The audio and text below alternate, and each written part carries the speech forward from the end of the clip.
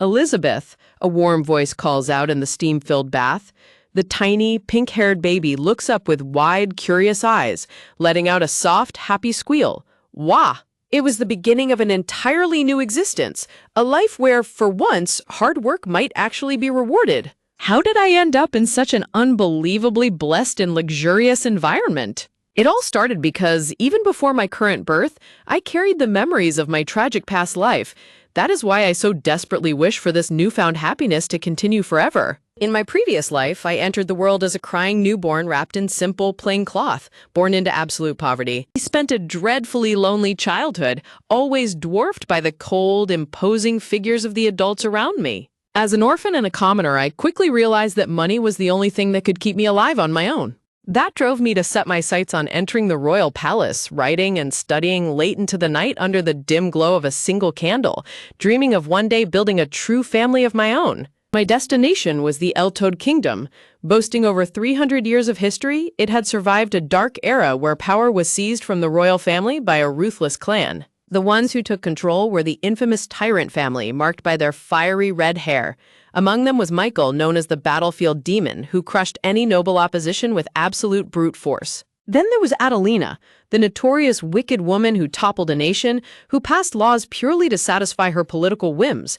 Yet she also created a meritocratic system to recruit talented individuals to the palace, completely regardless of their social status. For someone in my position, Adelina's system was an absolute blessing, giving me a chance to rise. Of course, I had no desire to follow that infamous Tyrant family down their eventual path to ruin. My hard work paid off, and I successfully entered the palace as a government official at the young age of 15. But reality was harsh. From day one, my aristocratic peers made sure to make me feel unwelcome, throwing papers in my face as I walked by. It was routine for commoners like me to be treated unfairly, with other officials sneering and suggesting they dump even more tedious chores onto the poor commoner. They escalated their cruelty, dumping hot food directly onto my head as they mocked me, claiming my very presence ruined their meals. "If you're so hungry, you can have this," they jeered, offering me scraps. Through all the humiliation, I gritted my teeth and quietly endured it. Then, one day, a gentle hand reached out, using a delicate lace handkerchief to dry my tears.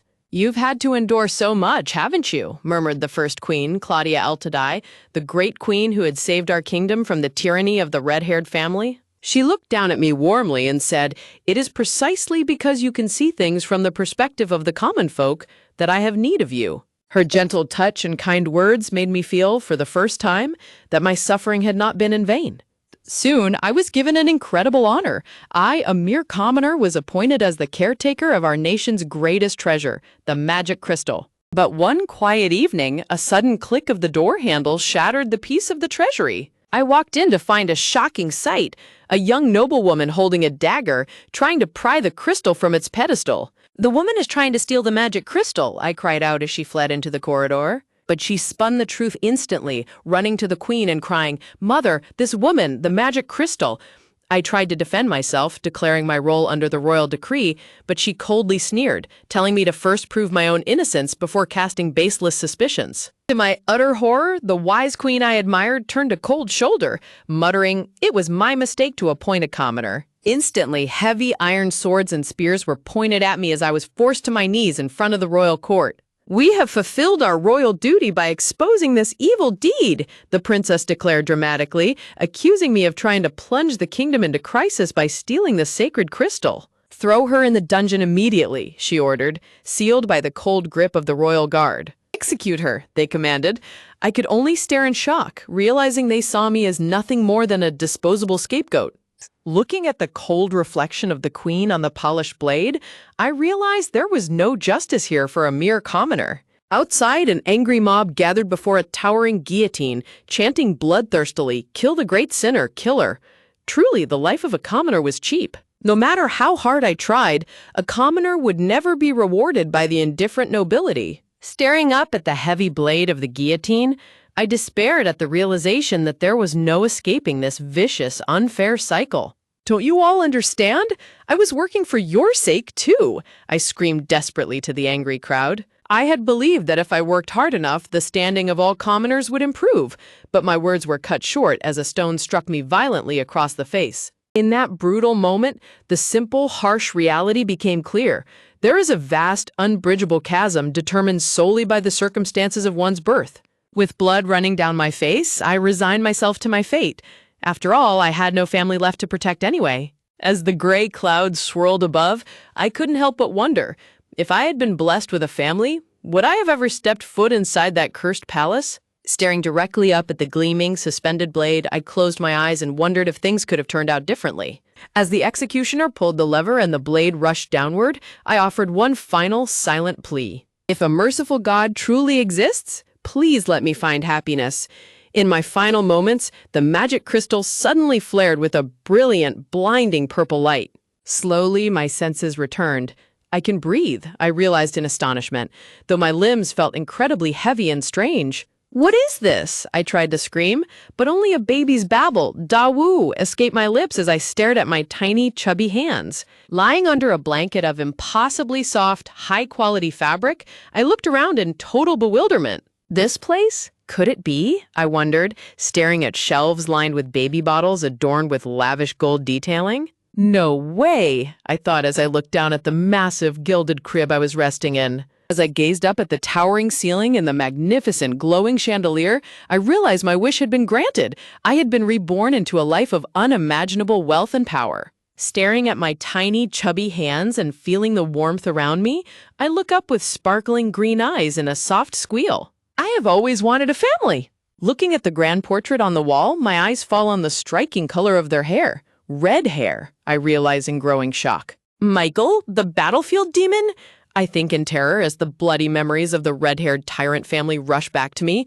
You've got to be kidding. I've been reincarnated into the tyrant family?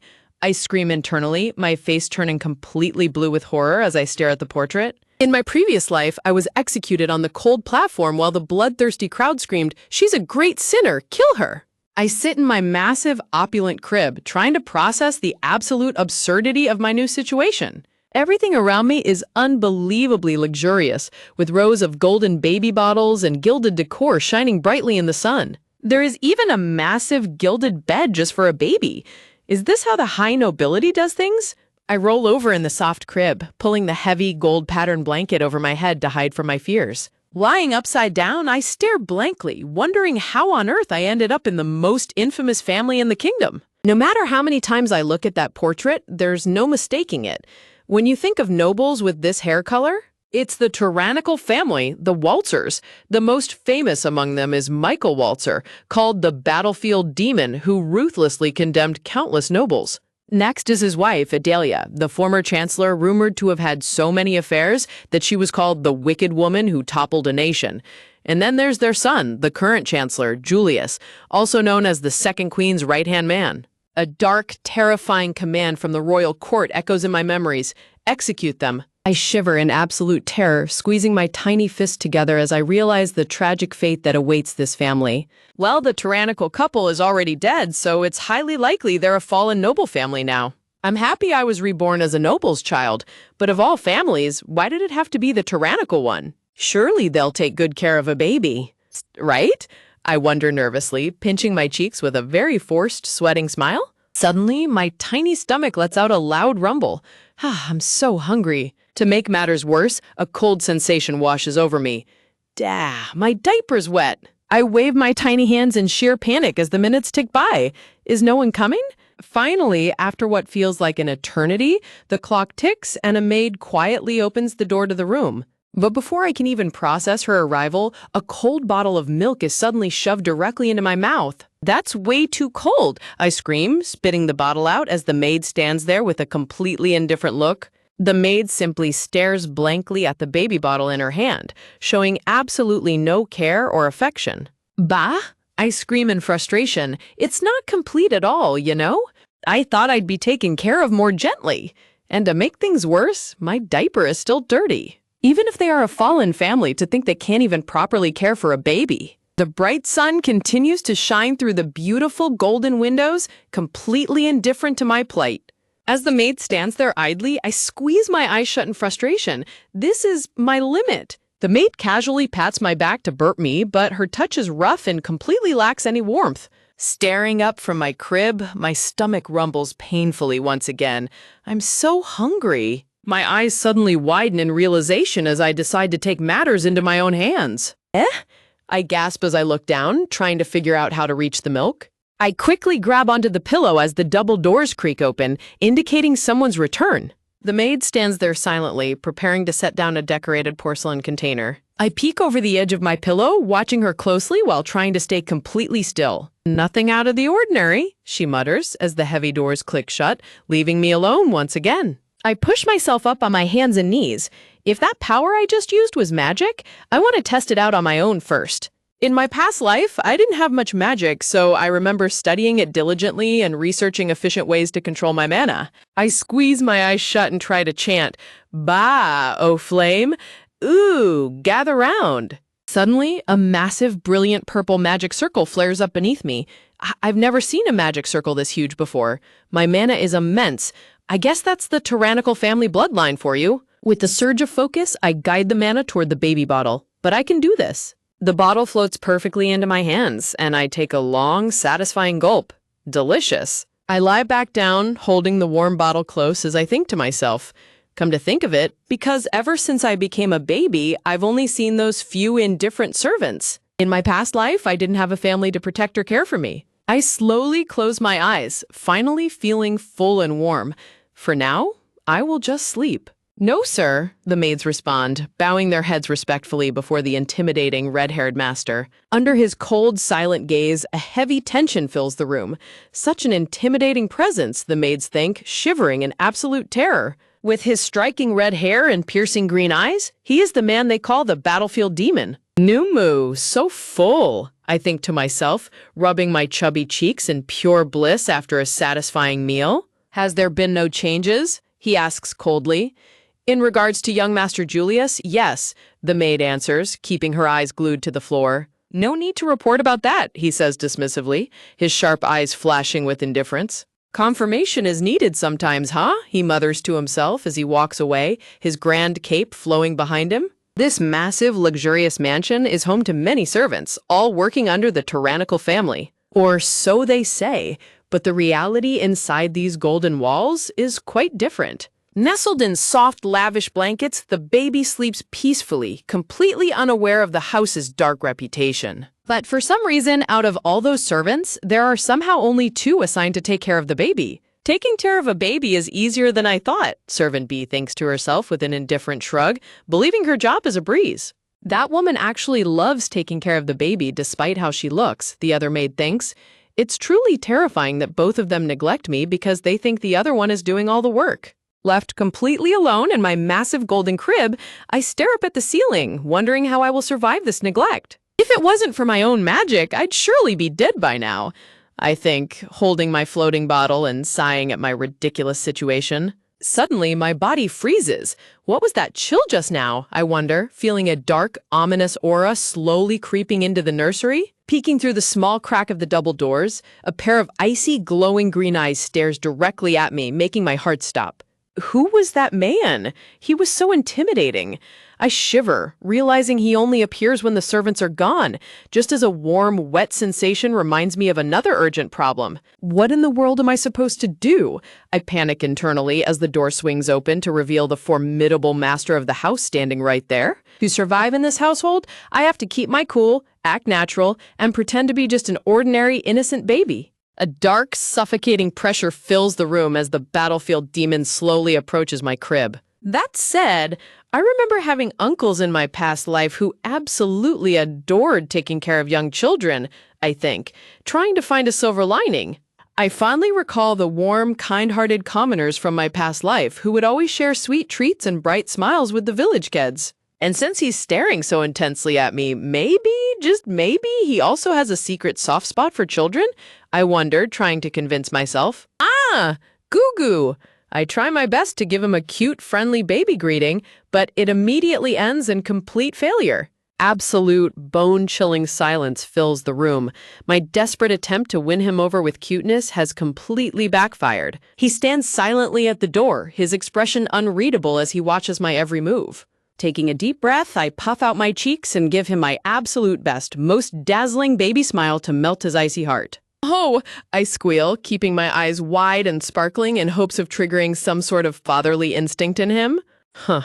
My smile falters as he towers over my crib, his massive stature and cold expression casting a terrifying shadow over me. His face is way too scary, I scream internally, tears welling up in my eyes as his cold, icy glare pierces right through me. But to my utter shock, a large, warm hand gently reaches down and softly strokes my hair with unexpected tenderness. Before I can even process this gentle touch, a sudden noise shatters the quiet atmosphere of the nursery. A maid walks in carrying a tray, looking around in confusion, while the fearsome battlefield demon instantly dives behind a desk to hide. Oh no, he's gonna get caught! I panic as the master accidentally rattles a giant vase while trying to remain hidden from his own maid. Annoyed by the sudden noise and my fussy attitude, the maid glares at me with an irritated, angry scowl. You little, she snarls, reaching out to grab me aggressively. I freeze in terror, unable to use my magic to defend myself. Ouch! What? The maid shrieks in pain as her arm is violently grabbed from behind. Spit it out. What exactly were you trying to do? A cold, dark voice demands. What were you trying to do to this child? The battlefield demon roars, his eyes burning with fury as he tightly grips the maid's wrist. It's a misunderstanding, the maid stammers, her face turning pale with terror. I was just, taking care of the young lady. Taking care? The master repeats coldly, looking down at the trembling maid on the floor next to the spilled baby formula. Sitting up in my crib, I watch the intense confrontation unfold, stunned by the sudden turn of events. Did you just make a false report to me, the head of the family? He asks, drawing his gleaming sword as the maid begs, please spare my life. Wait, is he actually going to kill her? That's going way too far. I panic, babbling boo-boo as loud as I can to stop him. Hold on, I scream at the top of my lungs, letting out a loud baby wail to draw his attention away from the maid. The sharp clinking of the sword stops as the master turns his head, his focus entirely shifted back to my crib. Carefully lifting me up into his arms, his cold demeanor softens slightly. What happened? He asks in a gentle tone. I look up at him with big, tearful green eyes, whimpering softly to show him just how scared and hungry I really am. As he holds me, his anger flares up to a terrifying new level, radiating an aura of pure, murderous intent. Understood, the knight responds instantly, bowing deeply before rushing off to execute the master's harsh commands. The red-haired master carefully cradles the purple-haired baby Julius, who looks up with big round eyes and babbles, "Goo, father." Standing alone in the massive, lavishly decorated nursery, the imposing master holds the tiny infant close, looking down at her in silence. That Michael Waltzer, who is a tyrant, is actually alive? I panic internally, sweat dripping down my face as I realize my timeline is completely off. I thought I was reincarnated into this tyrannical family after their downfall. So you're telling me that this is the world before their downfall? I shiver in fear as a book of history flashes in my mind. And that means I'm a kid from a tyrant family who is guaranteed to experience a horrific downfall? Ooh-ah!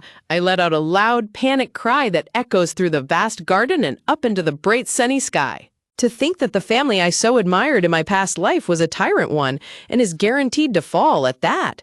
I weep as the maid rushes in, asking in concern, "What happened, young lady?" As servant C gently feeds me a bottle of warm milk, smiling kindly, I struggle to swallow my panic. I honestly can't feel at ease. The maid holds me close and muses aloud. To think that Miss Adelina will become the Prime Minister next month. Your mother is really an amazing woman, the maid says warmly. Next month? I choke on my milk in sheer shock, prompting the maid to panic. Oh no, I'll go grab a towel. The tyrant family is wiped out only 1 year after Adelina becomes the Prime Minister, I sob, kneeling in my crib with tears streaming down my face. So that means I'll only get to live for 1 more year?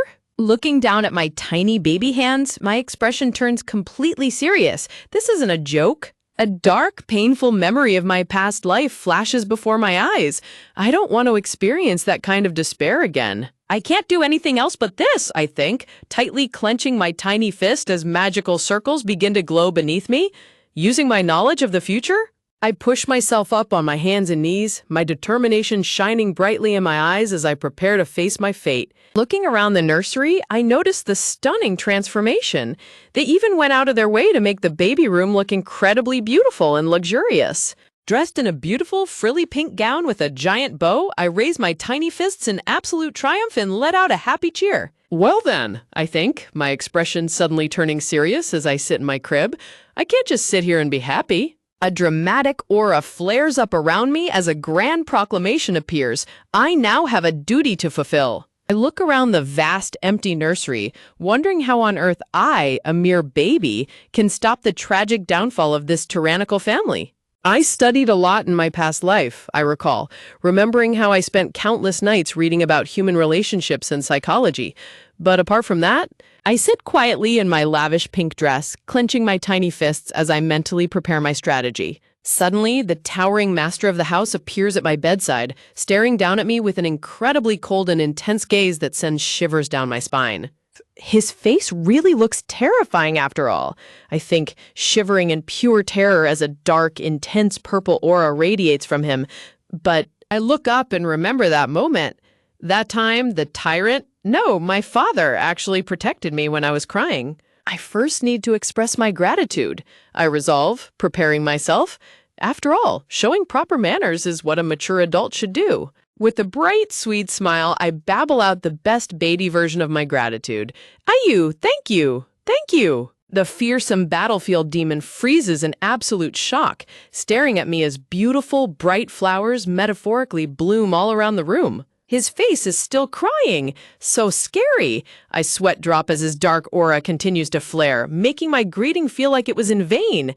No, I can't afford to be scared right now. Switch on. If I recall correctly, the only one destined to be left alive in this tyrannical family is the son, Julius. To remain alive from here onward, I need to make the tyrant, Michael, my ally and avoid any impending crisis, I think, hugging a cutout of him.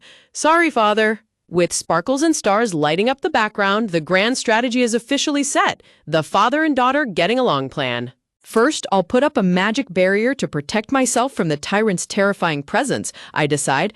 If I don't, I might literally barf or poop myself from the sheer pressure. At first, I thought he was mad at me. I reflect, looking at him holding a baby bottle. But what if? The fierce battlefield demon stands there with a completely stoic face, holding a frilly yellow dress in one hand and a cute pink stuffed bunny in the other. He stares down intensely, but I can't help but notice his face is just naturally terrifying. You won't cry? He asks in a low, gravelly voice, staring down at me in surprise. Oh, woo? Why? I tilt my head in confusion. Children would normally cry, and even dogs and cats run away from me, he explains, as I think to myself, well, obviously, because you are incredibly intimidating. At least be gentle with a baby like me, I babble angrily, sticking my tongue out. Watching from behind, the maid sweat drops and thinks, it actually seems like they're having a real conversation. Smiling warmly, the maid speaks up.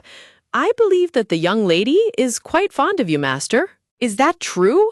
Michael roars in shock, his terrifying aura flaring up and scaring the poor maid half to death. Don't scare her, I scream in baby babble, waving my hands frantically. As he calms down, his intense green eyes soften slightly as he looks down at me. Father? I look up at him with my big, sparkling green eyes, completely quiet as I wait to see what he will do next. Slowly and carefully, the massive master reaches into the crib and hands me a cute brown stuffed rabbit adorned with a bright red bow.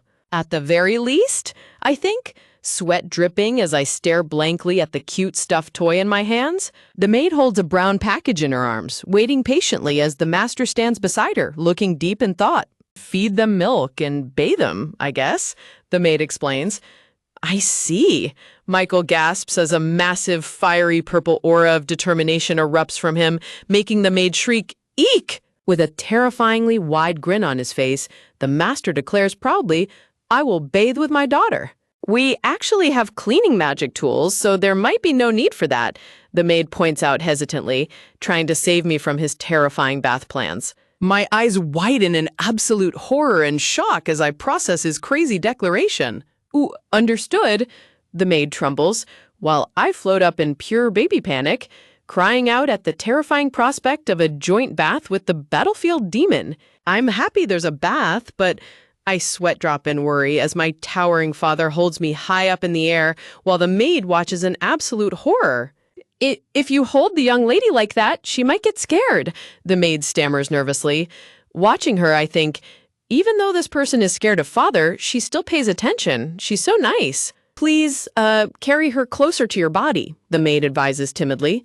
My father hesitates, looking down as he asks, like this? As my father carefully cradles me against his chest, a dramatic realization hits me.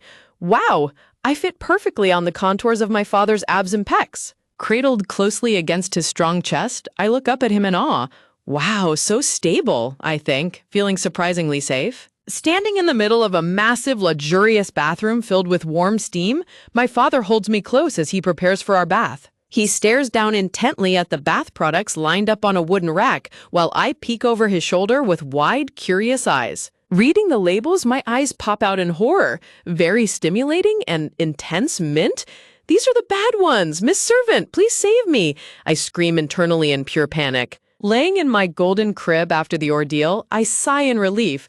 I somehow survived, I think, completely exhausted by our getting along parent-child bath where my father used the most intense mint shampoo on me. Restless and pale, I cuddle close to the maid as she holds a bottle. Just thinking about it brings me suffering, I groan. The young lady doesn't want any milk. Maybe she's tired from the bath, the maid muses, but I think, nope, I just feel like my stomach is always bloated. Ooh-goo-goo. Young lady? The maid shrieks in panic as I turn blue and lose consciousness. I'll call the master immediately, she cries, rushing out of the dark room as my vision fades, thinking, it hurts. What? Suddenly, a massive surge of golden light erupts from my body, forming a giant, glowing, magical circle underneath me. A voice suddenly echoes in panic through the dark room. Elizabeth? The heavy doors of the nursery are violently thrown open as my father, dressed in his royal attire, bursts in and rushes toward the crib. He stands beside the crib, looking down at me in deep concern while the maid stands anxiously nearby. To everyone's relief, I look completely peaceful, sleeping soundly with flushed cheeks. Letting out a soft sigh, my father's intense expression softens slightly, while the maid looks on, still trembling from worry. She seems to be fine for now, but call a doctor to be sure, my father orders calmly. Understood, the maid replies instantly. Bathed in a warm, golden glow, my father stands beside the crib, watching over his sleeping daughter with quiet intensity. Suddenly, a beautiful young woman with long blue hair sits on the floor in shock, whispering in disbelief, "You're kidding me." Staring at her reflection, she gasps, "I'm..." Touching her cheek with trembling fingers, she looks completely stunned. "Back to my previous appearance?" she gasps. From a high vantage point in the nursery, the blue-haired woman sits on the floor, looking completely bewildered as she watches over her own sleeping baby self in the golden crib. Hearing the door click shut, she turns her head quickly to ensure no one is around to witness this unbelievable transformation. Reaching into the crib, she gently touches the forehead of the sleeping infant. "Why am I back to my old self?" she wonders in confusion. With a sudden flash of magical sparkles, she is instantly pulled back. "Huh, did I change back?" she thinks as she opens her eyes as a baby once more, babbling, "Dawu?" Looking at my tiny baby hands, I sweat drop in confusion, trying to comprehend what on earth just happened. In a chibi-style dream sequence, my adult blue-haired self floats happily around the lavish nursery, surrounded by sparkles and stars. The baby version of me is sleeping, my blue-haired spirit self observes, looking down at the crib with a look of deep curiosity. Looking at my glowing palm, I realize something crucial. The magic power, it seems to be with me now. In other words, and that's how I popped out, I think, imagining my blue-haired spirit self comically bursting out of the tiny baby's body. So when Liz is out, if I touch the sleeping Elizabeth's body, my blue-haired self muses, gently reaching out to touch the baby's forehead. Gosh, she wakes up! I gasp in panic as my consciousness is violently pulled back into my baby body. I read somewhere that having too much magic can make it burst out of you. Come to think of it, I haven't really used my magic much lately, I reflect, remembering my father and the maid fussing over me. Don't tell me that's the reason. I wonder. Just then, the door bangs open and my father rushes in, calling out, "Are you all right, Elizabeth?" As I look up and babble happily, "Agoo!" The maid rushes back into the nursery, leading an elderly, white-bearded doctor holding a walking cane. The old doctor steps forward anxiously, asking, "How is she? What's her condition?" I haven't had a chance to examine her yet," the doctor stammers as my father violently grabs him by the collar, roaring, "Hurry up!" "I'm glad you're worried about me, father, but I feel bad for the old doctor," I sweat drop. Looking up from my crib, I smile cutely and let out an adorable babble, which instantly hits my father right in the heart with a massive wave of comically explosive cuteness. While the doctor carefully examines me with his stethoscope, my father kneels on the floor in the background, comically clutching his chest in absolute defeat from my overwhelming cuteness. "Her ladyship is in perfect health," the doctor announces. "What?" my father roars, slamming his fist down in fury as a terrifying purple aura erupts around him. "I heard she wasn't drinking her milk and seemed to be in pain." "Ah, at this rate, the old doctor's life is in danger." I panic, watching the poor doctor turn pale as a ghost. I guess I have no choice. It's a little embarrassing, though. Stealing my resolve, I reach my hands out and babble, "Duh." Looking directly at my furious father, I put on the most adorable expression I can muster and cry out, "Dee Dee." I stare up with giant, sparkling green eyes and a blushing face, doing my absolute best to melt his terrifying anger. My father freezes in absolute shock, his terrifying aura instantly vanishing as the adorable words register in his mind. My father can somehow tell, I think, noticing the subtle shift in his eyes as he stares down at me. Slowly, his intense gaze softens completely as he cradles me gently in his arms, holding his precious daughter close. Even so, to think the reason my stomach hurt was just a buildup of magic? I sweat drop internally, letting out a small sigh as a tiny puff of purple magic gas comically escapes my belly. "Han," I think with a chibi pout, looking down at my comically bloated, round baby belly. As the maid quietly leaves with the doctor's bag, my father gently lowers me back into my golden crib, watching over me as I drift off into a peaceful sleep. Lying on her comfy yellow pillow, the pink-haired baby Elizabeth looks up with an irritated, determined expression as she plots her next move. Squeezing her eyes shut, Elizabeth concentrates with all her might, causing a soft, magical glow to swirl around her tiny baby body. With a strained, a magical popping sound echoes through the room as her spirit form successfully separates from her physical body. While her baby body remains fast asleep in the golden crib, her beautiful blue-haired adult spirit form successfully detaches, floating gracefully in the air. Gazing down at her reflection, she smiles with confidence, thinking, "I think I'm getting the hang of this." Walking over to a grand gold-framed mirror, she raises her hand to touch the glass, marveling at her fully materialized previous appearance. Blushing softly, she pinches her cheek, amazed at how real and solid her magical spirit body feels. Looking at her reflection with a determined smile, she thinks, "Honestly, I had no idea how I was supposed to stop my tyrannical family's downfall in that state, but if I can turn into this form, it opens up a lot of options." Letting out a soft sigh, she looks at her plain brown nightgown-style dress and thinks, "Sigh, not these clothes." With a spark of magic, she decides to transform her appearance, instantly materializing a beautifully detailed classic maid uniform.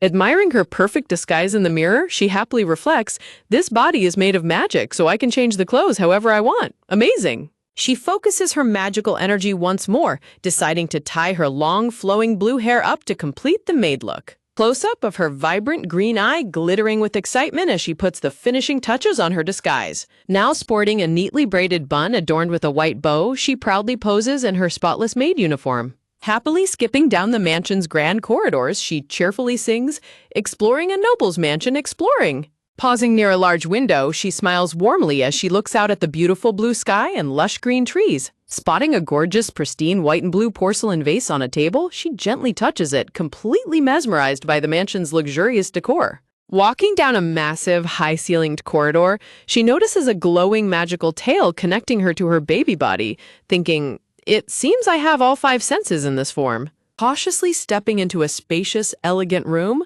she looks around with curiosity and a hint of nervousness. Creeping silently past the grand double doors, she tries her best to remain completely unnoticed as she explores. Peering down from a high balcony at the sprawling mansion grounds, she thinks to herself in awe, "This place is huge."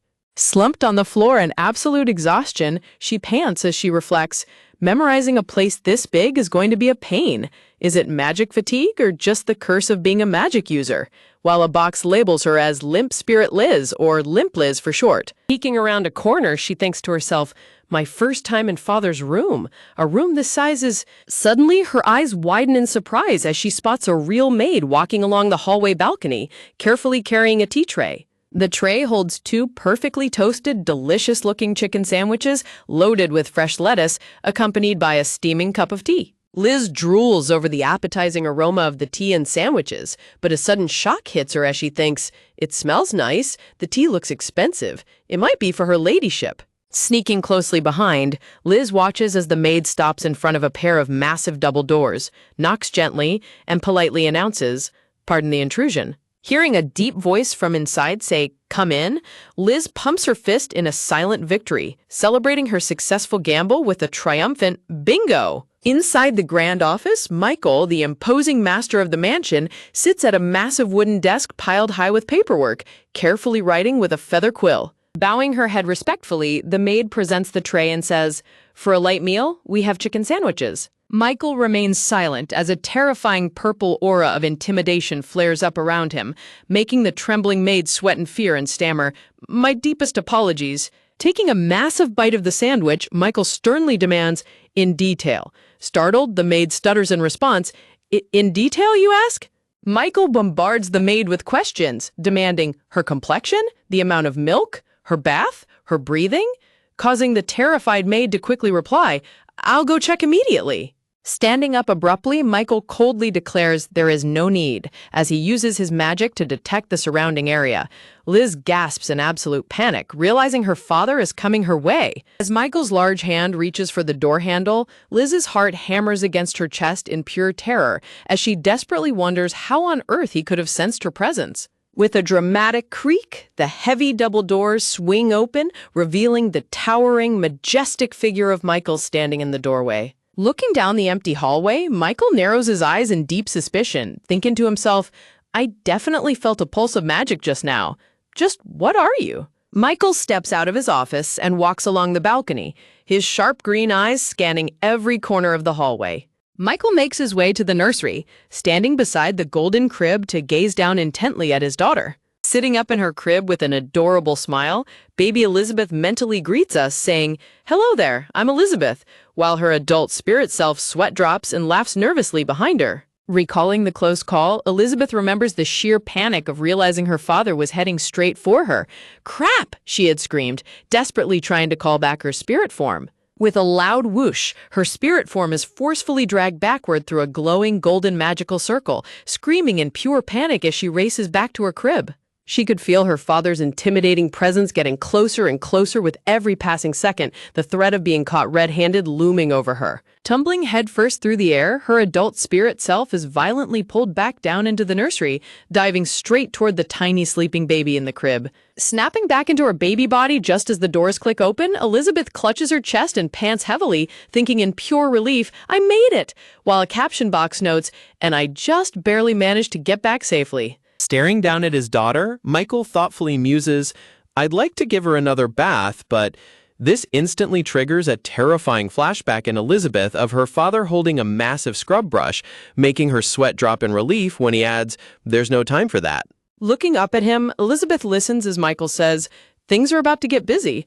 Recalling her father working in his office, she wonders, come to think of it, father looked busy in his office. It's not just because he's the commander of the knights, right? Get busy? Looking down at her sleeping self, she reflects, why is father working all by himself? And for such a huge mansion, there are surprisingly few servants. I barely saw anyone when I was walking around. Suddenly, Michael's massive hands reach down into the crib and gently scoop up his tiny daughter, holding her securely in the air. Cradling the tiny baby against his broad chest, Michael looks down at her with a remarkably soft, gentle gaze and asks in a quiet voice, "Are you not afraid of me?" Looking up with giant, sparkling green eyes, Elizabeth cute babbles Dawu, but internally she's determined, thinking, "I'm not scared." Meanwhile, her father Michael looks down with a serious gaze, asking, "Even though I've killed people with these hands?" Smiling brightly, Elizabeth cute babbles Dawu again, thinking to herself, because it can't be helped. A heavy, dark realization dawns on her as she narrows her eyes. No matter what he's done, it couldn't be helped. Under a dark, starry sky littered with embers, a silhouette of Michael stands triumphantly with his sword raised above a fallen foe. Elizabeth narrates, "The tyrant Michael's position is commander of the knights. That means part of his job is to suppress rebel elements before they can act." As a blood-splattered Michael stands in his heavy armor with a cold expression, Elizabeth continues to reflect, if that's not what father truly wants, then sacrificing yourself for the country wasn't something only I had to do.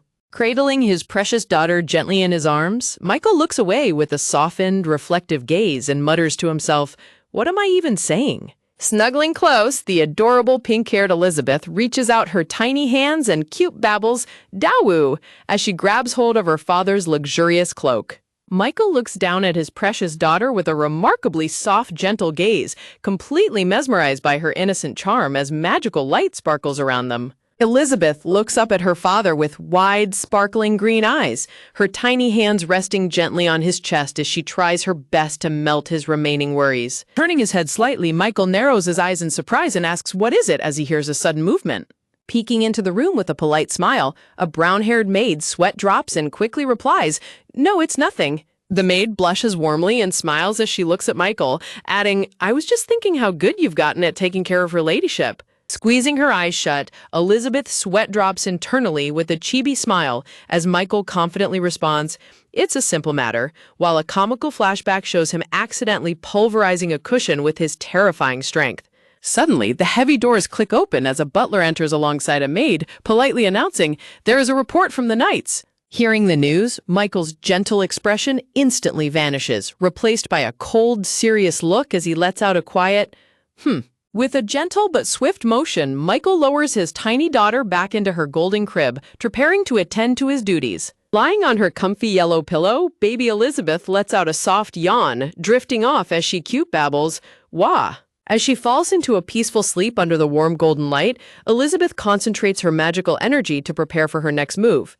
With a soft magical glow, Elizabeth's beautiful blue-haired adult spirit form successfully separates from her physical body, floating gracefully in her plain brown dress. Resting her chin on her hand, she thinks with a worried expression, "If Father gets busy, Operation Get Along won't make any progress. At this rate, we're headed straight for a future of ruin." Suddenly, a spark of inspiration hits her. Wait a minute. With a bright flash of magical light, Elizabeth decides to use her spirit energy to transform her appearance and find a perfect disguise. Now disguised in a spotless, elegant maid uniform, Elizabeth quickly runs down the grand corridor, thinking, and it's odd that Father, being the commander of the knights, is always holed up in the mansion. Pausing to look out the grand window at the beautiful estate, she confidently rolls up her sleeves and thinks, "Sheesh, if it were me, I'd finish that paperwork in a flash." Stepping cautiously down the massive, high-ceilinged corridor, she makes her way toward her father's grand office to execute her plan. Suddenly, she gasps in absolute panic, clutching her head as a shocking realization hits her.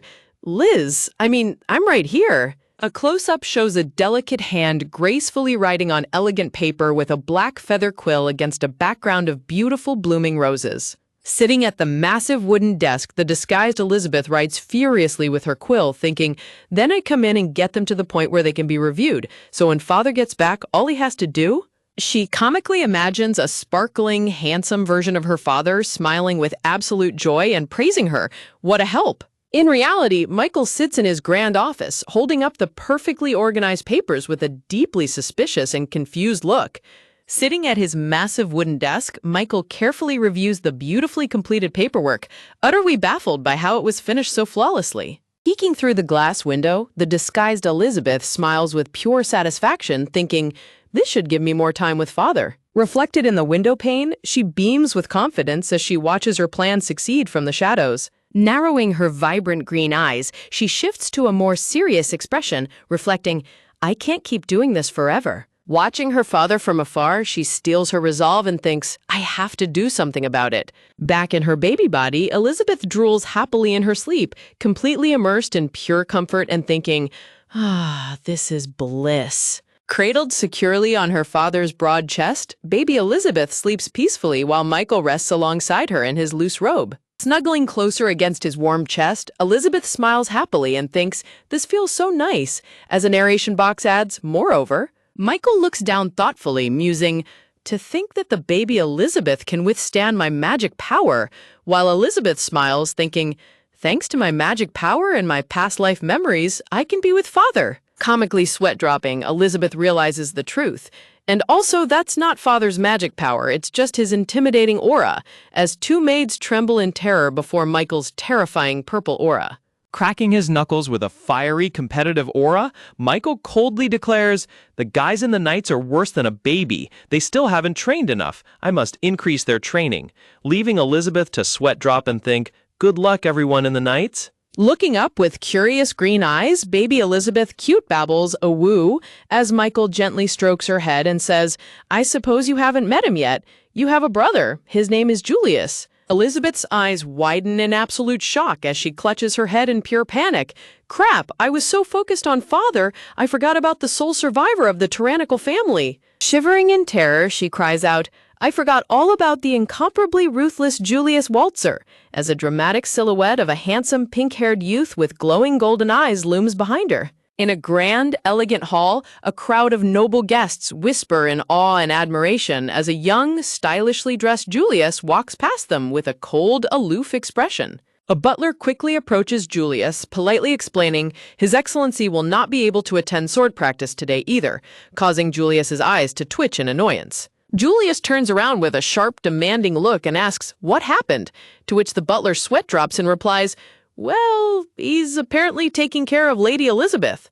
Shocked and visibly irritated, Julius narrows his brilliant golden eyes, processing the baffling news. Back in the nursery, baby Elizabeth frantically drinks from her milk bottle, sweat dropping in panic as she reflects, "Being totally obsessed with father, I completely forgot about my brother, Julius." Clutching her warm bottle, Elizabeth gulps down her milk with wide, anxious green eyes, wondering what kind of threat her brother might pose. Shifting her thoughts back to her father, she contemplates, either there are few trustworthy ones, or father is feared, as she recalls Michael's terrifyingly cold and intimidating expressions. Letting out a loud, comical burp, baby Elizabeth is gently patted on the back by her maid, releasing a tiny puff of purple magic gas with a soft sigh. Looking up with wide, sparkling green eyes, baby Elizabeth seems lost in thought as she lies in her crib. Elizabeth recalls how, in the original timeline, Julius Waltzer would grow up to assist their father and eventually become the prime minister. Held gently by her maid, baby Elizabeth sports a determined expression, her giant green eyes sparkling with resolve. Elizabeth remembers Julius from her past life, where he was known as the first princess's blade, a handsome youth who was always as cold and expressionless as a doll. In her memories, Julius was extremely popular among the nobility, but remained entirely aloof, reacting only to the voice of the savior Queen Claudia. Walking past the other officials, Julius once ignored everyone around him, leaving Elizabeth to watch his cold departure with a worried gaze. Recalling her past life, Elizabeth remembers how Julius looked back at her with an incredibly cold and distant expression. In her memory, Julius coldly sneered that a mere commoner should not wander near Her Majesty the Queen, questioning if the prestige of the royal palace had fallen so far.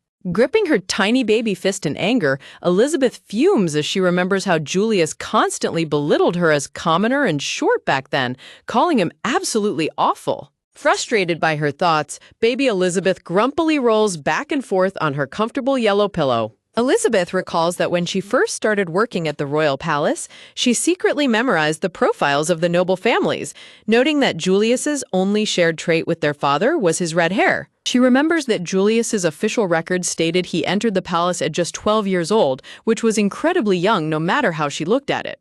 Looking up with determined green eyes, baby Elizabeth is certain there must have been a very significant reason for Julius to enter the palace at such a tender age. Back in the present, the young Julius stands with his sword slung over his back, wondering if there was some mistake regarding his requested swordsmanship lesson. The butler holds a document and politely explains that it is indeed no mistake. Julius grips his cloak in shock as he is told the lesson was postponed because of the young lady's poor condition, realizing his father prioritized baby Elizabeth over his training. Refusing to believe it, Julius yells that it is impossible and sprints down the corridor, ordering a carriage to be prepared for the Waltzer estate immediately. In the peaceful estate garden, Michael cradles baby Elizabeth under the warm sunlight as the maid explains that exposure to the sun is important.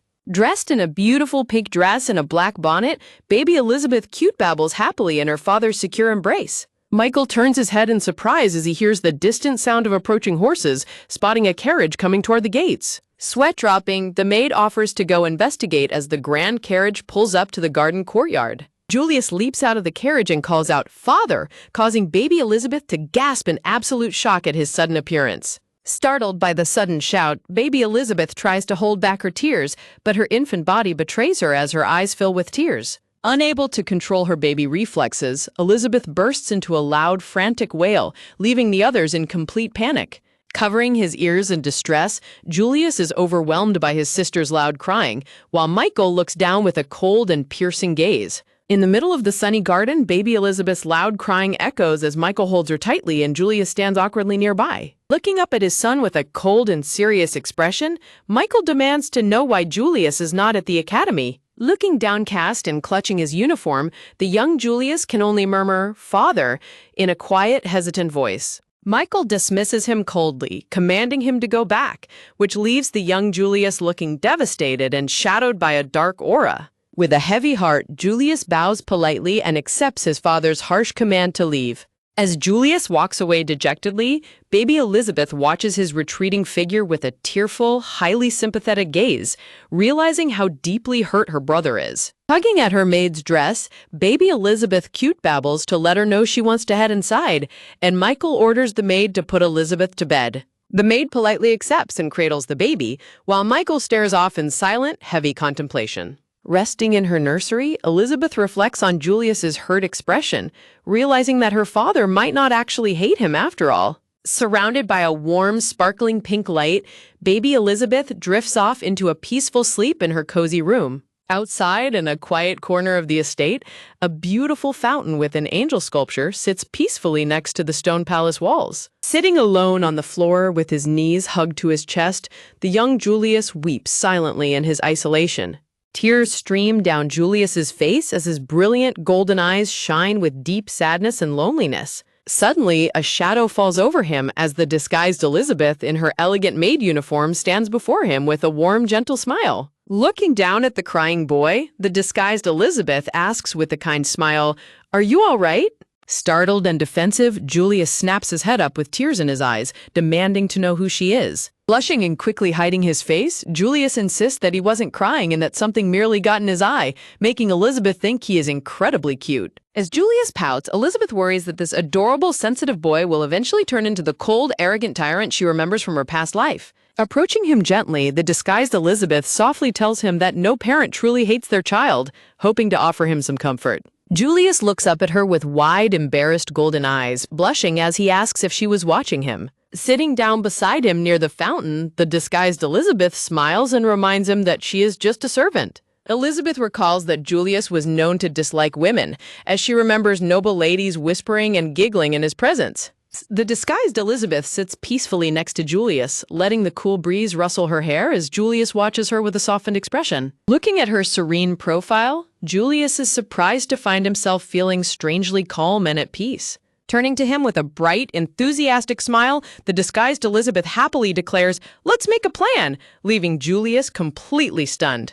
With a bright, confident smile, the disguised Elizabeth proudly announces the start of her master plan, Operation Happy Family, while a stunned Julius watches her in disbelief. Sitting side by side next to the tranquil garden fountain, the two share a quiet, peaceful moment as a gentle breeze blows around them. Elizabeth enthusiastically leans in, declaring, "Let's make a plan," while Julius is left stuttering in confusion. Pointing her finger to the sky with sparkling stars in her eyes, Elizabeth cheerfully announces, "I hereby name it Operation Happy Family," leaving Julius completely sweat-dropping behind her. Julius looks on with a deadpan expression, sweat-dropping as he bluntly asks, "What kind of idiotic name is that for a plan?" Turning back with a teaching finger raised, Elizabeth is met with Julius's skeptical gaze as he asks, "Are you really a grown woman?" Elizabeth blushes deeply, trying to maintain her cheerful, optimistic smile despite his harsh words. Fuming in frustration, Elizabeth grumpily realizes that Julius is just as arrogant as a child as he was in her past memories, thinking, "This guy, he was crying just a minute ago. He's been awful since he was a kid. So not cute." Sitting back with an aloof, demanding posture, Julius coolly says, "So, let's hear this so-called grand plan. Go on, speak," leaving Elizabeth completely flabbergasted. Annoyed by his high and mighty attitude, Elizabeth's eyes twitch as she thinks, acting all high and mighty? As expected, the son of a tyrant is a tyrant too. So arrogant. Before reminding herself to act mature. Elizabeth forces a strained, trembling smile, which only prompts a suspicious Julius to ask, "What's with that weird face?" while she tells herself, "I'm the one who has to act mature." Elizabeth comically clutches her head in absolute frustration, screaming internally at how incredibly arrogant her brother is. So arrogant after all. In a cold and silent flashback, Michael stares down at Julius with an empty, piercing expression, leaving Julius looking nervous and downcast. The suffocating atmosphere at the family dinner table is completely heavy as Michael and Julius eat in absolute silence, leaving baby Elizabeth sweating in terror as she drinks her milk, thinking, "The air is so heavy." A gold-framed display presents the first step of Elizabeth's strategy. Plan 1, report on school and get praised. Sitting at the grand dinner table, the young Julius quietly speaks up, saying, "Father, I'll be returning to the academy tomorrow." After Michael coldly responds with a simple, "I see," Julius tries to share his accomplishments, saying, "I placed top in the recent exam and won the swordsmanship tournament," only to receive another indifferent response, leaving the dining room in a thick, painful silence. Baby Elizabeth watches her brother with determination, her large blue eyes shining with a strong will. Realizing how distant their father is, baby Elizabeth frantically cries out in panic, "But it means nothing if it comes from me," as Julius sits dejectedly beside her. Julius touches his cheek in pensive curiosity as he recalls a detail, wondering, "Father likes venison?" Attempting to find a shared hobby, Julius approaches Michael and hesitantly asks, "Father, shall we go deer hunting?" only for his father to continue walking away silently. A close-up on Julius's golden eyes reveals his disappointment and sweat-dropping anxiety at his father's silence. Michael gazes back with a cold, expressionless face that seems completely closed off. As Michael turns to leave, baby Elizabeth sweat drops and frantically thinks, "No, the servants can take care of that just fine," while Julius tries to speak up, saying, "Ren." Desperate to earn his father's attention, Julius raises his voice with determination, declaring, "I'll go hunt the deer myself." Michael gently tucks baby Elizabeth back into her crib, flatly stating, "That's unnecessary," leaving the baby sweat-dropping in despair. He's completely unapproachable. Why? A gold-framed display presents the next step. Plan 3, act like a sweet little child, which Julius dramatically tears through in absolute embarrassment, screaming, "There's no way I can do that," as Elizabeth sweat drops beside him. Elizabeth tries to coax him, saying, "You won't know until you try, right? You're his child after all."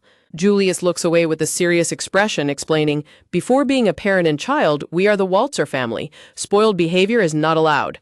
Elizabeth looks at him with wide, shocked eyes, thinking, "Oh, right." Elizabeth realizes the grim reality of Julius's upbringing, recalling that their father is indeed the head of a tyrannical family, making a normal parent-child relationship seem entirely out of reach. Looking downcast, Elizabeth softly apologizes, thinking, "I'm sorry, might be impossible," while Julius watches her with a quiet, pensive gaze. Julius looks at Elizabeth's sad expression, feeling a sudden blush as he grumbles to himself, "Letting myself be swayed by a woman like that?" Staring down at his hands, Julius resolves to work harder to earn acknowledgement, thinking, "Father being so fixated on the baby is probably just a passing whim. I have to work harder and achieve more so that father will acknowledge me." Determined to become as powerful as his father, the young Julius trains tirelessly with a heavy sword until his hands are bruised and bloodied, repeating to himself, "More. I need to do more. I should become strong like father." And then Julius sits alone at his desk in a dimly lit, massive study room, completely enveloped by darkness and the heavy weight of expectations. Elizabeth suddenly suggests a new tactic with a bright pink bubble. How about the begging for a hug operation, causing Julius's golden eyes to widen in surprise? Shocked by her suggestion, Julius snaps back, saying, "That's not any different from last time," as Elizabeth sweat drops and waves her hands in protest. Elizabeth holds her head and groans in deep thought, trying to brainstorm a better solution as Julius keeps his eyes locked on her. Julius lets out a soft sigh and comments with a light blush, "You're a weird one," leaving Elizabeth to shout back in embarrassment. Blushing slightly, Julius turns away and flashes a warm, rare smile, thinking, "Still, it's better to be smiling." Watching him smile, Elizabeth feels her heart warm as she smiles back gently, finishing his thought, then crying. Walking down a dark hallway at night, Julius clenches his fist with newfound determination, whispering, "It's finally time to use that." Baby Elizabeth sleeps peacefully in her crib, but suddenly wakes up to find Julius leaning over the railing with a mischievous smirk, saying, "If you're awake, perfect timing," leaving Elizabeth in a complete panic. "Huh, what's going on?" Before Julius covers his eyes, whispering, "Pika." Julius dramatically throws his hands open and yells, "Boo!" with a big, playful smile, causing baby Elizabeth to look back at him with a funny, dumbfounded expression. As Julius happily giggles in the nursery, a cold shadow suddenly looms behind him. Michael's terrifying aura flares as he demands, "What was that?" leaving Julius frozen in a cold sweat. Michael, standing tall with an exposed chest and a roaring purple aura, glares with glowing green eyes and shouts, "I asked what was that?" as Julius shivers in pure terror. Sweat dropping and trembling, Julius quickly explains, "It's a move taught by an academy instructor that supposedly makes babies laugh," while Michael stares down at him and the sleeping baby. Julius covers his face to demonstrate, whispering, "Pika," while baby Elizabeth watches him in absolute disbelief, thinking, he's actually doing it? With a terrifying boom, Michael dramatically flings his arms wide open to mimic the peekaboo, releasing a shockwave of intimidating purple aura that blows baby Elizabeth, Julius, and all the toys clean out of the crib. Seeing his baby sister flying through the air, Julius gasps, "That's dangerous," and dives horizontally across the room in a heroic effort to catch her safely. Catching his baby sister just in time, Julius looks relieved as Elizabeth panics internally, realizing she almost died before the family even met its ruin, and wondering if this was how she died in her past life. Michael looks on coldly as Julius quickly apologizes, saying, "I'm so sorry, Father." Julius apologizes for his mistake, saying, "I had no idea that would be such a hazardous technique," while Elizabeth tries to reassure herself that it wasn't Julius's fault and that Michael was the only one in danger. Julius stares with wide, teary golden eyes as Michael's reassuring hand is placed gently on his shoulder. Julius enthusiastically replies, "Yes," as Michael tells him, "As Elizabeth's big brother, you must protect her. Keep that in mind. She's your little sister." Holding baby Elizabeth close, Julius softly repeats, "Little sister," while baby Elizabeth happily babbles, "Da." Julius blushes deeply as he cuddles baby Elizabeth, feeling a sudden arrow of absolute affection pierce his heart. Elizabeth observes her brother with bright, determined eyes, reminding herself, even if he's a kid, he's still the future prime minister. A bright, clear blue sky stands over the garden as Elizabeth reflects, "That was an unexpected turn of events, but I'd say the mission was a great success." Speaking with the disguised Elizabeth in the garden, Julia sighs, "Not exactly how the plan was supposed to go, though," but she cheerfully tells him, "No need to fuss over the small stuff." The disguised Elizabeth happily notes, "Besides, we've become friends too," which only causes a flustered Julius to yell back in denial, "I'm not friends with you at all." The disguised Elizabeth suddenly tells Julius, "But seriously, stop trying to enter the royal palace." Julius looks away sadly as the disguised Elizabeth explains, "If you stay in the mansion like this, I think you'll be able to get along even better with your father, you know?" Julius turns back with a dark, suspicious expression, demanding, "How do you know I've been invited to the palace? I haven't even told Father about it yet." Julius confronts her directly, pointing out, "Now that I think about it, you've been suspicious from the start." Julius glares with a sharp, piercing gaze, bluntly asking her, "Are you a spy, an infiltrator?" Panicking in absolute terror, the disguised Elizabeth frantically waves her hands and screams, "I'm not," as she realizes, "Oh no, I messed up." Julius stands skeptically with hands on his hips while Elizabeth frantically realizes her mistake, thinking, "I didn't think big brother Julius hadn't told Father yet." Dizzy with panic, Elizabeth's mind races as she wonders, "What do I do? What do I even say?" before desperately deciding to confess, "The truth is, I'm actually Elizabeth." Julius remains silent and unconvinced, leaning in close to scrutinize the panicked maid. Stealing her courage, the disguised Elizabeth hesitatingly begins to confess her secret, saying, "Actually, completely overwhelmed by stress," the maid blurts out in a panicked scream, "I'm Elizabeth." Julius and the maid stand in complete deadpan silence as her bizarre confession hangs in the air. Julius is left completely dumbfounded, stuttering in absolute confusion. "Huh?" Realizing what she just blurted out, Elizabeth clutches her head in absolute embarrassment, screaming, "What am I even saying?" while Julius sweat drops and asks, "What are you talking about?" Julius lets out a heavy, exasperated sigh and bluntly asks, "What do you mean you're Elizabeth?" Desperately trying to save face, the maid laughs nervously and comically asks, "Did I say something like that?" As Julius coldly decides to report the suspicious maid to Michael, Elizabeth desperately grabs his arm and begs him, "Wait, please, I'll explain," thinking, "Even if I tell you, I don't think you'll believe me." Grabbing her sleeve with a terrifyingly angry expression, Julius commands her, "Then talk," to which Elizabeth squeaks, "Oh, okay." Standing beside the crib, Julius tells her, "Can you explain from over here?" And she quietly answers, "Yes." Acknowledging that Julius is always willing to listen, Elizabeth tells him, "I think it'd be faster to just show you."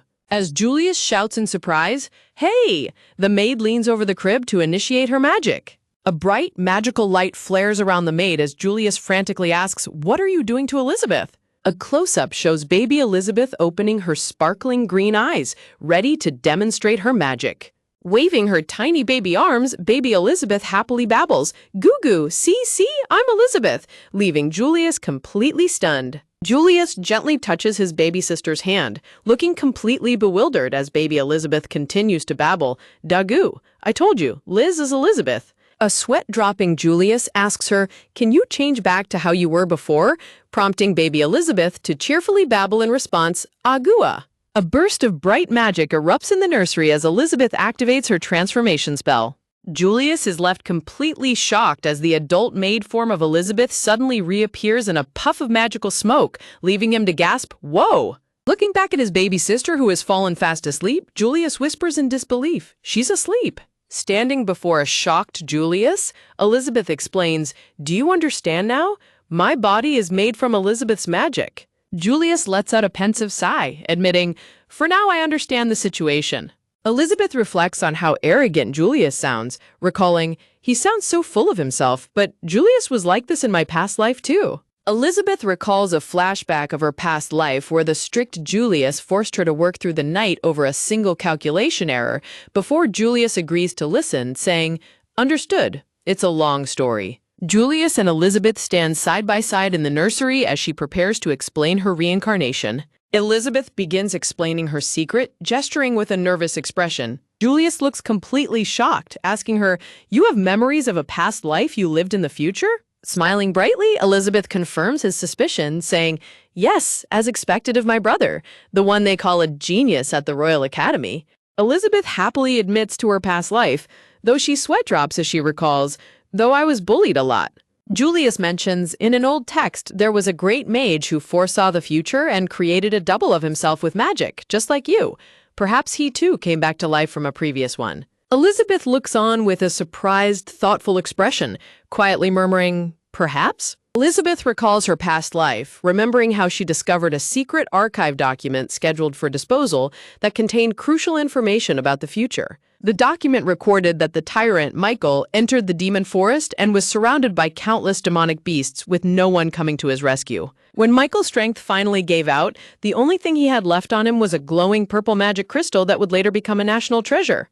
Julius later offered his father's crystal to the royal family, which was the sole achievement that allowed him to become the prime minister despite being from a fallen house. Elizabeth notes that the old military records listed these events as being under the direct command of Prime Minister Julius. Clutching her face in anxiety, Elizabeth panics internally and tells herself that she absolutely cannot reveal this tragic future to Julius. Julius looks on calmly, waiting for Elizabeth to continue, but notices her hesitation. Leaning against the wooden railing, Julius tells Elizabeth directly that he has no need or desire to know the future she speaks of. Julius stands firmly with his arms crossed, determined to forge his own path regardless of what the future holds. Elizabeth tells him to choose, and Julius confidently asserts that his father is the one who currently shapes the path and future he has ahead. With a proud and determined expression, Julius places his hand on his chest, sparkling with confidence as Elizabeth watches him in admiration. Blushing with a happy smile, Julius declares that he only needs to make choices that will actively support and aid his father. Watching her brother's resolved and warm expression, Elizabeth smiles back gently, feeling incredibly relieved. Elizabeth is glad her brother understands, but she still looks ahead with a slight sense of concern for the challenges to come. Elizabeth remembers the image of her brother facing demonic beasts, realizing that with how he is now, that dark future will never come to pass. Elizabeth firmly believes that even if something terrible happens, the brothers will stand together side by side to protect each other. Suddenly, a loud knocking sound echoes through the nursery, startling both Elizabeth and Julius. As the door begins to open, Julius looks back in surprise, and a bright magical light surrounds Elizabeth as she scrambles to hide her maid form. A nervous new maid, labeled as Servant D, enters the nursery to inform Julius that his father is calling for him. Hearing that Julius has to go, baby Elizabeth looks up from her crib with a curious expression.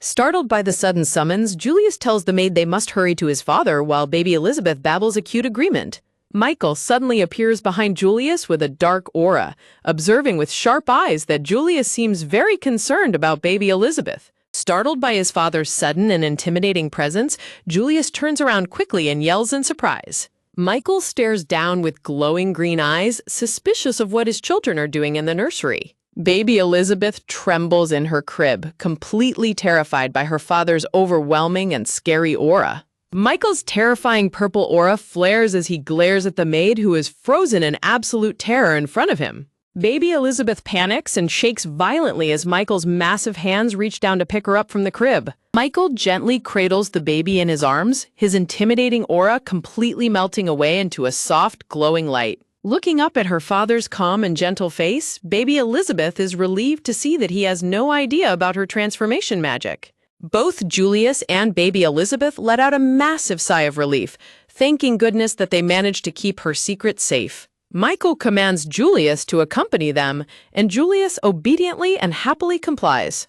Baby Elizabeth watches them leave, happily babbling as she notes how naturally Julius is able to converse with their father now. The maid stands near the window, preparing a warm baby bottle to feed baby Elizabeth. Holding the baby bottle, the maid's sweat drops as she thinks about how scary Michael's intimidating presence can be. Baby Elizabeth looks at her bottle, reflecting on how entering the palace was a massive struggle for her in her past life as Liz. She happily drinks her milk, amazed at how incredibly easy it is to access the royal palace now that she has been reborn as a noble's child. Cradled warmly in the maid's arms, baby Elizabeth babbles happily with a bright, sparkling smile. In the study, Julius stands by a desk piled high with paperwork, watching Michael work diligently. Remembering Liz's advice about helping his father with work to get along better, Julius quietly observes Michael. Julius looks up from his books and asks his father why the knights don't assist with any of the paperwork. Michael pauses and explains that it is far more efficient for knights to use their bodies than their brains, though Julius notes their protection keeps beasts away. Julius points out that administrative duties in combat are completely different matters, causing Michael to stop writing. Julius explains that he has already mastered everything at the academy except swordsmanship, so taking a break before next month's appointment ceremony is perfectly fine. Michael looks at his incredibly intelligent son with a calm, gentle, and highly impressed expression. Michael softly agrees to the break, allowing Julius to stay and assist with his work until the appointment ceremony next month. Julius looks determined as he reflects on next month's event, when Adelina Walzer is scheduled to become the Prime Minister of Altode. Suddenly, the study doors are flung open as a panicked maid bursts in, interrupting their quiet discussion. The maid frantically stutters out that something has happened to the young lady, leaving both Michael and Julius in shock. Meanwhile, baby Elizabeth lies in her crib, kicking her legs as she thinks about the upcoming trip to the royal palace. Looking up at her canopy, baby Elizabeth sighs, remembering that the royal palace holds absolutely nothing but terrible memories for her. Lying in her crib next to her bunny plushie and baby bottle, baby Elizabeth looks highly annoyed as she grumbles to herself about why anyone would ever want to cheerfully visit the place where they were murdered. In her thoughts, baby Elizabeth visualizes the terrifying first queen, Claudia, who was the very person who killed her in her past life. Terribly frightened, Elizabeth shivers and cries internally, realizing that the queen is currently at the palace. Tears well up in baby Elizabeth's eyes as she sweats and panics, desperately thinking that she really does not want to go to the palace. Sucking her thumb under her blanket, baby Elizabeth tries to calm herself down, but remains extremely anxious about the upcoming visit. Elizabeth recalls the history of Lady Adelina, the former daughter of Duke Walzer, who came to serve under the current king. The king welcomed all talented people regardless of status or gender, and Adelina was a brilliant woman who quickly distinguished herself. Lady Adelina never judged people by their social status and maintained an absolute zero-tolerance policy for any corruption among the nobility. Because she always stuck firmly to her own sense of justice, Lady Adelina became incredibly popular and beloved by the commoners. However, because she purged every last powerful figure who had been engaging in corruption since the previous king's reign, Lady Adelina was thoroughly despised by the rest of the aristocracy. As a reward for her service, Lady Adelina was granted the title of the nation's first ever female prime minister. Although many nobles called her a wicked woman who toppled a nation, baby Elizabeth remembers that it was thanks to Adelina's merit-based reforms that she, an orphan in her past life, was able to become a civil official at the royal palace. Looking up thoughtfully, baby Elizabeth reflects on her past life and the legacy of her mother, Adelina. In the nursery, baby Elizabeth sits up and starts babbling and singing happily, leaving the maid, Julius, and Michael completely bewildered as the maid notes that the young lady has been acting like this since the morning. Julius looks on in complete surprise, asking if his baby sister is actually singing as magical butterflies and birds flutter around her cheerful babbling. Michael's eyes glow with an intense green light as he is struck by a sudden realization, yelling out in shock as he wonders if Elizabeth is actually a genius. Michael stands in a state of comical shock with wide blank eyes, while baby Elizabeth is held safely in his arms, completely unaware of his reaction. Releasing a sigh, Michael tells Julius it was his mistake, and Julius quietly calls out to his father. The scene shifts to the next month as the family prepares to make their way to the royal palace. Michael, Julius, and baby Elizabeth stand together dressed in their most elegant formal knight and noble attire, looking incredibly majestic against a backdrop of roses. Baby Elizabeth looks up in complete awe, her eyes sparkling as she admires her father and big brother's knight uniforms. Blushing happily, baby Elizabeth rests her head against her father's broad chest, thinking to herself about how incredibly firm their chests look in their uniforms. A grand, elegant carriage drawn by 4 majestic white horses travels along the stone pathway toward the palace gates. Inside the carriage, Michael warns Julius that while their mansion only has trusted servants bound by magical contracts, the royal palace is different and they must be extremely careful. Hearing this, Julius is startled to learn that every servant in their home is bound by a contract, realizing their new maid is indeed trustworthy. Peeking over her carrier with a sweat drop, baby Elizabeth recalls her past life of being locked in a dark prison cell, realizing that whether she worked or not didn't really matter back then. A majestic procession of carriages arrives at the front courtyard of the towering, dazzling royal palace. A close-up shows a pristine white leather boot stepping out of the carriage onto the wooden step. Michael steps down from the carriage holding baby Elizabeth, followed closely by Julius and their personal maid, who carries a basket of supplies. Baby Elizabeth looks around with wide, curious eyes as she officially arrives at the grand entrance of the royal palace. Looking up at the massive, soaring palace walls, baby Elizabeth feels a sudden sense of nostalgia, but she quickly cowers in her father's arms, thinking that the place is still absolutely terrifying. Seeing his daughter tremble, Michael looks down with a serious expression and asks if she needs a diaper change, causing a blushing Elizabeth to angrily babble back and protest that that's not the problem. A female guide leads Michael, Julius, and baby Elizabeth down a beautifully decorated hallway, directing them toward Chief Adelina Waltzer's office. Looking at the double doors ahead, baby Elizabeth realizes that she never once visited this specific office back when she lived her past life as Liz. With a look of nervous anticipation, baby Elizabeth prepares herself to face her mother, who was famously known as the villainess of the century. As they entered the office, Michael calls out his wife's name, Adelina. Standing with her back turned, Adelina looks over her shoulder with a cold, shadowed expression and asks what that thing is he is holding. Adelina Waltzer stands holding a blanket, looking completely drained and exhausted. The narration points out the deep, heavy, dark circles under her tired eyes. Close-ups of her face reveal just how haggard her expressions are and how dull and lifeless her blue hair looks. Staring in absolute shock, baby Elizabeth starts crying and sweating, realizing that her mother is the absolute textbook definition of an overworked person, looking exactly like Elizabeth did in her past life. Michael looks at his exhausted wife and gently suggests that she should rest, prompting baby Elizabeth to nod in agreement, noting that even a tyrant like her father knows to go easy on someone who looks this exhausted. Waving her hand with a bright but visibly forced smile, Adelina dismisses his concern, pointing out that a monster of stamina like Michael could go a week without sleep and be fine.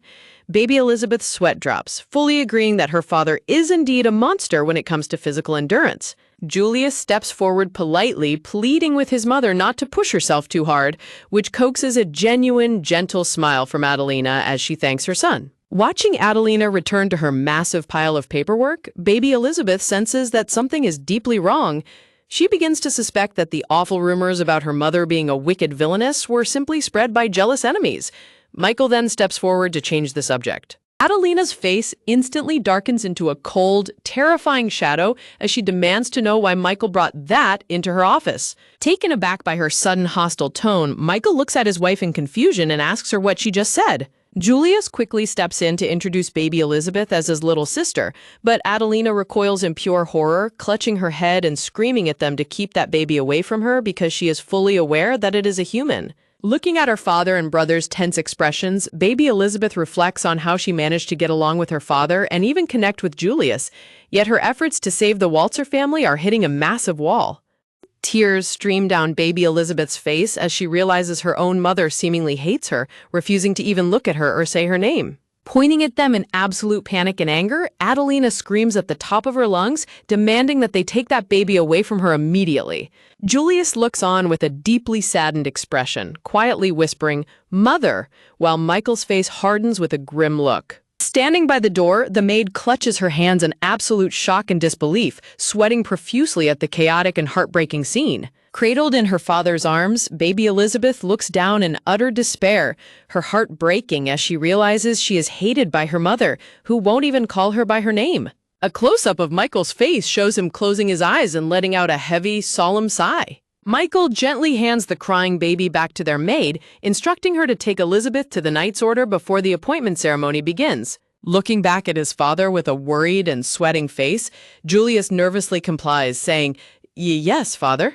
Baby Elizabeth is absolutely stunned as she watches Julius and Michael walk away, thinking in disbelief, are they really going to leave like this?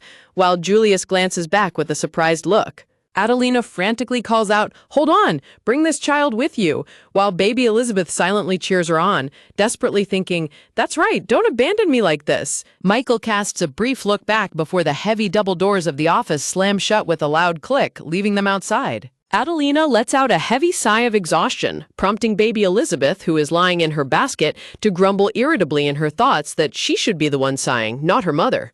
As baby Elizabeth sadly reflects that her mother might hate her even more than her father or brother do, Adelina coldly instructs the maid, "First of all, don't move that around." The maid quickly complies with an understood as she begins feeding the baby, while Elizabeth internally complains that her mother is treating her own baby like an inanimate object. Looking around, baby Elizabeth takes in the grand decor, thinking, so this is how Mother's office looks like, before her attention is drawn to a wooden chest on the desk that is glowing with a mysterious, sparkling pink light. The maid politely announces she will return with tea, and after Adelina dismisses her with a simple, "all right," baby Elizabeth realizes this is her chance, thinking, "It's my time," as Adelina pulls a glowing document from her bookshelf. Quietly lying in her basket, baby Elizabeth channels her magic, extending her hand as a glowing blue light envelops the document, pulling it gently through the air toward her. The moment baby Elizabeth's tiny hand grasps the enchanted document, a sudden, powerful surge of purple magical light erupts, catching her completely off guard. A mesmerizing column of shimmering purple light and sparkling magical particles rises into the air, creating a dreamlike and ethereal atmosphere. A sudden vision unfolds before baby Elizabeth, showing a gentle and peaceful Adelina smiling softly while holding a warm cup of tea, leaving Elizabeth to wonder, what is this? The vision continues, showing the maid diligently preparing tea in the background while Adelina stands silently observing her every movement. The vision reveals a pair of hands secretly crumbling pink flowers into the teapot, accompanied by a sinister voice instructing, "Mix the flowers with the tea leaves. That's all you need to do." A suspicious hooded figure conspires with the trembling maid, saying, "With this, we can infiltrate the Walzer household." To which the panicked maid desperately asks, "My daughter, what about my daughter?" Elizabeth recalls her past life, remembering a document from the Royal Palace archives which explained that while a small dose of this specific flower can act as medicine, a large dose has a far different effect. It will be a poison, Elizabeth realizes in horror, as the vision shows Adelina collapsing to her knees and coughing up a splash of bright red blood, leaving Elizabeth utterly terrified. The vision fades and baby Elizabeth panics, wondering, what now, as she hurriedly lets the magical document float back down onto Adelina's desk before she is caught. Just then, the maid opens the door and walks into the office carrying a tea tray, nervously stammering, I brought you the tea. Adelina, absorbed in her reading, quietly asks, "Can you put it over there?" To which the maid nervously replies, "Yes," while baby Elizabeth watches from her basket, observing the newcomer closely. Staring at the maid, baby Elizabeth notices something highly unsettling, realizing that the young woman seems to have a very poor pale complexion. A sudden realization strikes baby Elizabeth, and her eyes widen in absolute shock as she frantically wonders, "Don't tell me, the vision I just saw? Did it happen before?" In the tense silence, a hand reaches down and gently lifts the teacup filled with the freshly brewed tea from its saucer. Torn by anxiety, baby Elizabeth watches Adelina prepare to drink, frantically thinking, "What should I do? That could probably just be a dream." But as Adelina raises the cup to her lips to take a sip, Elizabeth's heart races in panic, knowing the dire consequences if there really is a poisonous flower mixed inside that tea. Knowing she has to stop her mother at all costs, baby Elizabeth closes her eyes in deep concentration, deciding, "All right, I will just use a clone then." Fortunately, a robed official enters the office and announces it's time to change your clothes, causing Adelina to realize it's already that time, which allows a relieved Elizabeth to let out a quiet sigh. As the maid carries the basket out of the office, baby Elizabeth watches her suspicious, sweating figure closely, wondering, why does this person?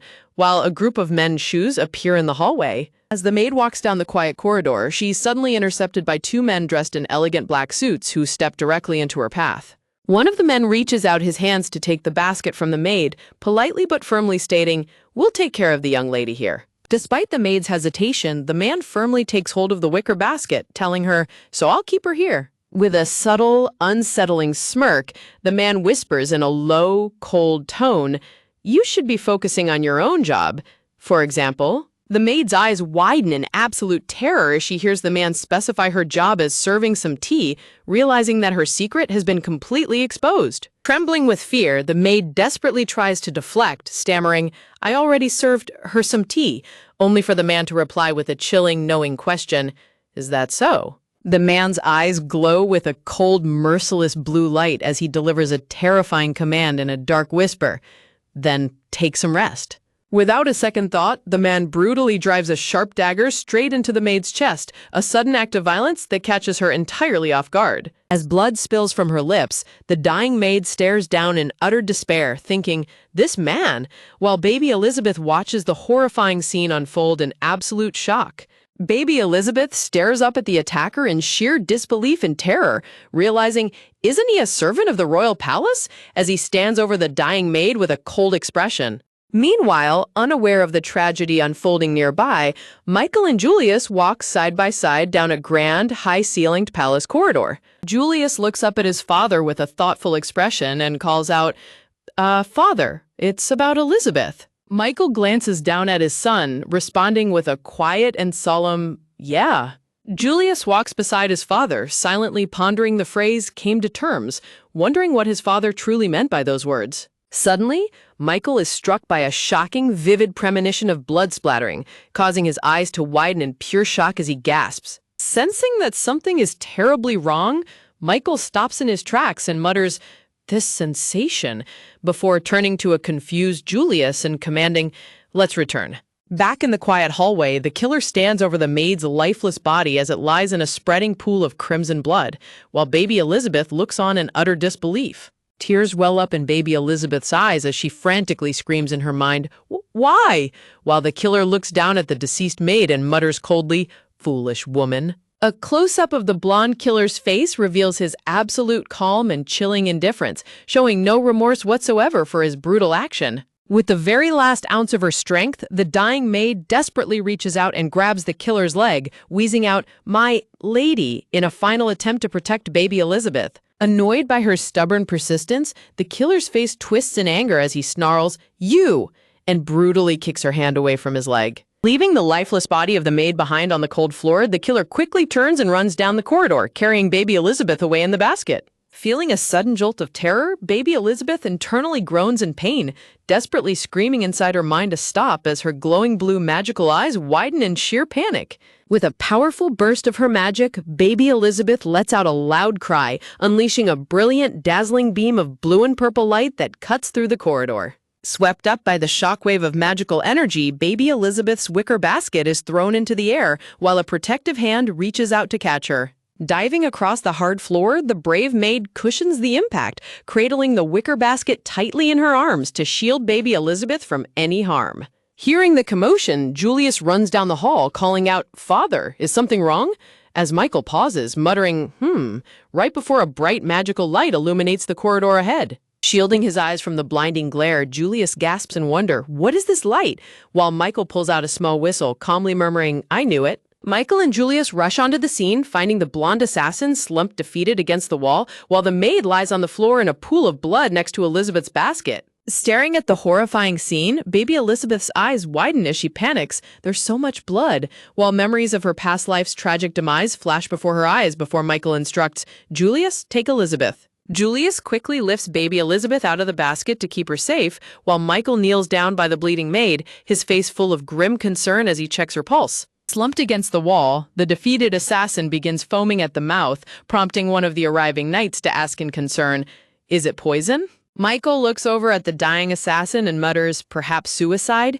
There's a high possibility, but I can't say for certain," while Julius holds Elizabeth close. Michael glances at the baby before Julius looks down tenderly at the little girl, softly whispering her name, Elizabeth. Standing together in the brightly lit corridor, Julius holds baby Elizabeth protectively as Michael watches over them. Overwhelmed by the terrifying ordeal, baby Elizabeth lets out a soft, trembling hiccup as tears pool in her eyes. With her lower lip trembling and eyes filled with tears, baby Elizabeth whimpers in fear, completely traumatized by the violence she just witnessed. Letting out all her pent-up terror, baby Elizabeth bursts into a loud, heartbreaking wail, screaming at the top of her lungs. Surprised by the sudden outburst, Julius looks down at the crying baby as the narration notes that at that moment, her tears wouldn't stop.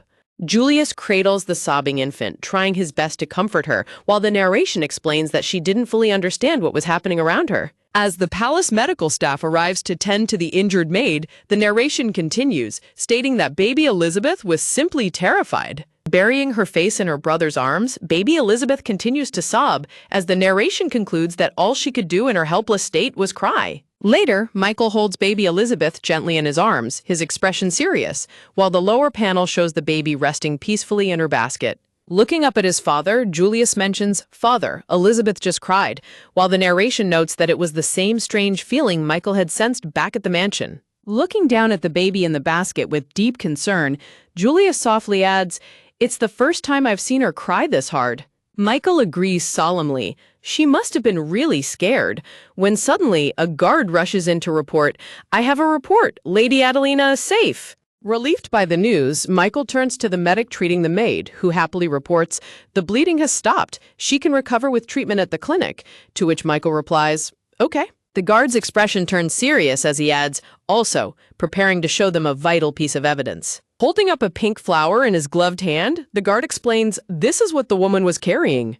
A close-up of Michael's face reveals his intense anger, his green eyes burning with cold fury as he realizes the sinister plot behind the poison. Michael clenches his fist and commands, "I'll hold on to it," as the guard quickly replies, "Roger." Walking down the corridor with the guards, Julius looks up at his father and calls out, "Father," wondering what their next move will be. Michael looks back at his son with a stern expression and orders, "Give Adelina more guards." Julius smiles happily, feeling relieved as he says, "Then I can return to the academy with peace of mind." Michael quickly dampens his mood, flatly saying, "No, I want you to stay at the mansion for some time," leaving Julius utterly confused. Michael's face darkens with a terrifying intensity as he inwardly vows, "If you make an enemy of me, no, the Waltzer family, you will certainly come to regret it." Showing his protective side, Michael glares fiercely while Julius carries the sleeping baby, before the scene transitions to Elizabeth waking up in a new dress, thinking, "When I realized it." Clad in a beautiful ceremonial dress, baby Elizabeth watches from her father's arms as the narration explains that her mother's grand appointment ceremony had finally come to an end. Standing elegantly in a shimmering blue gown, Adelina smiles brightly at the cheering crowd as colorful confetti rains down around her.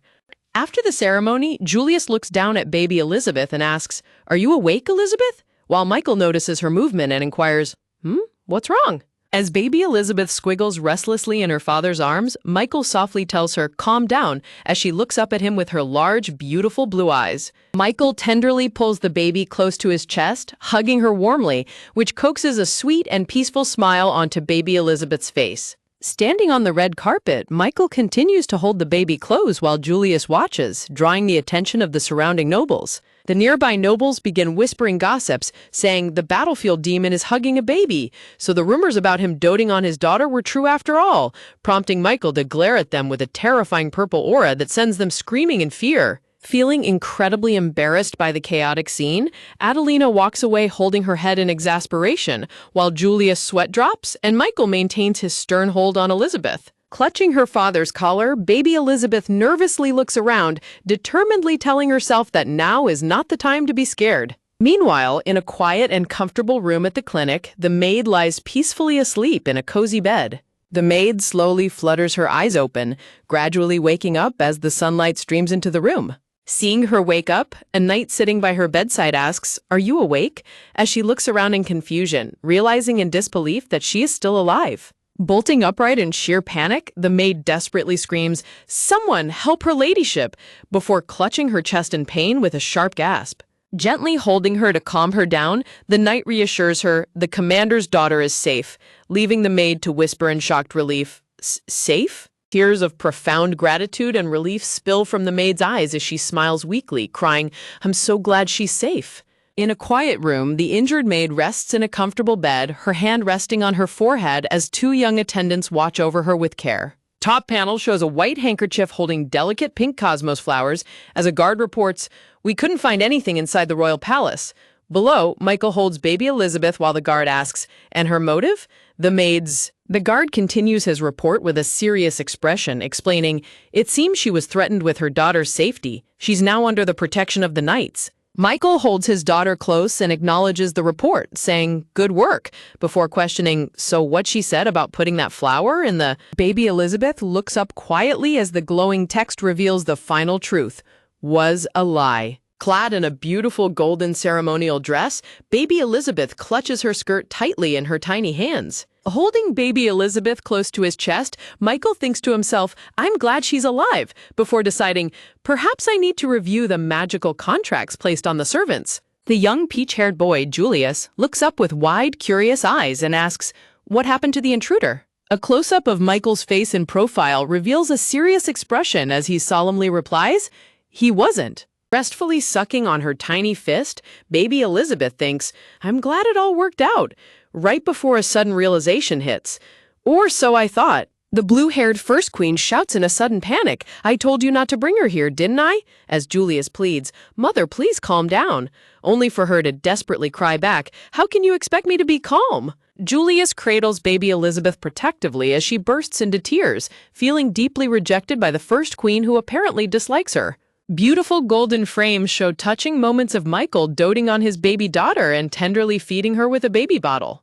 Standing with her arms crossed, the blue-haired queen casts a freezing, suspicious glare at Michael's back as he walks away. Michael speaks calmly to those in the room, explaining, "I was instructed to bring Elizabeth." As the First Queen asks in disbelief, "By who?" a cold, elegant voice from the shadows responds, "It was me."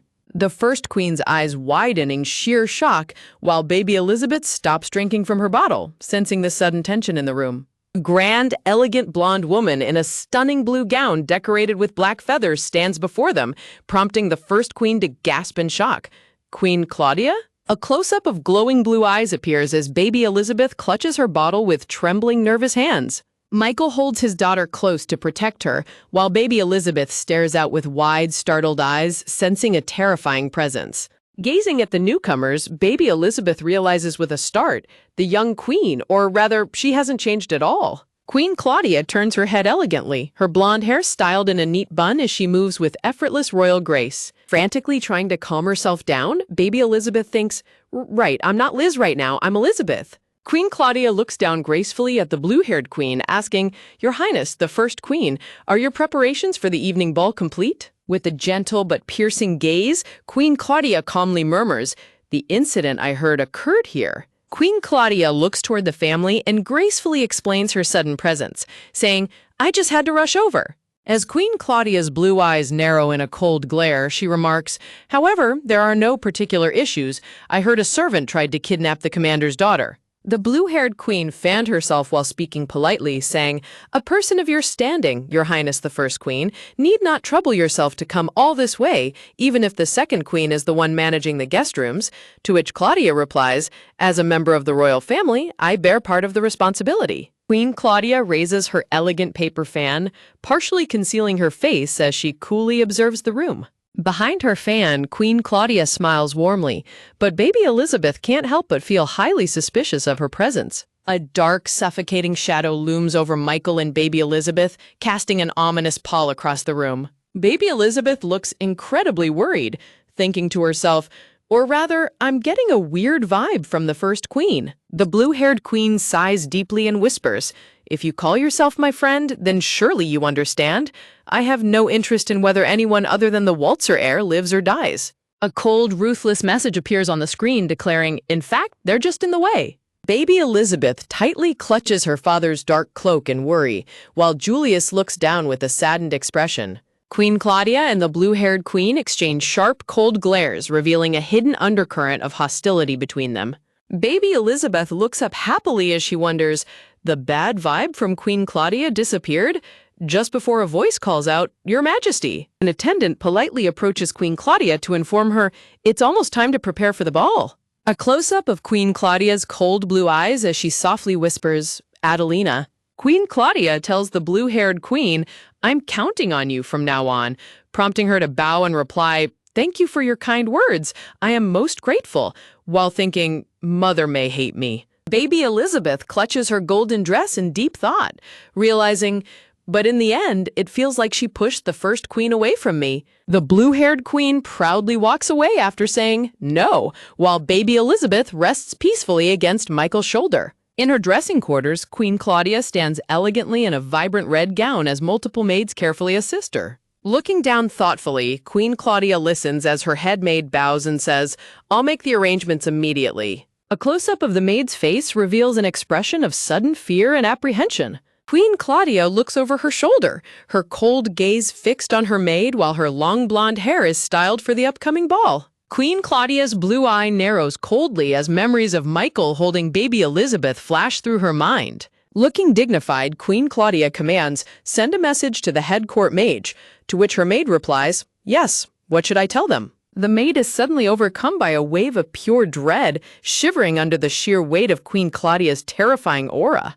Reaching out with her red-gloved hand, Queen Claudia stares at her sinister reflection in the mirror and orders, "Tell them, there's something I want them to investigate." Resting in the center of a beautifully patterned blue rug, baby Elizabeth lies peacefully, her safety and comfort prioritized in an environment that minimizes early distress. Showing rapid progress in her physical development, the pink-haired baby rolls over sideways across the carpet, taking her first steps toward self-sufficiency. Delighted by her own physical growth, she happily rolls around and thinks, "I can roll over so easily now." And what's more, knowing that developing these coordination skills early will lessen the caretaking burden on those around her. In the quiet bedroom, a baby bottle floats gently through the air, guided by a spell to ensure that nourishment is delivered in the most efficient manner possible. Gazing up at the floating bottle, baby Elizabeth recognizes how utilizing basic magic can streamline daily tasks and maximize convenience. Grasping the bottle on her own, she proudly thinks, "I can hold things by myself without the help of magic. I'm growing up so fast, I'm amazing." A milestone that increases her independence and saves valuable household resources. Sitting quietly on the carpet with her bottle, baby Elizabeth prepares to focus on her next developmental goal to ensure she remains a source of joy rather than a burden. Lying in a secure basket, Elizabeth reflects, "And my kidnapping attempt ended in failure, relieved that the outcome spared her family from immense grief and preserved the stability of the household." Recalling a glowing crib from her past, she remembers the visions that granted her foresight, a vital tool for making decisions that yield the best future outcomes. As she happily drinks her milk, she thinks, "I think it was a glimpse of the future," realizing that having foresight is an invaluable resource for navigating the complex social landscape ahead. Under the warm sunlight, a maid diligently pushes an ornate golden carriage through the palace gardens, ensuring the infant's health and safety are carefully maintained. Smiling warmly, the maid says, "I'm so glad that you're safe. I'm so grateful to those who saved you," while baby Elizabeth coos back, fostering a strong bond of mutual trust and happiness. The narrator explains that Michael made a highly rational exception to permit healing magic on the servant, recognizing that preserving the life of a loyal protector maximizes long-term security. Resting comfortably, Elizabeth lies in deep thought, analyzing the situation to determine how best to maintain the household's hard-won peace. Knowing she was recognized for risking her life to protect the Infanta, sacrifice that yielded the highest possible benefit, Elizabeth is still left wondering about the hidden details of that fateful encounter. The maid carefully pushes the stroller, keeping a vigilant eye on the sleeping baby to prevent any further security breaches that could disrupt their well-being. Waking up with bright, clear eyes, Elizabeth looks up at her caretaker, ready to gather more information to ensure the family's continued safety. The maid smiles down affectionately, her presence serving as a comforting anchor that promotes a peaceful, low-stress environment for the growing child. Suddenly, a sharp shock of realization hits Elizabeth, her eyes widening as she senses an unexpected shift in her immediate surroundings. Startled by the sudden change, the maid exclaims, "Oh my," as they deal with the immediate consequences of a magical phenomenon. With wide eyes and a startled expression, Elizabeth wonders if this positive turn of events is the successful result of Operation Get Along with Dad, which aimed to secure her father's protection.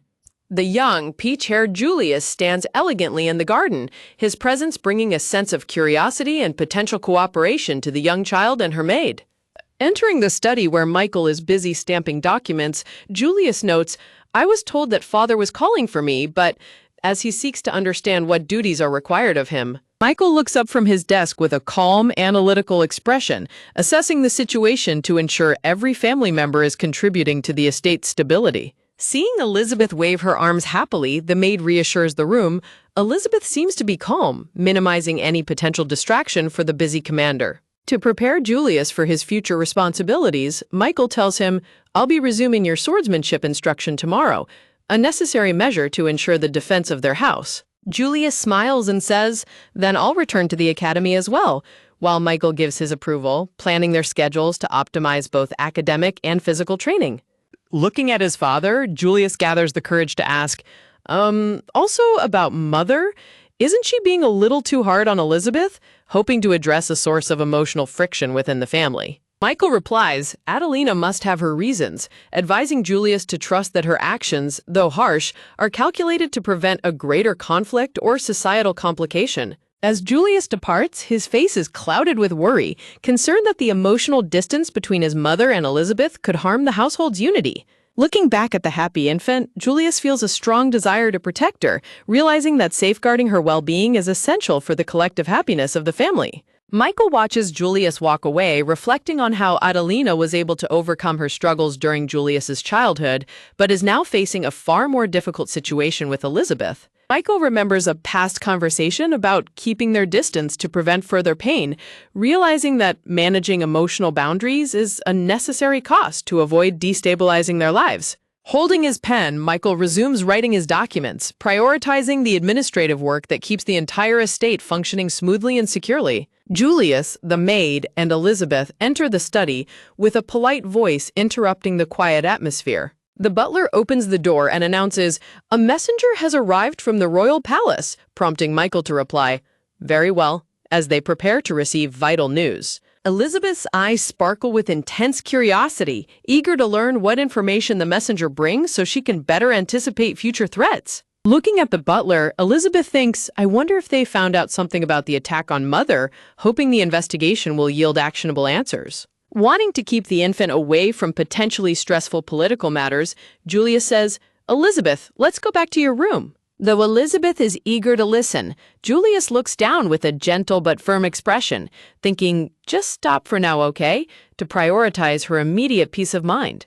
Suddenly, Michael's terrifying glare looms over Elizabeth, sending a wave of fear through her that reminds her of the immense power her father holds. Realizing it is best to withdraw, Julius says, "Please excuse us," as Elizabeth lets out a quiet whimper and they exit the study to de-escalate the tension. Inside the quiet room, Michael greets the palace investigator and says, "Let's hear the report," ready to analyze the data to secure their future. Back in her room, Julius stands beside Elizabeth's crib, watching over her to ensure she sleeps in a secure, undisturbed environment. Julius turns toward the corner of the room and says, "All right, you can come out now," calling out to his hidden companion. The blue-haired maid floats down gracefully from above, asking, "Why did you take me out of there earlier?" curious as to why she was excluded from the meeting. Julius explains it was just a report about the recent incident, wasn't it? While the maid replies, I wanted to hear what Father and the others were talking about, seeking to gather facts that could help them. Surprised by his cautious approach, she asks, can't you foresee it? Wondering why he isn't using his predictive abilities to guide their actions? Against a dark background, Julius reflects on the limitations of his foresight, noting, my knowledge of the future isn't perfect. Shards of memory appear in the darkness as he realizes, the future I know is only from the memories of Liz the Commoner, making it essential to gather current data to make the most beneficial decisions. Julius reassures the sad maid, saying, but the results are all that matters. I'm sorry, I'm not blaming you. Looking down with regret, Julius admits, I was just mad at myself for being so careless, as a quiet night settles outside the palace window. Looking over Elizabeth's crib, Julius declares, I need to hurry up with my sword practice too, prompting a surprised practice from the maid. The maid is taken aback, thinking, I thought he was good at everything, as Julius confesses that swordsmanship is the only thing he cannot pass at the academy. Julius looks down with a solemn, determined expression and says, I have to try harder so I can protect everyone. A sudden look of realization crosses the maid's face as she softly gasps, ah! Standing tall and resolute, the maid requests, please take me to the academy with you. When Julius asks why, she enthusiastically explains, it's only natural to support the future head of the family. Enveloped in a warm, determined glow, the maid firmly says, I want to protect my family too. She smiles warmly, her bright green eyes sparkling with newfound resolve and loyalty. Julius smiles softly and repeats, family, huh? As the maid watches him with a slightly confused expression. Julius leans in close, asking in a quiet, serious tone, hey, what happened to the real Elizabeth? The blue-haired maid looks down solemnly, unable to give an immediate answer. Gazing down at Elizabeth, Julius smiles sadly and decides, no, I won't ask. Determined to find answers and take action, Julius declares, brother, I'll go speak to Father. Left alone, the maid looks on in silent, thoughtful contemplation. An ornate golden carriage pulled by 2 brown horses travels down the cobbled path of the palace grounds. Inside the carriage, Michael, Julius, and baby Elizabeth sit together in a quiet, tense atmosphere. Watching her brother, Elizabeth thinks, my brother was hesitant to take me to the academy, but from Father to the academy? Explaining his decision, Julius tells his father, yes, if not just me, but Father is absent as well, I thought Elizabeth might get lonely. Michael steals a glance at Elizabeth, whose sparkling baby eyes immediately strike a chord of adoration straight through his heart. A majestic view of the Eldtor Royal Academy reveals a vast, beautiful sanctuary for nobles run by His Majesty. Sitting in his study, Michael explains, there are no fools who would dare harm an enrolled student. The knights stationed at the mansion to strengthen security have been ordered back to the royal palace. We will take Elizabeth to the academy as well. It would be safer that way. Resting comfortably in her basket inside the carriage, baby Elizabeth happily lets out a cute "woo." Michael looks back curiously as the bright sun shines through the green leaves, prompting Elizabeth to think, I need to switch gears. Staring with wide, curious green eyes, baby Elizabeth wonders, I wonder what an academy is like in the first place. Elizabeth squishes her cheeks in excitement while Michael watches her cute antics with a gentle expression. Reading a book titled Best-Selling Childcare Book, Grow, Grow, Julia says, the childcare book said babies grow fast. It might be a good idea to have her exercise a lot from now on. I see. Michael seriously suggests, perhaps we can start with sword swinging practice, leaving baby Elizabeth sweating in disbelief as she thinks, that's impossible, isn't it? Julius quickly intervenes, saying, that's too soon, making Elizabeth let out a sigh of relief and think, that's right, that's my big brother. When Julius proposes they should instead start with tough night training for muscle building, Elizabeth is absolutely horrified by the comical visualization and yells, like that would ever happen. The carriage arrives at the academy, where a female staff member bows politely to welcome Michael, Julius, and baby Elizabeth. As the staff member smiles, Michael's terrifyingly cold and heavy aura looms over her, sending a wave of sheer dread through the scene. Sweat dropping from the immense pressure, the staff member nervously squeaks, the headmaster wishes to see you. Would you be so kind? Michael walks calmly toward the Grand Academy entrance, carrying baby Elizabeth securely in his arms. Michael hands the baby over to Julius and commands with absolute gravity, protect Elizabeth. Holding his little sister close, Julius smiles brightly, filled with happiness and pride at the trust placed in him.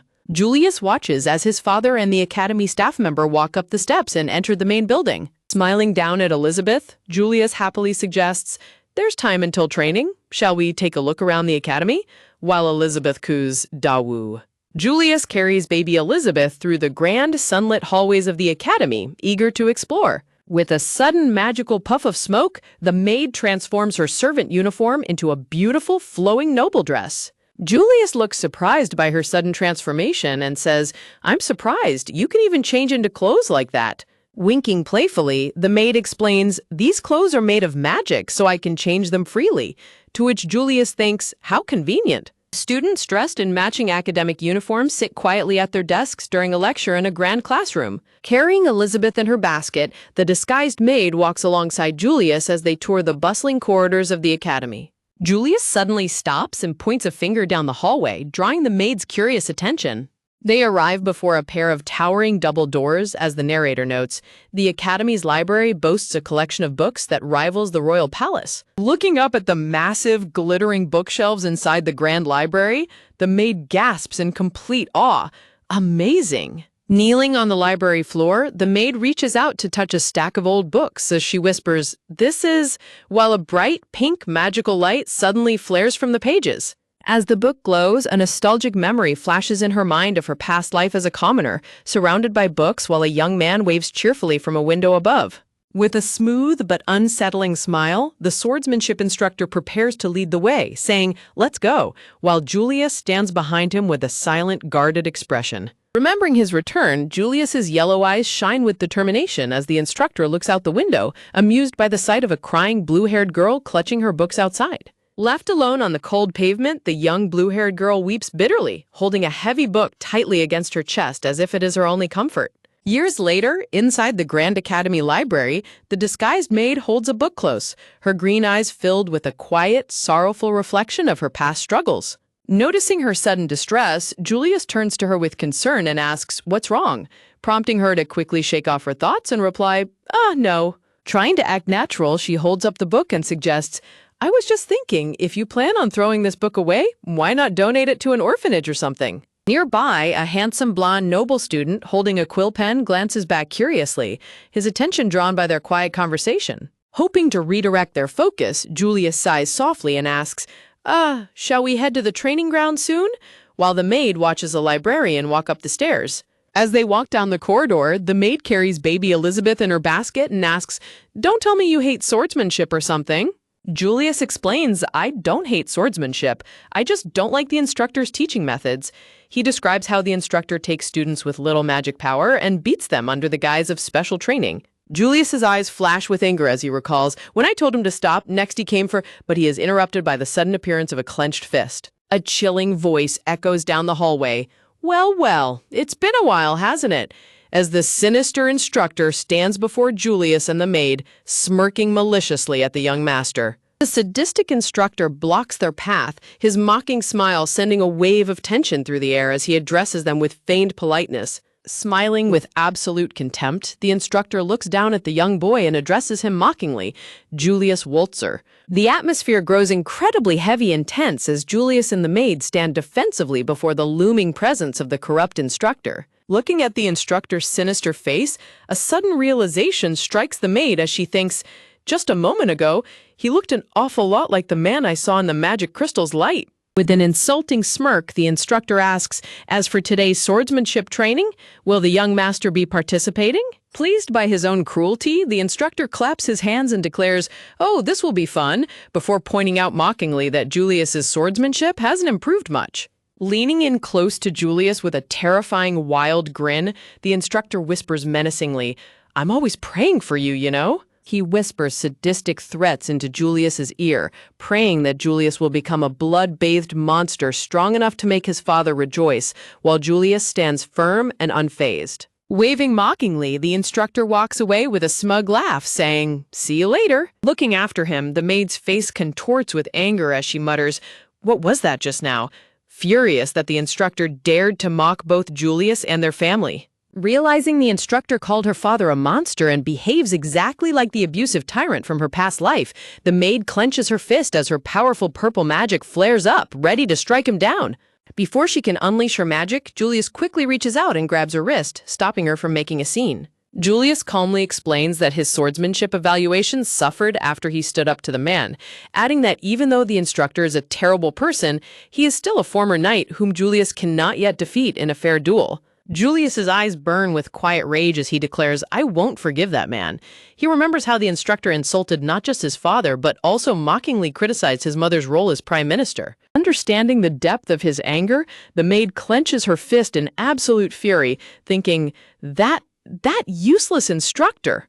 She reflects on her past life, remembering how she was constantly mocked and taken advantage of by a coworker who looked down on her lack of magic power. Even though her lazy aristocratic coworker pushed all his duties onto her, she pushed through the exhausting nights, finding solace in her current determination to protect Julius. Julius looks back over his shoulder, his golden eyes filled with resolve as he says, "I don't want to bother father and mother with something like this." Clenching his fist, Julius turns to the maid and requests, "So please, just watch over me," earning a gentle, supportive look from her. Later at the training grounds, the instructor stands triumphantly with his wooden sword over the bruised and defeated bodies of his students, showing no remorse. Standing on the balcony, one of the female students desperately pleads, "Please stop being violent with the students," but the instructor only responds with a cold, uncaring smile. Standing amidst a warm, radiant aura of determination, Julius steps forward onto the arena, ready to face his tormentor. The instructor swings his heavy wooden sword down with terrifying force,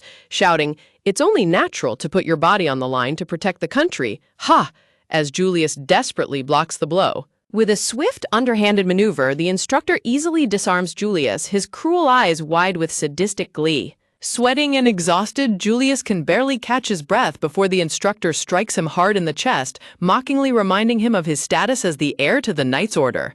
Swinging his sword for another brutal blow, the instructor taunts, "So I'll make a special exception and not scar that pretty face of yours," as Julius cries out in pain, watched by his horrified classmates. Observing from the balcony, the maid's eyes widen with panic as she thinks, "He told me not to do anything, but..." Julius crashes heavily onto the dusty ground, covered in dirt and bruises, as the maid watches in despair, thinking this is just too cruel. Staring at her brother's fallen form, she anxiously recalls his promise that he wouldn't lose. Looking at her hands, she begins to doubt her place, thinking, "I want to believe him, but since I'm not part of his real family," before noticing his fingers twitching on the ground. A fierce, red-haired young woman with glowing green eyes and a determined expression stands confidently against a dark backdrop. Refusing to give up, Julius pushes himself up from the ground, his body shaking with exhaustion but his spirit unbroken. A fierce, triumphant grin spreads across Julius's face as his yellow eyes flare with a wild, powerful light, thinking, for so long. He remembers his lonely childhood, where he stood in the grand palace hallways, wishing more than anything to be strong like his father. He recalls the countless hours of brutal training he forced himself through, desperate to achieve unshakable strength. Wiping away his tears, the young boy admits to himself how much he secretly hated the grueling process. Returning to the present, Julius's gaze sharpens with absolute resolve as he declares, "My desire to become strong hasn't changed." Seeing his unwavering determination, the maid watches in awe as Julius smiles warmly, his thoughts filled with love for his family. "I have a reason to get stronger now. Even if she's like that, she's still my little sister." Clutching his sword with a bruised and trembling hand, Julius pushes himself off the cold ground, driven by a deeply ingrained promise. "I promised unshakable strength, just like father's." Standing firmly in front of his sadistic opponent, Julius channels every ounce of his remaining willpower, thinking, "Surpass who I've been until now, and achieve it." Julius's bright yellow eyes flare with a sudden, powerful determination. With a burst of blinding speed, he leaps forward to strike as his mind screams, "This is it!" With an incredibly swift and precise upward strike, Julius swings his wooden sword, catching the corrupt instructor completely off guard. A sharp cut slashes across the instructor's cheek, drawing blood. As the spectating students erupt in celebratory cheers, the instructor trembles in absolute rage, clutching his face and growling, "You bastard! How dare you scar my beautiful face!" before dropping his sword and gathering a sinister green magical aura. Breaking the rules of a fair sword fight, the cowardly instructor unleashes a barrage of wind magic blades that slice into Julius, leaving him bloody and gasping. A horrified student shouts, "Using magic in a sword fighting match, you coward!" While another panics at the sight of all the blood, only for the instructor to scream, "Shut up!" Blinded by pure rage, the instructor glares at the trembling crowd and bellows, "Silence, you brat! This is a lesson!" Charging a lethal magic attack in his hand, the instructor prepares to strike down Julius once and for all, muttering, "For a monster's child that dare defy a human being," while a student desperately yells for him to stop. Just before the devastating magical blast can connect, a massive hexagonal light blue barrier manifests, shielding Julius from the impact. Julius looks up in sheer disbelief at the magical shield protecting him. Knowing the danger they are in, the disguised maid channels her power, desperately whispering, "My magic power," as the instructor screams, "This is the end!" Realizing her magic is failing to hold, she thinks in panic it won't come out, right before a violent, blinding explosion of light engulfs the arena. As thick dust and smoke blanket the courtyard, the wicked instructor stands triumphantly, gloating to himself, "Serves you right!" The instructor chuckles maliciously, but his laughter is cut short as he senses a towering, powerful presence emerging from the settling dust cloud. The maid's green eyes widen in pure awe as Duke Waltzer, Julius's father, steps out of the smoke, standing tall and imposing with a chillingly cold expression. The intense clash of magic reaches its peak as a powerful force prepares to deliver the final crushing blow. A column of blinding magic erupts into the sky, creating a massive shockwave that blows away the remaining dust and debris. The dust finally clears, revealing Duke Waltzer standing protectively over the huddled forms of Julius and the maid. The Duke then slowly turns his back, his majestic gold coat flowing as he prepares to address the situation. The powerful Duke casts a chilling, silent side glance, his face cold and unreadable. Recognizing the powerful noble, the corrupt instructor begins to sweat profusely in sheer terror, stammering, "Duke Waltzer? Weren't you with the headmaster? What's the commotion?" Trying to cover up his wicked actions, the instructor smiles nervously and lies, "As you can see, this is swordsmanship practice, sir." He desperately attempts to justify his violence, saying, "We were just doing warm-up exercises before you arrived. I'm only providing proper education to the students," to which the Duke coldly repeats, "Education?" The trembling instructor quickly responds, "Yes, of course," but is cut short as Duke Waltzer's fist begins to crackle with a blinding, explosive golden aura. With an earth-shattering boom, the Duke unleashes a single, devastating punch that sends the instructor flying across the training grounds as he screams in agony. The instructor crashes brutally onto the dusty floor. Standing calmly above him, Duke Waltzer exudes a menacing, dark purple aura of absolute authority. Covered in bruises and dirt, Julius looks up at his father's impressive figure with tears of relief and awe in his eyes, whispering, "Father." Tucked safely inside her basket, baby Elizabeth is carried by a student, exhaling a quiet sigh of relief as she thinks, "That was close." Elizabeth reflects on her quick-thinking magic trick, thinking, "I turned back in the dust cloud so father shouldn't have noticed." Standing before them, Duke Waltzer stares down silently at his infant daughter with a piercing gaze. To avoid suspicion, baby Elizabeth acts as innocent as possible, babbling a cute "ah" as the text notes she is trying to play it off. Approaching his injured son, Duke Waltzer looks down and asks, "Can you stand, Julius?" as Julius weakly clutches his arm in pain. Gritting his teeth through the pain, Julius looks up with fiercely determined yellow eyes and answers, "Yes." Looking down in frustration, Julius admits, "Yes, I even feel anger toward my own weakness." Hearing this, Duke Waltzer looks at him with a soft, understanding gaze. Duke Waltzer places his large, warm hand gently on Julius's head, showing a rare moment of fatherly affection. Looking down at his son, the Duke advises him with deep wisdom, saying, "Don't forget that feeling." He continues to encourage Julius, saying, "From here on, it will become your strength," bringing a bright, determined smile to the young boy's face. Wiping the tears and sweat from his face, Julius nods resolutely and replies, "Yes." Looking back at his father, Julius declares with absolute resolve, "I swear to protect my little sister." Watching him from her basket, baby Elizabeth's eyes well up with tears as she thinks, "Julius, my brother." In the aftermath of the chaotic class, medical staff and other students gather in the courtyard to treat the injured. Julius sits quietly on a wooden stool while his wounds are bandaged. Still lying bruised and beaten on the dirt floor, the miserable instructor groans in pain. Damn it! Before a heavy leather boot stomps down violently on his head. Terrified, the instructor looks up to see Duke Walzer looming over him like an absolute god of death. Trying to use his noble status as a shield, the instructor stammers, "I am the rightful heir of the distinguished Kessler family. You won't get away with doing this to me." But the Duke simply commands, "Silence," as he presses his boot down harder. Looking down with terrifying, glowing green eyes, Duke Walzer sneers coldly, "If I step on an annoying insect, who would be bothered?"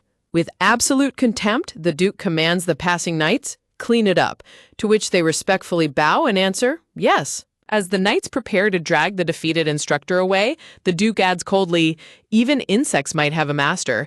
Clean this up thoroughly just in case," as Julius and his sister watch silently. Now cradled in Julius's arms, baby Elizabeth puffs out her cheeks with a cute, determined expression.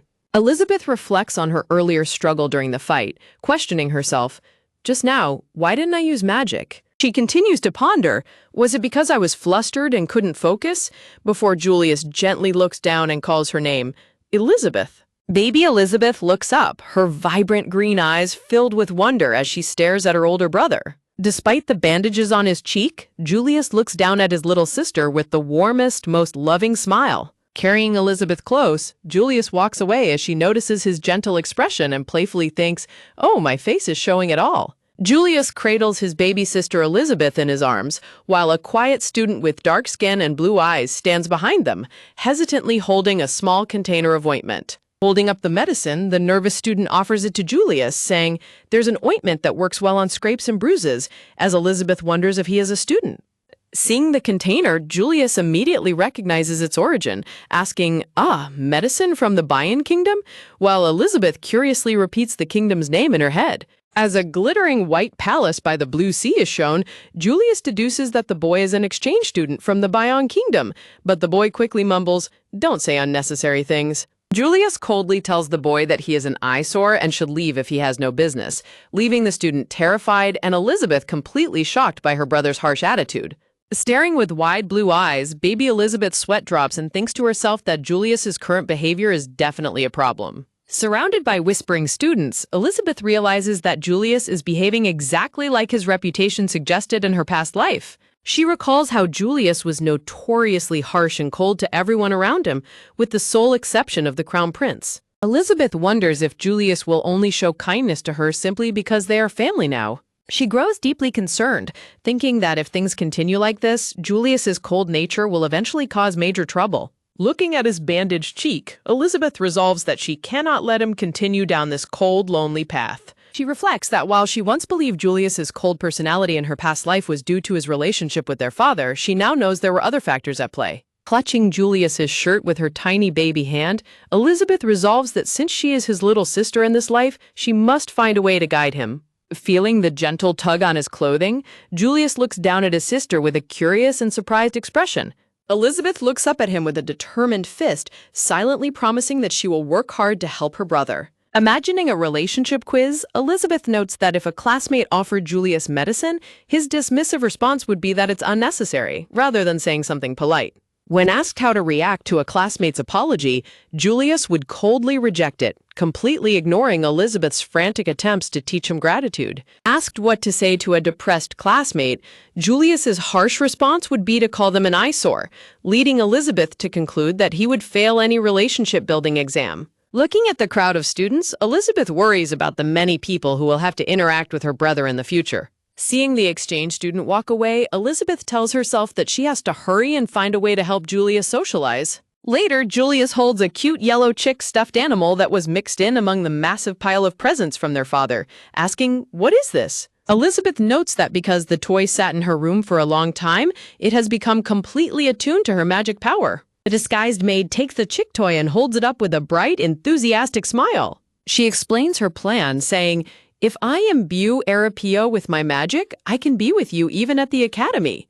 Crossing his arms, Julius looks down at her skeptically and asks, "But why do you need to be with me?" Caught completely off guard, the maid sweats nervously and stammers, unable to find a convincing excuse. Realizing she is struggling, Julius sighs and holds out his hand, asking, "I just need to take this with me, right?" as the maid bows in gratitude. Turning away, Julius explains that since he swore to protect his little sister, it is good to have a way to keep in contact, leaving the maid deeply touched. Smiling warmly, the maid is incredibly grateful that even though Julius knows her secret, he still calls her his sister. Suddenly, the heavy doors to the room open as a voice calls out, "Julius, you're here," startling both of them. Julius turns around in surprise as his father, Duke Waltzer, steps into the room. Duke Waltzer looks around the room toward the baby crib, mentioning that he thought he heard voices. To protect their secret, Julius immediately puts on an innocent smile and lies, "It was just me talking to myself." Julius asks his father if he needed something, and Duke Waltzer explains that he heard an exchange student, who is the son of a merchant guild leader, joined his class. When Duke Waltzer asks if he understands the political implications, Julius smiles politely and answers, "Yes, I'll make an effort to deepen our friendship." Duke Waltzer nods in approval, satisfied that his son understood his underlying message. After his father leaves, Julius stands quietly in the room while baby Elizabeth watches him from her crib, with the chick toy sitting beside her. Julius turns to Elizabeth with a panicked expression, confessing that he has not interacted with the exchange student at all, to which Elizabeth silently sighs in agreement. Completely out of his depth, Julius sweat drops and stammers in confusion. Blushing in embarrassment, Julius bows to his baby sister and begs, "I need your advice," to which she happily agrees with an enthusiastic "aye." The scene shifts to the academy classroom, where the narrator introduces Tisua Najul Lars as an exchange student from the distant Bayan kingdom across the sea. Tisua Najul Lars glances back quietly with a nervous expression on his face. As Julius stands in class with the chick toy on his shoulder, Elizabeth notes that Tisua is actually terrified of her brother, who tells the toy to keep quiet. Looking at Tisua walking away, the chick toy asks Julius if he has a plan, and Julius confidently responds that he will speak to him first. Julius adds that his plan is simply to tell Tisua to interact with him, prompting the chick to freak out at his complete lack of a real plan. Walking through the hallways, Julius easily draws the attention of swooning students, with Elizabeth noting that her brother is always the center of attention. Julius mutters that he hates the attention, but the chick toy suggests that they should view it as a perfect opportunity instead.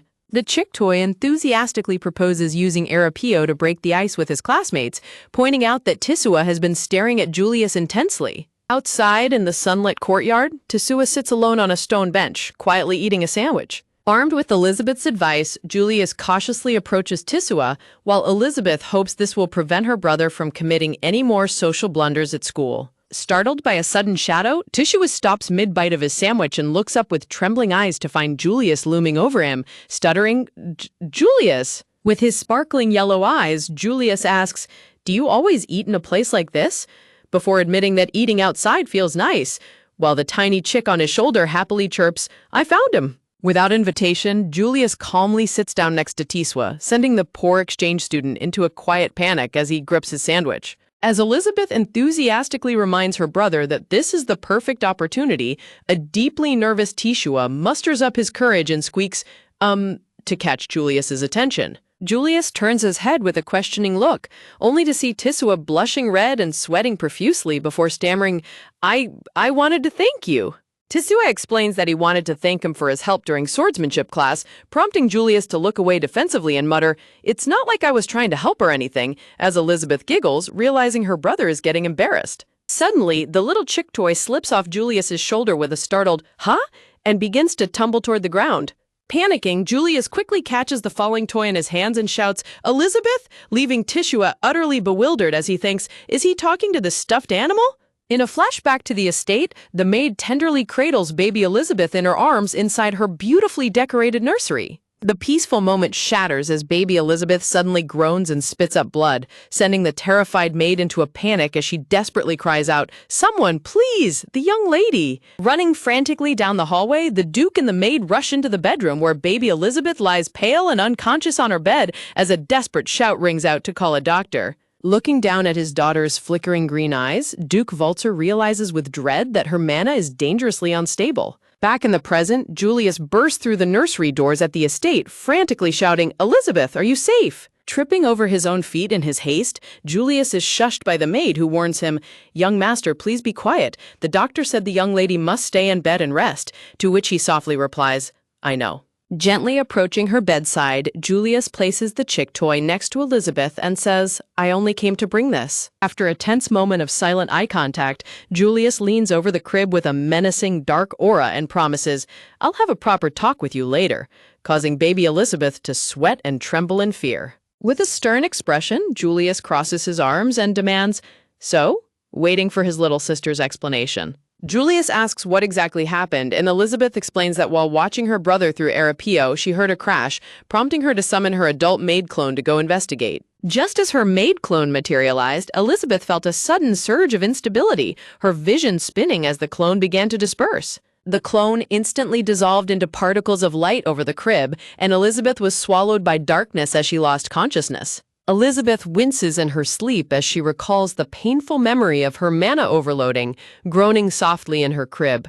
In another flashback, the maid rushes into the room, dropping her basin in shock, while Elizabeth reflects that the overload happened because she used Arapio and her clone magic simultaneously. Bowing deeply, the maid apologizes to Julius for forcing him to leave school early, but Julius dismisses it, replying, "That doesn't matter." Julius reassures the maid that their father said it's only temporary since babies have unstable mana.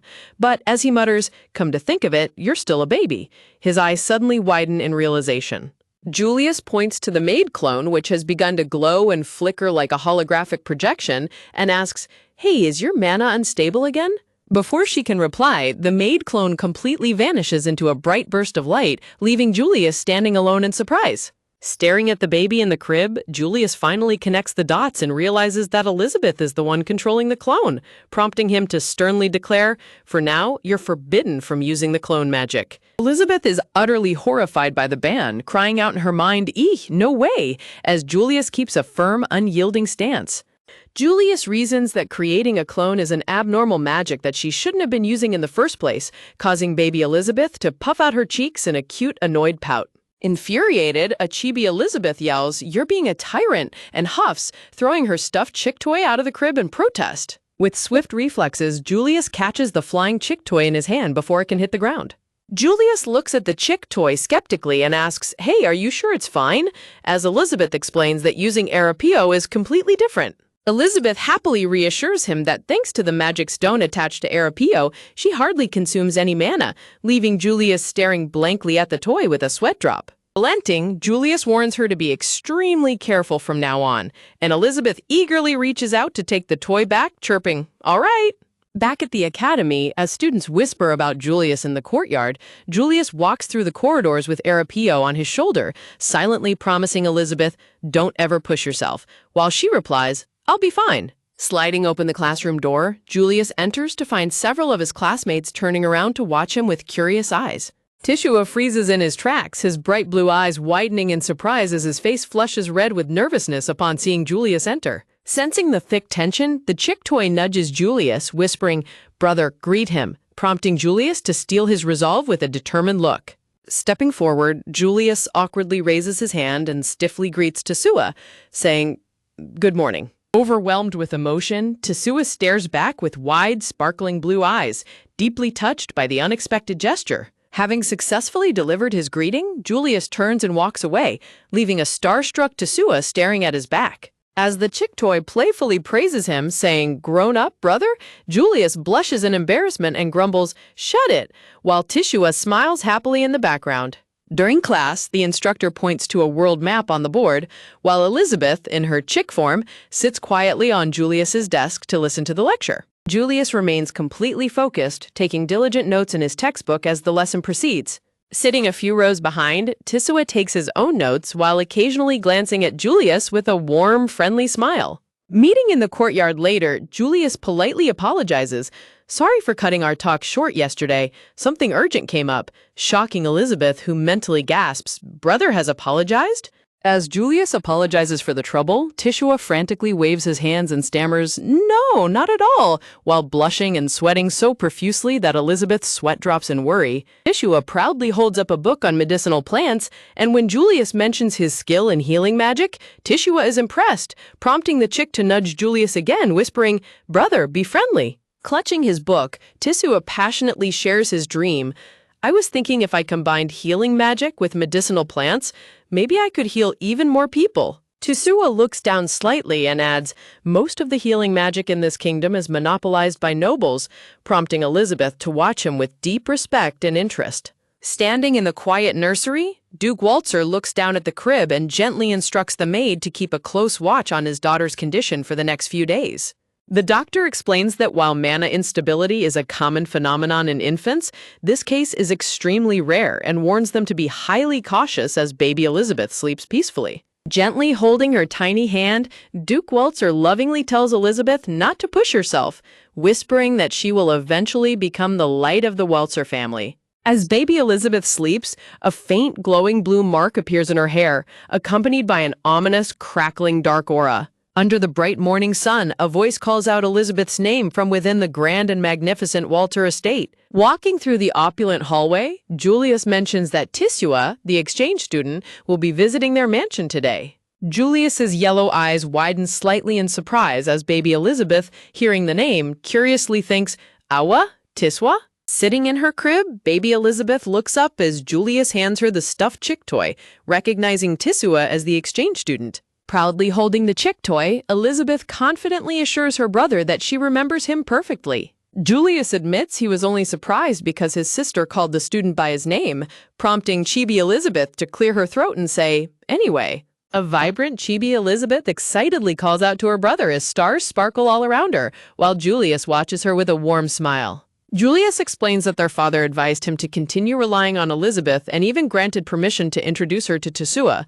Determined to help, baby Elizabeth eagerly pumps her fist and says, leave it to me, while Julius sternly warns her to behave herself. Julius strictly reiterates his clone ban order with crossed arms, leaving baby Elizabeth completely shocked and whining in protest. Standing outside next to the crib under a beautiful clear sky, Julius notes that their father is currently at the royal palace. Elizabeth suggests visiting their mother instead, prompting Julius to sweat drop and silently hope their mother hasn't collapsed from overwork. When Elizabeth tilts her head with a questioning look, Julius quickly waves it off, sweating as he says, no, it's nothing.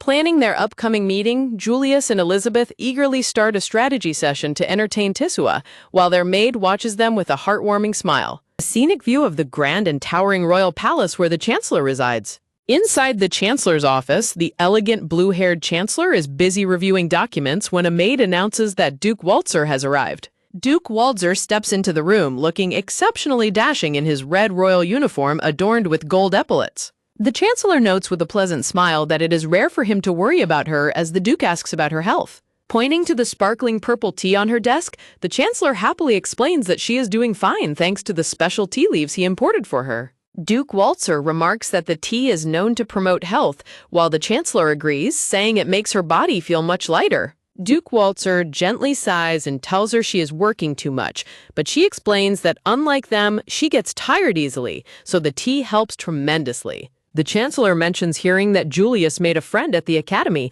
an exchange student from Bayan skilled in healing magic, prompting the Duke to smile and think that news travels fast. The chancellor happily shares a flashback of a Bayan representative passionately thanking her, adding that she was so distracted she forgot to thank the Duke for importing the precious tea leaves.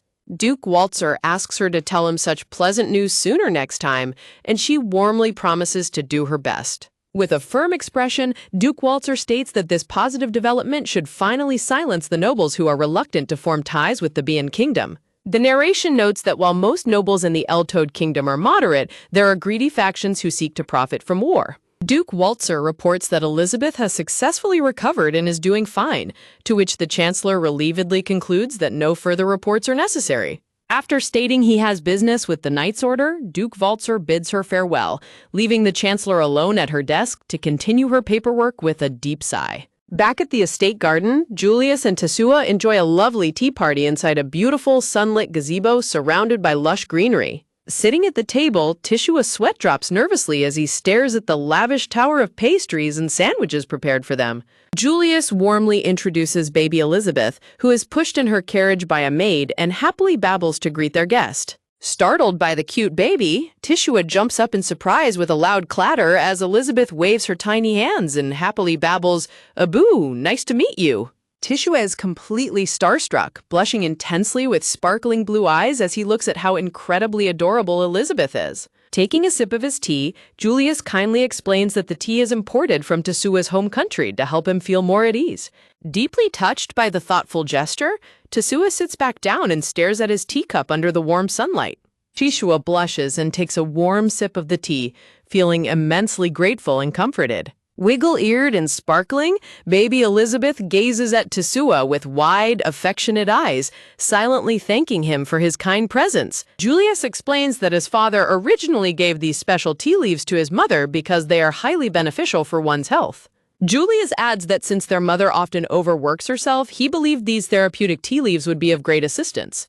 Julius looks down with a gentle, sincere smile and softly says, "I'm grateful." Tisua frantically waves his hands in embarrassment, stammering that it isn't his research anyway, while baby Elizabeth watches him with a warm, cozy smile. Elizabeth happily gazes at a pink container of tea leaves when her eyes suddenly widen in absolute shock as she senses something terribly wrong. With a loud metallic clang, the container of tea leaves slips from Elizabeth's hand and crashes onto the gazebo floor. Julius panics as baby Elizabeth suddenly turns pale and sweats profusely in her carriage, her mana dangerously fluctuating as Tishua stands up in shock. Looking at his distressed sister, Julius desperately asks what is happening, and a sweating Tisua explains that it is a severe illness where one's mana is gradually depleted. A tense and heavy silence falls over the garden gazebo as the wind rustles the leaves, leaving Julius and Tisua standing in shock beside the carriage. There are no exceptions. Julius frantically shouts, "Call a doctor at once and inform father in the royal palace," to which the startled maid immediately replies, "Yes." Baby Elizabeth suffers in intense pain as her mana fluctuates dangerously, causing her to sweat profusely while a faint blue light glows near her hair. Julius sits beside his unconscious sister, gently touching her pale face with a look of deep worry and sorrow. Tishua explains there are records of some lasting several years before death, but in Lady Elizabeth's case, it's uncertain whether she can endure that long. Tishua continues, "Humans can convert magic power into life force. Those with abundant magic can even maintain a body that doesn't tire easily." Tishua adds, "On the contrary, Necrea disease is when one's life force is converted into magical power after their magical power has been depleted. The case on record was that of an adult woman. For a young child?" Julius looks completely devastated and asks in fear, "Then what will happen to Elizabeth?" Upon hearing the urgent news, Duke Volzer rides his horse at full speed, desperately rushing back to his estate. Rushing through the front gates, Duke Walzer arrives at the estate where his anxious butler quickly runs down the steps to greet him. Removing his cloak, Duke Walzer urgently asks, "How is Elizabeth?" The butler reports, "By Lord Julius's order, we arrange for the same doctor as before. He is examining the young lady right now." The maid chief bows her head and says, "Forgive us for acting before receiving your instructions, master," but the Duke calmly reassures her, "It's fine." Opening the door to the nursery, the maid politely says, "Yes, immediately." Inside the luxurious bedroom, Duke Walzer, Julius, and Tishua stand anxiously around the crib, watching the doctor perform his examination on baby Elizabeth. Duke Walzer asks with a serious expression, "How is my daughter's condition?" The doctor replies, "Your son's decision to use a magic recovery potion was an excellent judgment." Turning to his son, Duke Walzer praises him, saying, "Well done, Julius," but Julius humbly looks away and replies, "No." Julius looks at his father with a tense expression and says, "Actually..." Tishua stands completely frozen, trembling and sweating profusely under the immense, intimidating aura of Duke Walzer. Duke Walzer asks the doctor directly, "What's the diagnosis?" The doctor sweatingly explains, "The young lady has a fatal illness caused by magic depletion," prompting Duke Walzer to realize it's Necrea disease. Duke Walzer softly sighs, "I see," as the doctor adds, "The magic recovery potion restored her temporarily, but it cannot be used often on an infant." Looking down with deep regret, the doctor says, "I did everything I could, but it wasn't enough." With a firm and serious expression, Duke Walzer declares, "This matter must not be spoken of." Duke Walzer strictly commands, "Each of you will sign a magical contract." As the servants leave, Duke Walzer turns his intense gaze back and says, "I want to hear a detailed explanation from you, Sir Tishua," prompting Tishua to nervously squeak, "Yes." Hiding behind the grand curtains, a cute chibi Tishua squeaks, "Thank you."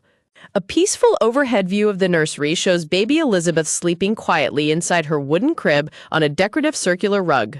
Baby Elizabeth lies sleeping, but her pale face is flushed red and covered in sweat as she struggles against the symptoms of her illness. Remembering her grueling past life, she thinks, I feel awful dizziness and nausea. The same paperwork as always. She desperately remembers, I have to finish it quickly, or else the nobles will dump even more work on me. I just wanted someone to rely on. An aggressive superior points and yells, hurry up, don't slack off. A smug colleague mockingly sneers, commoners should just obey nobles. Clutched in her hands, she holds a book tightly and tells herself, I didn't want to lose to people like them. Overwhelmed by extreme exhaustion and stress, she drops her papers and collapses onto the cold floor. Lying helplessly on the ground, she weakly thinks, my body won't move. Cold. Reaching her hand out in desperation, she cries out, I don't want to die. Suddenly waking up directly from her nightmare, baby Elizabeth slowly opens her vibrant, clear turquoise eyes. Gently holding her cheek, Duke Walzer lovingly assures baby Elizabeth as she thinks, Father, it's all right now. Staring down at his daughter with deep affection, Duke Walzer softly promises, I swear I will save you. A lavish table is set with various delicious breads, muffins, pastries, cookies, and tea for their guests. Duke Walzer calls out, Lady Tizua. Sitting in the salon, Duke Walzer asks, is the Lars family doing research on the Nacrea disease? To which Tishua politely responds, no. Duke Walzer looks at Tishua and says, thanks to you, Elizabeth was saved. I'm grateful for that, making Tishua blush in embarrassment. Looking at his father, Julius asks, Father, have you told Mother about this? Duke Walzer answers, I will contact her myself when the time is right. Julius bows his head politely and replies, understood.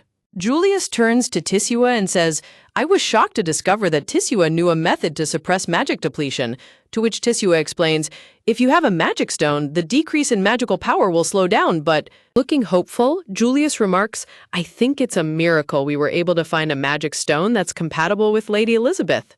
Turning back to his father, Julius eagerly asks, Father, do we have any magic stones available? Duke Walzer strictly commands his butler to bring the item over. The butler carefully places a beautifully adorned wooden chest on the table before the astonished boys. As the chest is opened, Julius and Tishua stare inside with wide eyes and sweating faces, utterly shocked by what they see. Is this a supreme magic stone?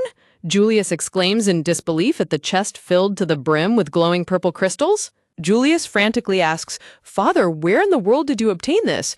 While Tishua clutches his head in absolute bewilderment. Duke Walzer calmly explains that he was granted a small amount of the magic crystals by His Majesty, prompting the boys to sweat drop and think, he calls this small? The powerful purple magic crystal is placed right inside baby Elizabeth's cradle to help stabilize her failing magic.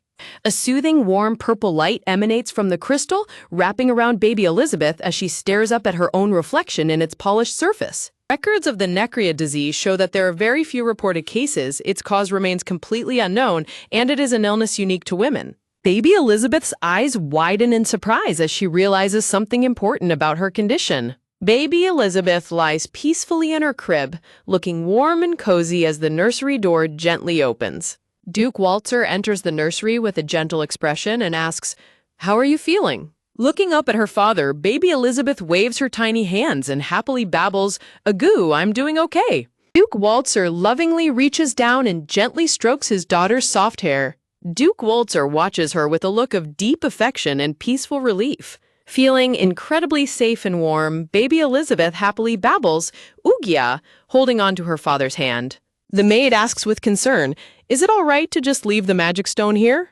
Duke Walzer instructs the maid to have the stone directly touch Elizabeth's skin if symptoms of magic depletion appear, which she obediently acknowledges. Duke Walzer notes with a serious expression, there are no specialists in the country after all. Baby Elizabeth gazes up at her father with wide, sparkling eyes, feeling immense gratitude for his unwavering love and protection. As the servants desperately try to stop her, warning that she must not enter without permission, the nursery doors are suddenly thrown open. The beautiful blue-haired Chancellor, the mother, strides into the room with a determined look, commanding, Silence!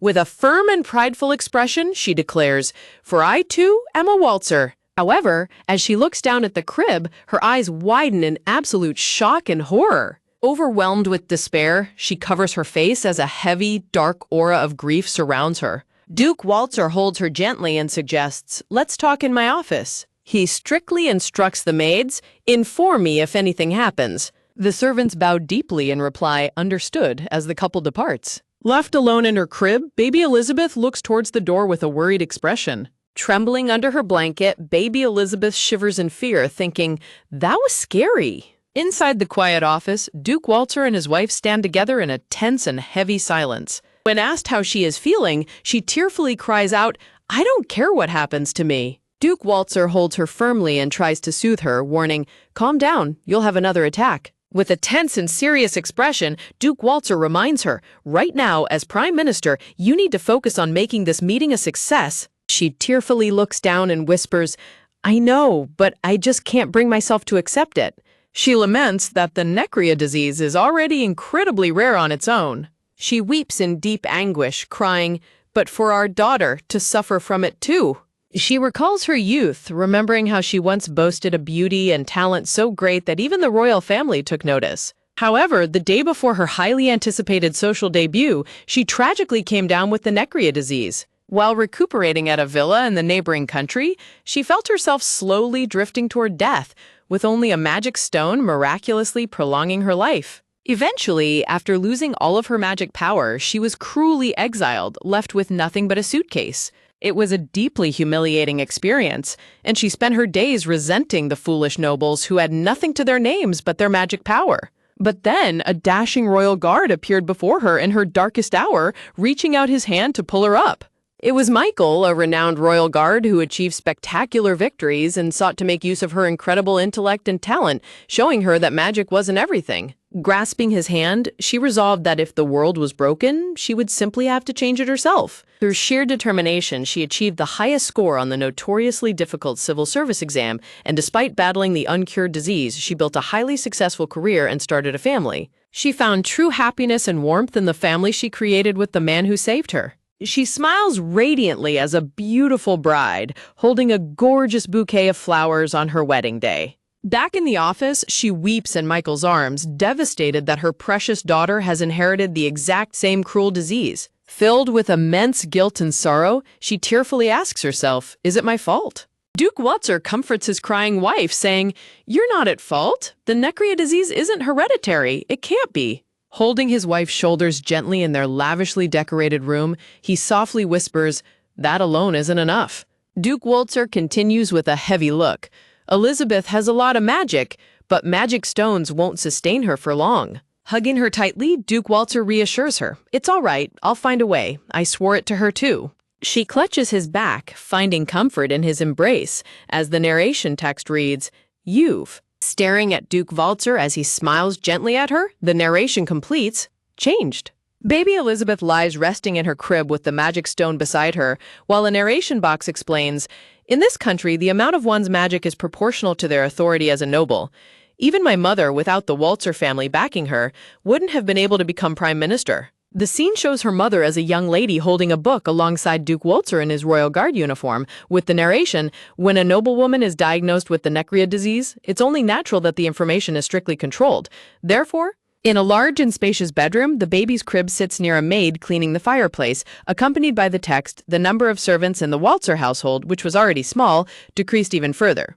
A maid approaches Elizabeth's crib, looking down with a warm smile and asking, "Do you need milk? A diaper change?" The maid panics slightly as she looks inside a beautiful wooden chest and says, "I'm sorry, time for a change," while baby Elizabeth looks up as a glowing purple magic stone is held near her. A soft purple glow emanates from the magic stone, surrounding baby Elizabeth in her crib while the maid stands by watching with a relieved expression. Bowing deeply, the maid says with relief, "My deepest apologies, my lady. I'll be more careful from now on," as baby Elizabeth babbles, "Aye, sorry for the trouble." Frustrated by her infant body, baby Elizabeth flails her tiny hands and legs in annoyance, thinking, "This is so inconvenient." Staring up with wide turquoise eyes, she thinks determinedly, "I was finally reborn."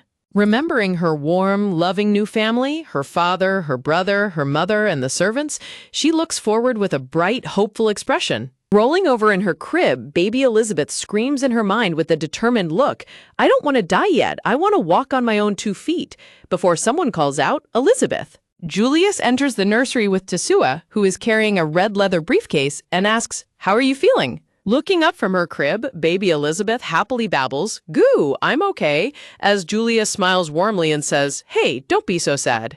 Julius turns back slightly to introduce Tisua, explaining, "Tisua did some research for us," prompting baby Elizabeth to wide-eyed babble, "Da? Really?" Staring in absolute disbelief, Tisua sweats nervously and thinks to himself, he's having a conversation with a baby? Handing a stack of papers over, Julius comments, "These are the same documents I submitted to Lord Waltzer." A diagram of magical energy flowing through a human body is shown as baby Elizabeth listens, with the text explaining the Necria disease causes some kind of defect in the pathways that carry magic through the body, which results in a symptom known as magic depletion. Replenishing her magic to help her recover is only a temporary fix. Julius looks intently at Tisua and asks, "So what's the fundamental treatment?"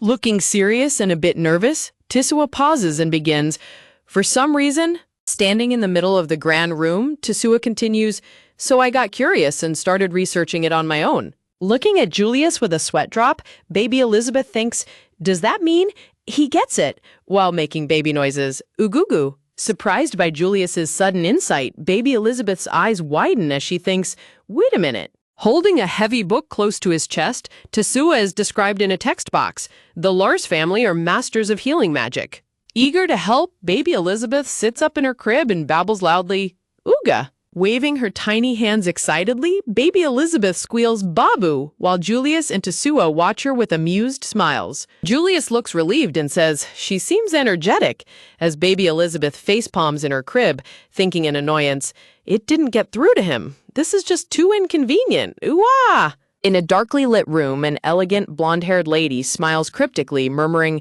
"I see, so Waltzer's daughter has fallen ill?" A dark, eerie, shadow-like entity glides across the luxurious room behind the mysterious blonde noblewoman. Snapping her fan open with a smug, cold gaze, she reflects, "If a young child gets the disease, there's likely no hope of survival." The ominous screen glows with bright red, stylized letters on a dark background that read, "What a shame." Two hands reveal a beautiful, ancient-looking wooden box holding small stone tiles engraved with mysterious symbols. Showing the wooden tile board to baby Elizabeth and her crib, Julius proudly explains, "This should allow us to communicate." Sparkling with immense joy and admiration, baby Elizabeth loudly babbles, "Agoo, big brother, you're a genius," while Julius blushes slightly and says, "I understood that one." Seated on the floor with flowers blooming all around her, a cute baby Elizabeth holds the wooden board as the text says, "Go on, you can praise me more." Julius stands beside the crib, explaining to baby Elizabeth, "I heard that the Lars family was the one who named the Necria disease." Holding a wooden tile, baby Elizabeth looks up thoughtfully as Julius continues. However, it seems their research was unnaturally suspended. Julius adds, apparently that's what made Tisua suspicious, while baby Elizabeth nods in agreement, babbling, "Afu, I see." Julius and baby Elizabeth share a warm, close moment, smiling brightly at each other until a voice calls out, "Young Master Julius." Opening the nursery door, the maid politely informs him, "Your friend is here to see you," to which Julius casually responds, "Let him in." Running excitedly into the room, Tisua pantingly calls out, "Lord Julius." Tisua rushes over to the crib and declares, "I have something to report," leaving both Julius and baby Elizabeth looking at him with curious, puzzled expressions. In a grand reception room, a nobleman sits across from Duke Waltzer and says, "I hear your excellency's son and my own have been associating."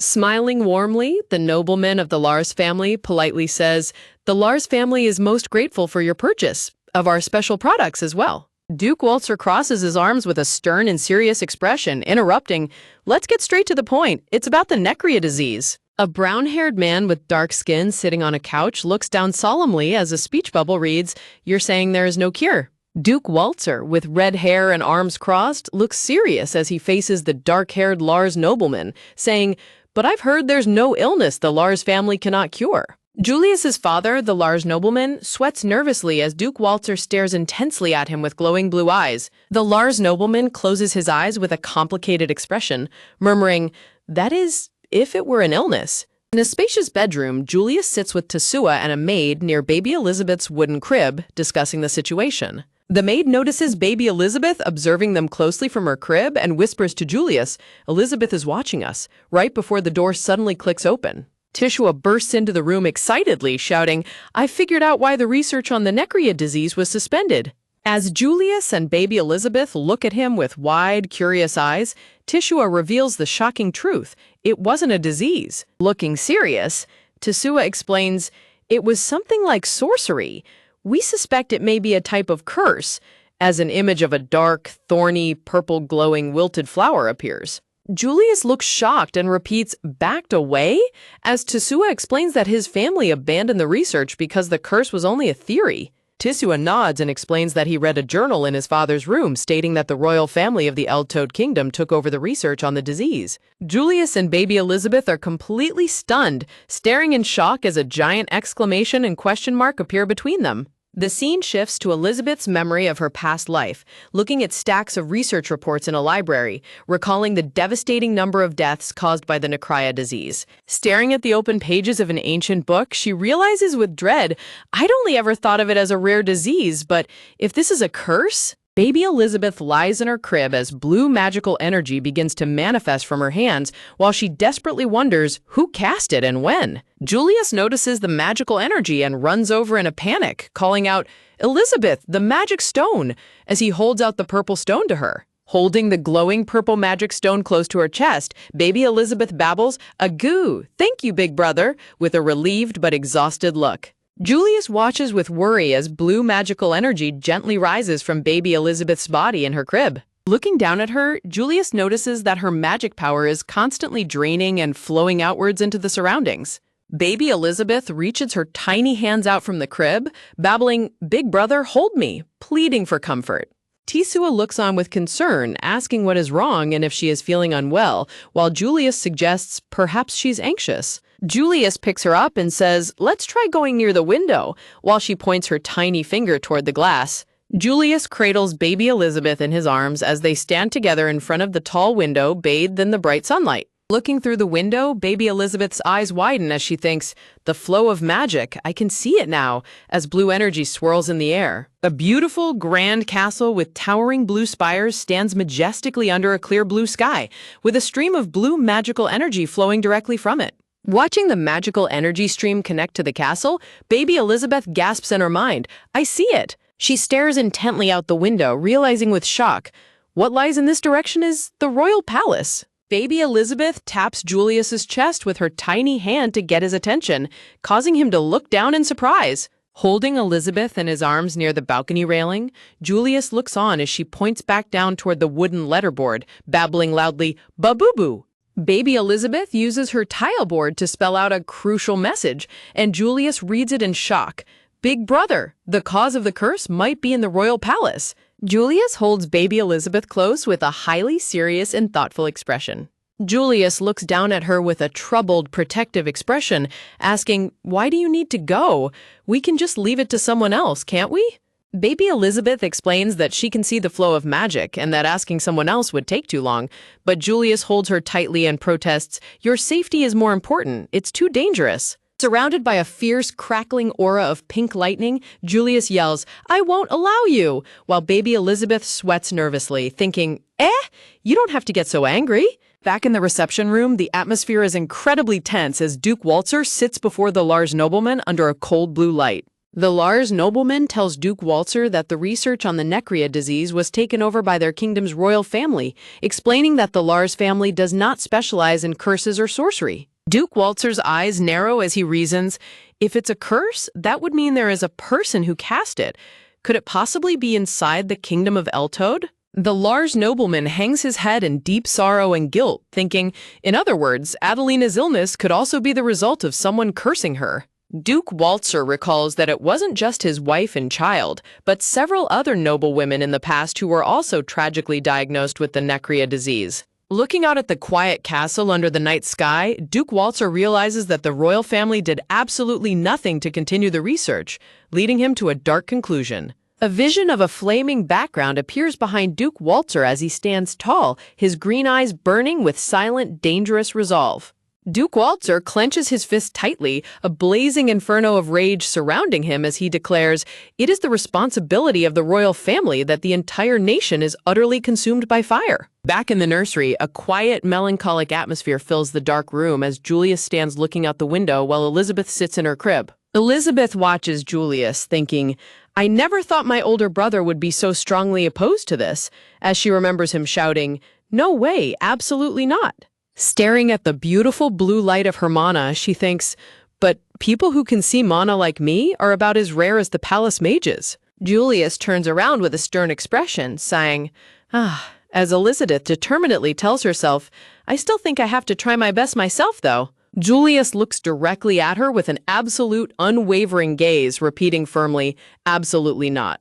When Julius asks how she even plans to get into the palace, baby Elizabeth confidently babbles, "Duh, I'll sneak in," with a playful, mischievous grin. Julius sweat drops and gently reminds her, "Father is in charge of the palace guards, you know?" An imposing image of Duke Waltzer standing majestically at the head of a formidable, heavily armored guard unit appears, as Julius flatly tells her, "It's impossible."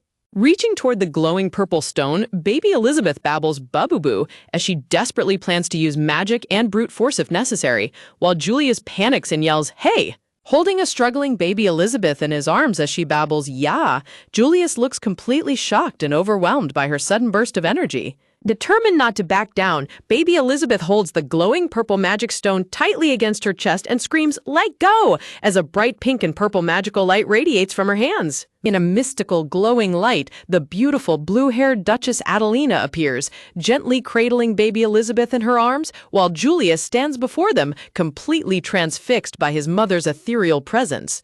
Duchess Adelina looks down with a solemn and fierce determination, explaining to Julius that if they can find the medium of the curse and destroy it, she might be saved, declaring that she refuses to simply accept death. Surrounded by beautiful blooming flowers and a warm, glowing light, Adelina cradles baby Elizabeth close to her heart and resolutely says, "I don't want to give up on living until the very end."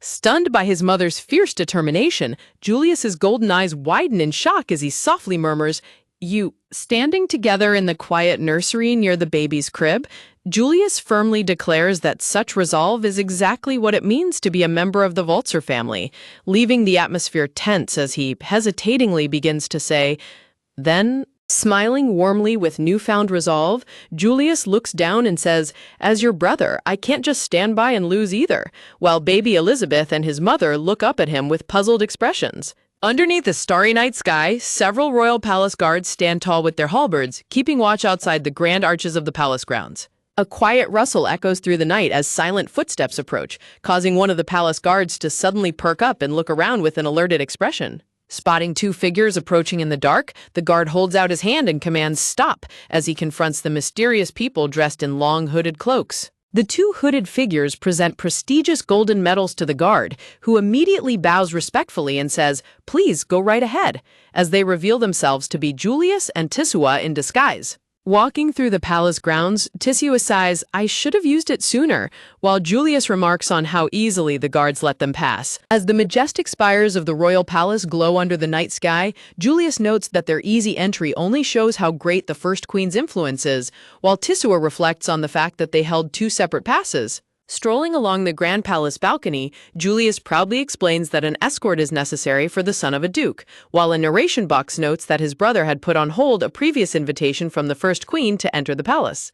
An old memory reveals that inside the palace, Mother Adelina, who serves as chancellor, holds stronger authority than father, whose post as captain of the knights is a high military responsibility but not a palace position. Walking alongside Julius, Tisua quietly wonders in his mind whether the matter of the First Queen messing with Julius has already been reported to their father through their mother. Looking highly serious, Julius firmly asserts, "I won't compromise on this one thing," while Tisua holds up a small pouch with a grin and replies, I know." As palace maids and officials go about their daily duties in the grand corridor, a swirling blue stream of magic flows past them, catching Tisua's attention and leaving him shocked. Hiding at the end of the hallway, Julius and Tisua observe Duke Waltzer in his magnificent blue uniform, discussing official matters with another palace administrator. Julius and Tisua break into a cold sweat, quickly ducking behind a pillar to avoid detection as Duke Waltzer and the official walk in their direction. Duke Waltzer, standing tall and imposing with a stern look on his face, continues his conversation with the palace official. Peeking out from behind a pillar, Tetsua's eyes widen with intense focus as he spots a glowing pink and purple magical ledger being carried by the passing official. Sensing the danger, Julius grabs Tetsua by his cloak and urgently whispers, "Wait," to stop him from doing anything rash. The dark-haired palace official holds his document tightly, momentarily stopping as if sensing someone's presence behind him in the hallway. Stepping out to stop the official, Tissue politely says, excuse me," prompting the official to ask what business a civil official has there, just as Tissue points toward the glowing pink document and activates his magic. Suddenly, a terrifying premonition flashes in Tetsua's mind, showing a horrifying scene of the palace corridor completely engulfed in flames and littered with bloodied bodies. In this dark vision of the future, helpless people scream in agony amidst a raging inferno as a terrifying red-haired figure walks slowly through the burning corridor. The terrifying vision culminates with a close-up of Duke Waltzer's glowing green eyes as a cold voice declares, "Everyone, die," snapping Tetsua back to reality where he is still talking to the official. Noticing Tetsua shivering and sweating profusely, Julius looks at him in complete shock and asks, "What are you doing?" Trembling in fear from his vision, Tetsua's thoughts race as Julius asks if he is experiencing mana depletion, while the chilling realization sets in that he might be killed by his father in the near future. Clasping his hands tightly together as cold sweat runs down his face, Tetsua shivers in pure terror while Julius watches him with an extremely worried and puzzled expression. Standing in the middle of the long, luxurious palace hallway, Tetsua is filled with dread, realizing that a terrifying death other than the Necria disease might await him very soon. Julius looks back at Tetsua with deep concern and asks, "What's wrong?" But Tetsua quickly tries to brush it off, replying, "No, let's hurry." Julius's face breaks into a sweat as he nervously admits, "It'd be bad if father found me," remembering that he was strictly instructed to stay behind at the mansion. Walking down the corridor, Julius says yes, while Tetsua realizes that putting his brother aside, he will definitely be seen as a highly suspicious person if they get caught. Shivering with fear as blue magical energy begins to swirl around his waist, Tetsua nervously thinks to himself that if his father finds him, he will definitely kill him. Inside the grand ballroom, noble guests in elegant attire mingle under a massive chandelier, completely unaware of a thick, swirling stream of blue magical energy flowing above them. Julius and Tetsua quietly sneak past a long buffet table loaded with delicious food, keeping a watchful eye on the dancing and chatting noble guests. Peeking out from behind a partition, Julius watches the crowd and asks, "Where's the magic heading?" Tetsua points his finger and replies, "Over there," directing Julius's attention to the first queen consort standing elegantly in a stunning red and gold gown. Crouching near the table, Julius whispers in shock, "Of all places, near the first queen consort, where is the medium?" as they look for the source of the magic. A close-up shows a noble lady's hand elegantly holding a bright red folding fan decorated with sparkling golden designs, radiating a subtle magical glow. In another part of the ballroom, a handsome blonde prince in a white and gold military uniform holds a glass of wine while conversing with high-ranking nobles. Duke Waltzer stands tall and majestic in his blue guard captain uniform, listening intensely to a guest dressed in a red cape who is holding a wine glass. Walking down a quiet, red-carpeted corridor, the blonde prince glances back at Duke Waltzer and politely says, "For you to approach me." The blonde prince smiles warmly and asks, "Is it a report regarding security? I know your vigilance is always perfect." To which Duke Waltzer calmly replies, "There are no issues with security." The blonde prince walks forward with a calm and thoughtful expression, his eyes looking off to the side as he listens to the Duke. With a confident, knowing smile, the prince remarks, "I am not a doctor, but," as Duke Waltzer stares intensely at him with sharp, piercing green eyes, "I heard it might not be an illness, but a curse, and that the royal family is currently holding the matter." "Surely your majesty is aware?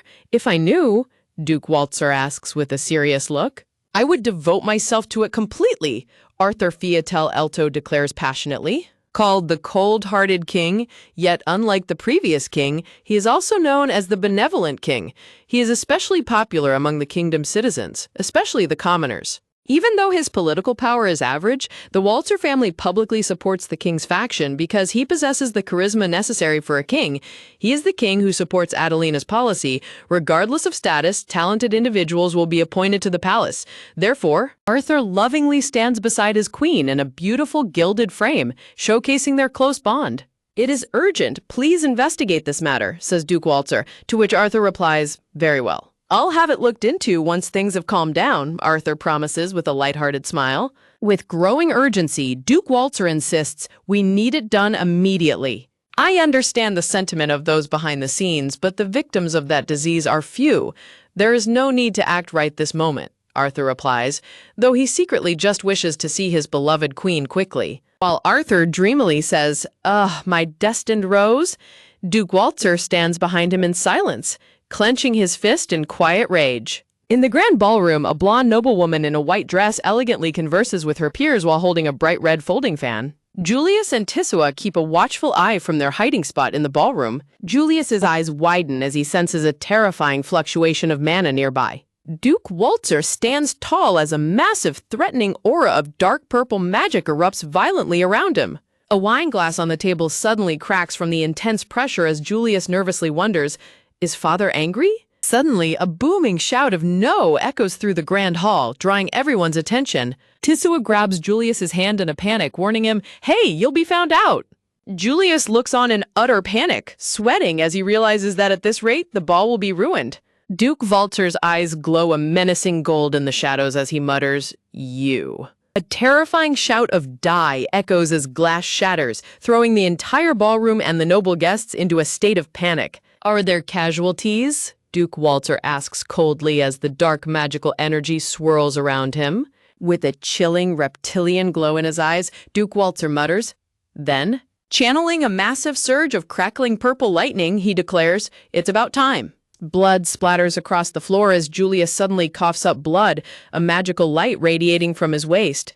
Gasps and coughs of blood continue as Julius is caught in the sudden, painful feedback. As Julius struggles in pain, the protective, angry spirit of Duchess Adelina manifests behind him, glaring down at Duke Walter. Julius coughs up a violent spray of blood, causing Duke Walter's green eyes to widen in complete shock. Julius collapses, but his father rushes forward just in time to catch him in his arms. Observing the sudden collapse, Arthur shouts in alarm, What happened?" "Your Majesty, please step back," Duke Walter commands, while Arthur frantically asks, "Is it an attack?" Julius weakly gasps, "Was that civil official attacked?" as the magical stone pouch at his waist begins to glow with purple energy. Tisua watches from a distance and sighs in relief, thinking, "It looks like he's back to normal. That's a relief." Still hidden behind the table, Tisua's thoughts immediately drift to Elizabeth.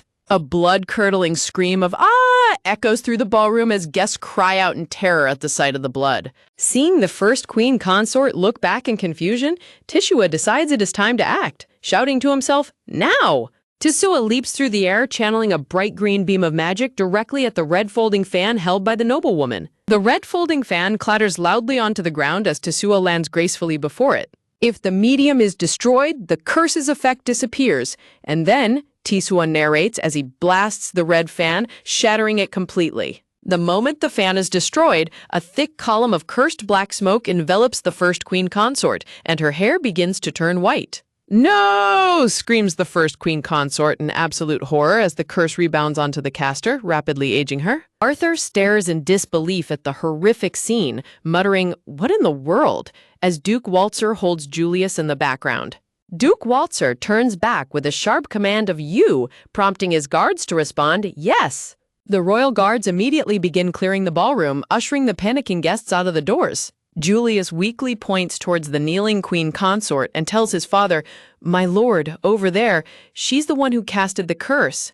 Tisua flinches in surprise as his father addresses him, nervously replying, "Yes." Duke Walter handovers the weakened Julius to Tisua, commanding, "Do not let this person out of your sight." "Understood," Tisua replies, carefully taking his brother in his arms to support him. Tisua cradles the exhausted Julius as they watch their father walk away to confront the culprit. Duke Walter looks back at Tisua and Julius, demanding to know, "Earlier, why did you activate your power so excessively?" Duke Walter stands in silence, staring thoughtfully with a solemn look on his face. Keeping a close eye on the situation, Duke Walter walks over to where Julius is holding the unconscious Tisua.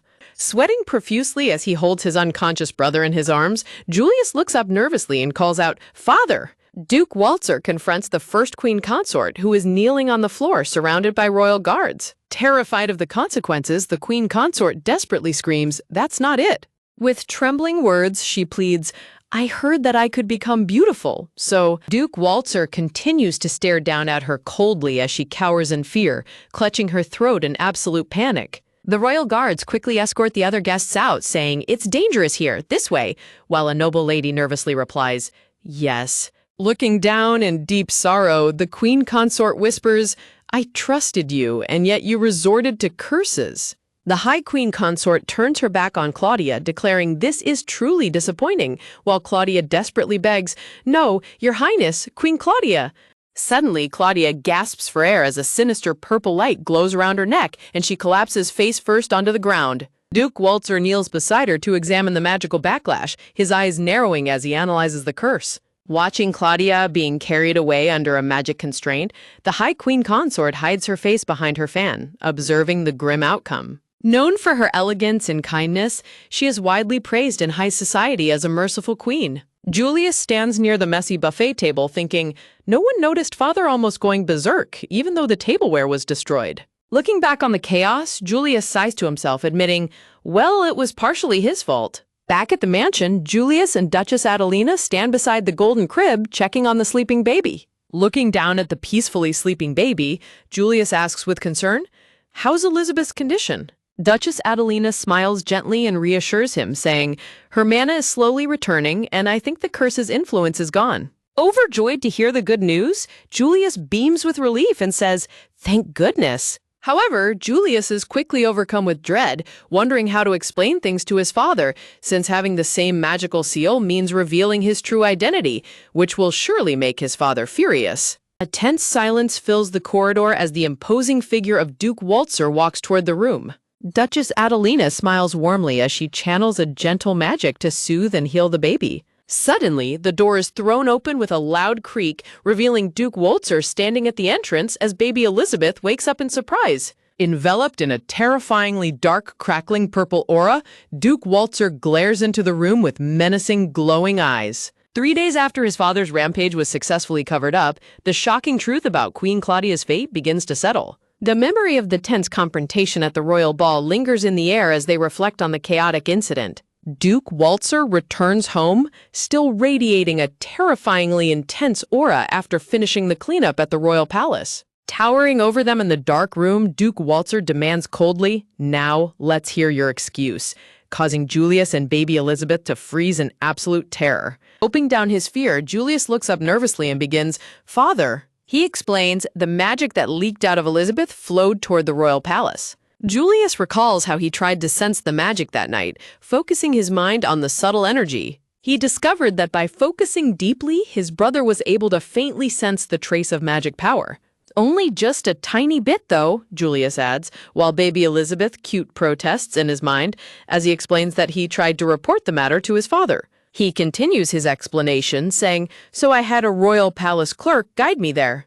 Duke Waltzer glares suspiciously and asks, really?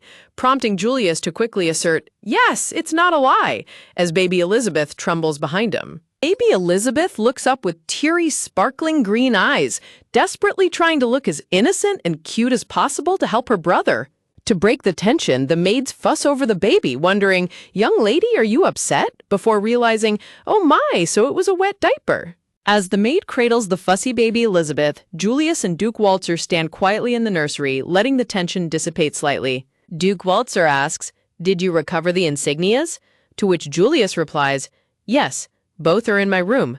Julius blushes and stammers nervously, murmuring, Duke Waltzer stands tall, listening to his son with a calm but piercing gaze. Duke Waltzer explains that insignias issued by the royal family have special tracking magic, prompting baby Elizabeth to suddenly realize the truth.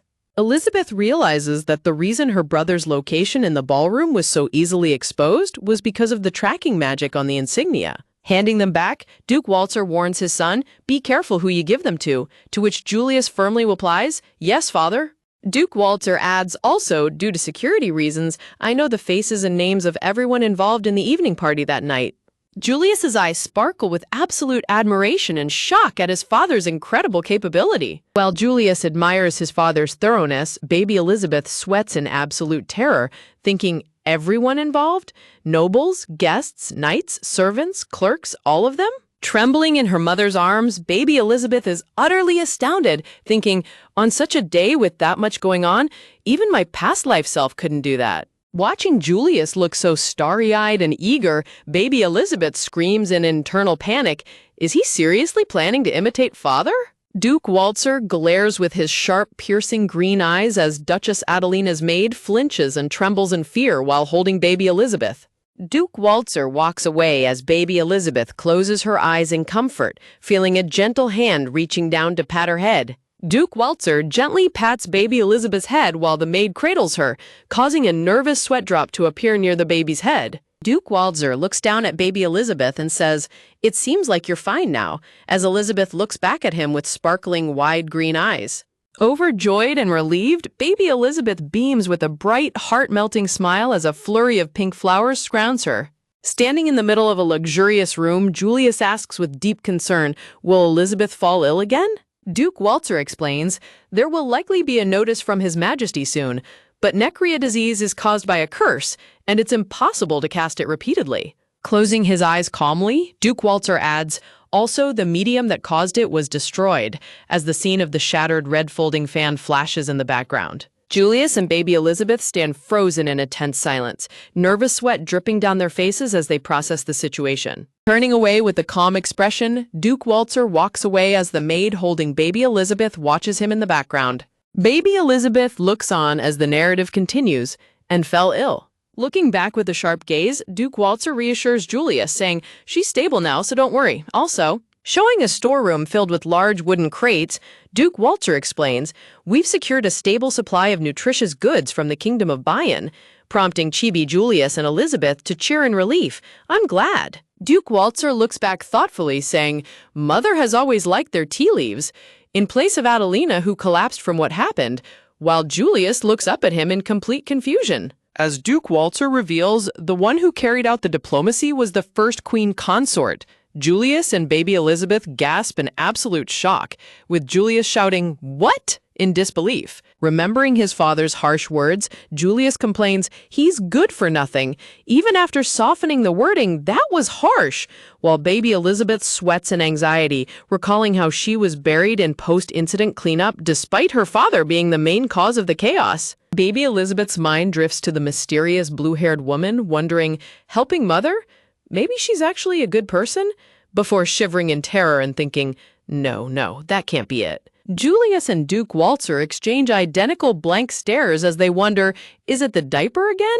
Causing baby Elizabeth to scream in internal frustration. "Ta, it's not. Hey, why are they both saying the same thing?" A peaceful atmosphere fills the large, luxurious bath filled with blue bubbles as Duke Walter relaxes inside with Julius and baby Elizabeth. Splashing around in the warm bubble bath, Duke Walter gently reminds Julius, "Don't neglect your magic regulation," to which Julius eagerly replies, "Yes, father." Julius relaxes in the foaming bath as baby Elizabeth reflects on how she was worried about how it would go when her brother was told to join them in the bath. With a crown of blue bubbles piled high on her purple hair, baby Elizabeth smiles warmly and cuddles against her father's chest, thinking, but it's more reassuring when father say it. Julius looks at his father and asks, "I'll be returning to the academy soon, but will you watch over Elizabeth, father?" Washing the soap off his face, Duke Walter answers, "I have work at the royal palace." Duke Walter continues, "It's time for His Majesty to take action," as Julius looks down thoughtfully, murmuring, "Then..." Sensing that something is wrong, baby Elizabeth looks up with her huge, sparkling teal eyes filled with sudden apprehension. Fearing that she will be left alone with her intimidating mother, baby Elizabeth clutches her head in absolute panic, screaming internally, "Is that awkward atmosphere going to return again? No way." Narration boxes explain, "Recently, I, Elizabeth Walter," as the maids and ladies cry tears of joy seeing baby Elizabeth crawling on the floor surrounded by a magical golden light. Baby Elizabeth looks adorable and full of energy with a banner reading "Poof, growth" appearing around her. She proudly narrates, "Maybe thanks to growing up, the excessive buildup of mana has stopped, and I no longer have any lingering effects from the curse. I'm perfectly healthy now," as she crawls with incredible speed while the maids try to keep up. Crawling forward with a bright, smug smile, baby Elizabeth strikes a proud pose with stars sparkling all around her. A maid's hands gently scoop baby Elizabeth up into the air as she giggles happily. Duke Waltzer holds baby Elizabeth in his arms in the middle of a grand palace corridor as maids bow respectfully, causing Elizabeth to look at him in confusion and think, huh? A series of frames show the maid handing Elizabeth over to Duke Waltzer, the maid tying a beautiful brown bonnet on Elizabeth's head, and Duke Waltzer carrying her out toward an elegant carriage. Sitting comfortably inside the luxurious carriage, Duke Waltzer holds baby Elizabeth on his lap with a calm and dignified expression. Duke Waltzer looks out at the royal carriage and states, "You'll be living in the royal palace for a while." Baby Elizabeth pouts with a dark, grumbly expression and lightning bolts around her head, unhappy about the sudden move. Inside the moving carriage, baby Elizabeth pouts as she looks out the window while Duke Waltzer and a maid sit opposite her. Baby Elizabeth recalls Julius's cheerful goal, "I'm going to become friends with my subordinates," as he happily marches off with a wooden training sword on his shoulder. Duke Waltzer looks down with a serious expression and says, "I'm leaving you in Adelina's care." Baby Elizabeth sighs and worries. "Oh, I really don't want things to get awkward. She didn't even seem to want to recognize me or say my name." Duke Waltzer sits quietly in the carriage beside baby Elizabeth, who is sitting snugly inside a large woven basket. Baby Elizabeth looks up at him, babbling, "Uda? What does that mean?" prompting Duke Waltzer to reply softly, "You'll understand eventually." The elegant horse-drawn carriage passes through the massive golden gates of the beautiful royal palace. Inside the palace study, Duchess Adelina, a beautiful woman with long blue hair and a black eye patch over her eye, stands with her arms crossed. Duke Waltzer hands her a document stating, "I report everything about Elizabeth to you, don't I?" Duchess Adelina reads the document carefully, her expression unreadable. The document clearly states, "As of today, Elizabeth Waltzer will be under Adelina Waltzer's care." Squeezing the document in pure anger, Duchess Adelina growls, "You forcibly bring her here without a word, and now you say that?" While Duke Waltzer replies calmly, "Don't get so worked up." As baby Elizabeth crawls happily across the floor with stars sparkling around her, Duke Waltzer reassures Adelina, "Elizabeth grows every day. She'll be fine." Looking at the red-haired Duke and the blue-haired Adelina, the Duke states, "I also have things to do at the palace for a while."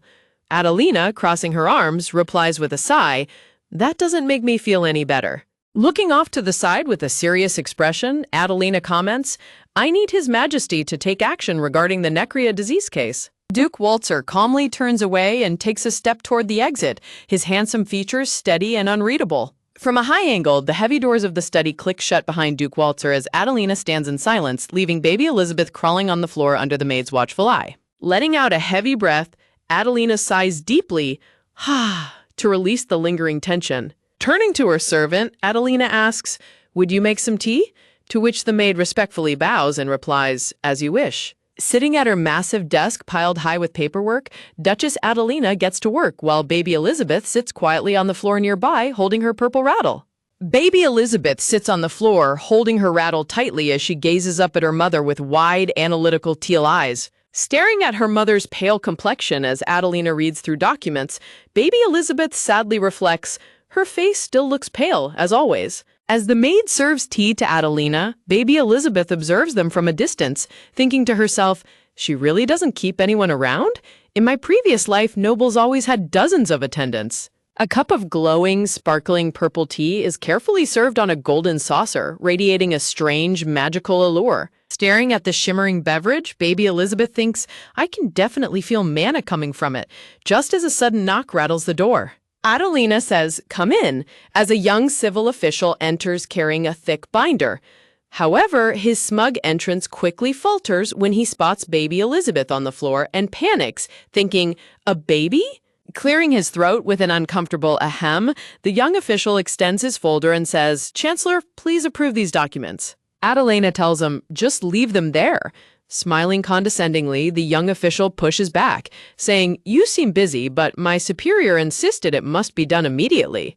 Offended by his dismissive attitude, baby Elizabeth pouts in irritation and thinks, "What's with this guy? How rude." Glancing up at him calmly, Duchess Adelina remarks, "You're the new hire who started last month." Looking down at the sweating official, she continues, "We'd really love to recruit her as a civil official someday," catching him completely off guard as he stammers, "Huh?" The official sweats profusely, nervously asking, "How do you know that?" To which Adelina coolly explains, "I'm the one who approved the civil service recruitment documents." Adelina stares at him with a calm, piercing gaze, her brilliant amber eyes showing no sign of hesitation or doubt. The young official, the maid, and even baby Elizabeth freeze in absolute shock, completely petrified by Duchess Adelina's flawless memory. Terrified and thoroughly humbled, the young official sprints out of the study and slams the door, screaming, "Sorry!" at the top of his lungs. Watching the dramatic exit, baby Elizabeth shivers slightly and thinks, "Father's memory is impressive, but Mother Adelina's might be even better." Adelina silently returns to signing her paperwork, prompting baby Elizabeth to realize, "I see. This person is fair, for better or worse." As a flashback shows Adelina working at a desk, baby Elizabeth narrates, she wants even commoners to succeed if they have talent. That's why she created a system that hires palace officials regardless of status. A quiet, peaceful silence settles over the study as Adelina writes diligently while the maid and baby Elizabeth rest quietly on the opposite side of the room. A loose sheet of paper slips from the desk, drifting through the air and landing softly on the floor, catching baby Elizabeth's attention. Seizing the opportunity, baby Elizabeth crawls over at lightning speed while the maid watches in sweat-drop astonishment. Baby Elizabeth crawls right up to the fallen document, staring intently at the detailed columns of numbers with sharp, focused eyes. With a dramatic slap, baby Elizabeth slams her tiny hand onto the paper and shouts internally, "Ta! This part is wrong!" From her desk, Adelina calls out, "Stop her," as the maid rushes over in a panic, bowing and crying out, "I deeply apologize." As the maid scoops up baby Elizabeth, fussing, "My lady, you can't do this, your hands got ink on them," Adelina leans down to pick up the ink-smudged document. Examining the page where Elizabeth left her ink footprint, Duchess Adelina mutters in realization, "This number is wrong." The maid gasps in utter disbelief, asking, My lady, don't tell me?" Overjoyed and astonished, the maid holds baby Elizabeth up, gushing, "Are you a genius?" While Adelina looks on in shock, quietly murmuring, "It's just a coincidence." The maid excitedly lists off Duke Walter's detailed logs of Elizabeth's activities, the amount of milk she drinks, how many times she burps, nap times, and even which toys she played with. Stunned by how thoroughly her husband has kept track of their daughter, Duchess Adelina wonders to herself, was he always that meticulous? The maid lifts baby Elizabeth high into the air amidst a flurry of flowers, cheering happily, "My lady is a genius." Sitting back down at her desk, Duchess Adelina looks down at her paperwork with a gentle, soft smile. Gazing down warmly at her baby daughter, Adelina reflects on her philosophy that anyone who possesses talent is a valuable resource for the country. Raising her teacup for an elegant sip, Adelina continues her work, having completely reformed the palace recruitment system.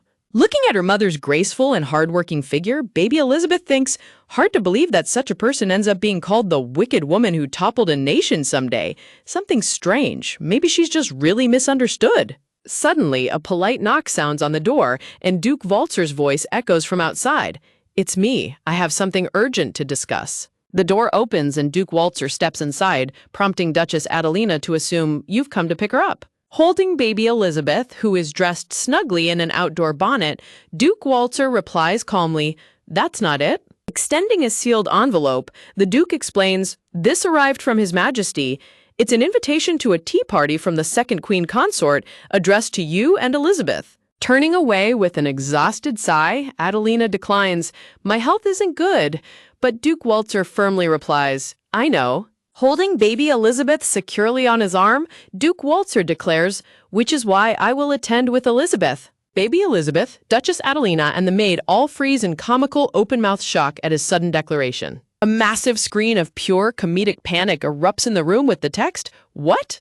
In noble society, a tea party hosted by a lady carries many different meanings depending on the host and the guests of honor. These elite gatherings are the perfect place for sharing the latest trends in beautiful dresses, fine teas, and delicious sweets. Beyond the sweets and fashion, tea parties are also political battlegrounds for determining which noble households currently hold power and influence. In this high society game, making good connections is the key to gaining immense profits and securing your family's future. And so, on this very day, I, Elizabeth Waltzer, will be making my grand debut at a noble ladies' tea party. Even though I am still just a baby, I can't believe this is actually happening. To prepare for my debut, Servant Sarah and Simple Servant Sophie have officially been assigned as my personal attendants. Sarah may be absolutely terrified of my father, but she is still brave enough to speak her mind. And I know that Sophie is so loyal that she would risk her own life to protect me. But honestly, the biggest reason my father assigned me these dedicated attendants is because my mother, Duchess Adelina, is absolutely terrible at taking care of babies. As they dress me in my red outfit, I worry to myself, I really don't want to get close to the first queen, Claudia, especially considering what happened to her in my previous life. But thinking about it, my father, just like my brother, doesn't have any strong allies in this palace, and he ended up dying all alone in the end.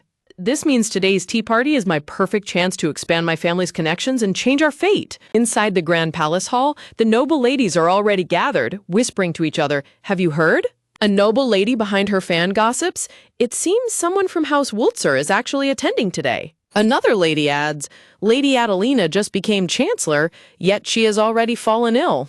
I heard the first queen had to handle the Chancellor's first diplomatic event recently." Looking toward the center of the hall, the ladies admire, as expected of the woman who stands at the center of the nation. Standing gracefully in a stunning purple rose-patterned dress, the beautiful blonde first queen, Claudia, smiles warmly. A snobbish noble lady scoffs to think that she invited someone from the Waltzer ducal house, a family with not a shred of elegance, to her refined tea party. Queen Claudia gently remarks, "To me, all citizens of this kingdom are beloved," prompting praises of her mercy.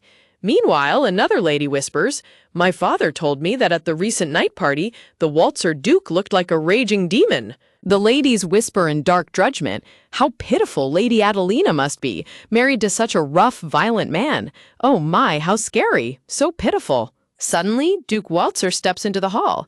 Looking exceptionally handsome and tall in his brilliant red uniform and sweeping cape, he instantly captivates the room. A stunned silence falls over the hall as the crowd of ladies parts in absolute awe of his striking appearance. Clearing his throat, the Duke speaks calmly.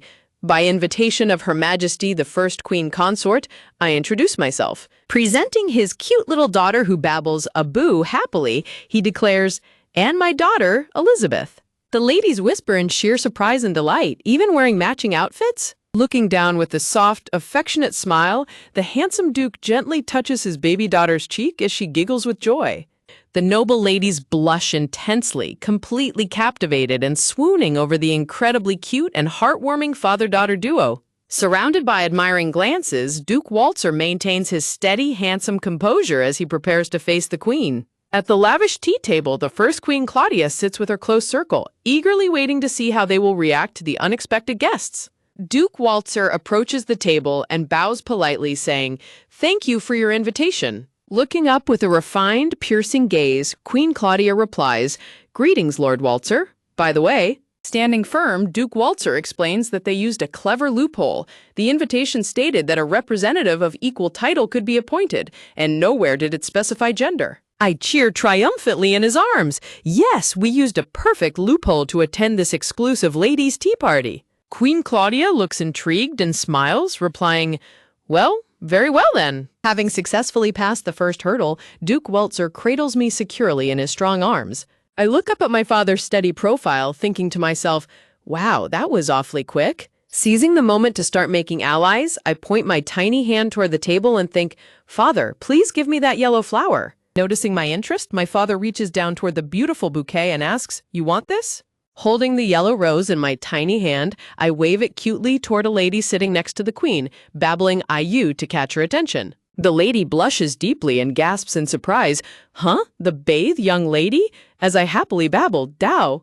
Duke Waltzer gazes at her steadily and says, "Yeah, your husband once said." Overjoyed by the adorable gesture, the lady clutches the yellow rose to her chest in pure bliss, while the other ladies squeal in delight behind her. Queen Claudia watches the heartwarming interaction closely, her unreadable expression showing she is paying close attention to our actions. Suddenly, another noble lady trips on her long dress hem and screams, "Ah!" as she falls forward, but my father catches her with a swift, powerful grip of his free arm. Safe in his arms, the lady blushes furiously as I look down at her with wide, sparkling teal eyes and ask cutely, "Ooh, are you okay?" From the table, some ladies mutter, "Such improper behavior before Her Majesty," while Queen Claudia politely hides her amused smile behind her fan. Seeing everyone completely charmed, I raise my hands in celebration, thrilled that my plan is working perfectly. As the noble ladies swoon with hearts in their eyes, I smile triumphantly, realizing this is the true, unstoppable power of a baby. Looking around at the gathered crowd, baby Elizabeth determinedly thinks to herself that if she can win over the nobles, it will help prevent her family's tragic downfall. Suddenly, a polite throat-clearing sound interrupts the warm atmosphere as one of the noble ladies prepares to speak. Smiling warmly, the noble lady asks Duke Walter if he has measured Miss Elizabeth's magic capacity yet, predicting that the results will be remarkable since she inherits the magic of both the Knight Commander and the Chancellor. The lady gasps dramatically, pretending to be apologetic as she brings up how Duchess Adelina has fallen terribly ill, leaving baby Elizabeth completely shocked and confused by the rumor. With a malicious glint in her eye, the lady wonders aloud who Elizabeth inherited her charming looks from, prompting a terrifyingly cold, glowing glare from Duke Walter. Meanwhile, in her quiet office, Duchess Adelina works diligently at her desk, reviewing the piles of paperwork with a gentle smile. Adelina fondly remembers how baby Elizabeth had excitedly stomped her ink-stained foot onto the document, shouting triumphantly. Examining the page closely, Adelina's eyes widen in alarm as she translates the document, realizing it mentions a magic beast material intended as an offering to the first queen. Recognizing the danger, Adelina stands up with absolute resolve, declaring that they need to confirm this information immediately. Clutching the document, Duchess Adelina quickly leaves her office, silently praying that nothing bad has happened yet. Back at the tea party, Duke Walter asks with deadly calm, "What did you say?"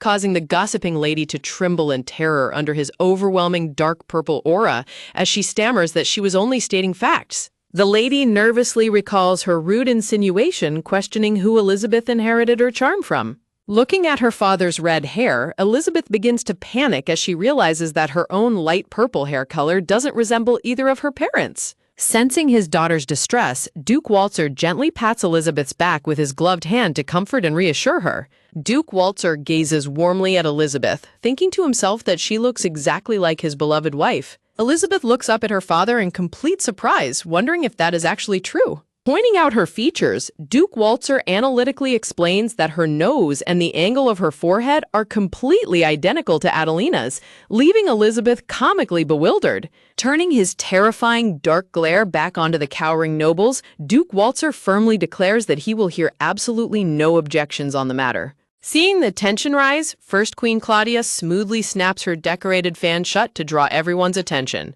Queen Claudia smiles gracefully, maintaining her elegant composure while the troublemaking noble lady next to her sits frozen in fear. Elizabeth cute pouts and struggles in her father's arms, stubbornly thinking to herself that she doesn't want to get any closer to the queen. The terrified lady frantically appeals to Queen Claudia, calling Duke Walter a barbaric man who shouldn't be at a ladies' tea party. Lowering her fan with a serene smile, Queen Claudia calmly replies that having the Duke there is exactly what she wished for, shocking the protesting lady. Silenced and deeply embarrassed, the troublemaking noble lady sits quietly in her seat, completely defeated. The elegant tea party continues, with the guests seated around the lavishly decorated table under the sunlit canopy. Elizabeth looks around the table and notes that at a tea party, the guests who are seated closest to the host are considered the most important. Further down the table, the other noble ladies watch the interactions with quiet, nervous curiosity. Smiling brightly, Queen Claudia playfully claps her hands and suggests that they change the tea leaves to ease the tension. A group of elegant maids arrives at the pavilion carrying trays loaded with fresh sweets and teacups.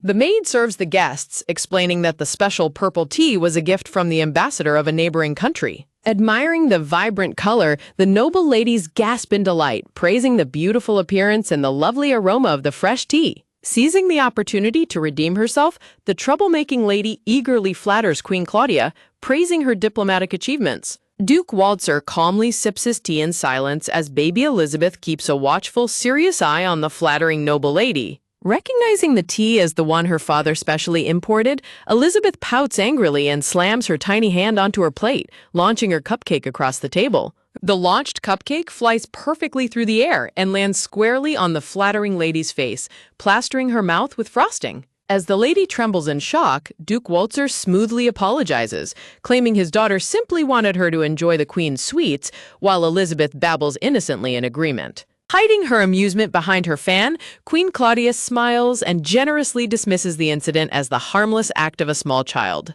Deeply humiliated, the sobbing noble lady excuses herself and runs away from the table in tears. With the troublemaker gone, the other noble ladies happily coo and giggle at baby Elizabeth, completely charmed by her energetic behavior. Queen Claudia remarks on how energetic Elizabeth is compared to her own quiet princess, which suddenly triggers a realization in Elizabeth. Elizabeth remembers that first Queen Claudia's daughter is currently studying far away abroad.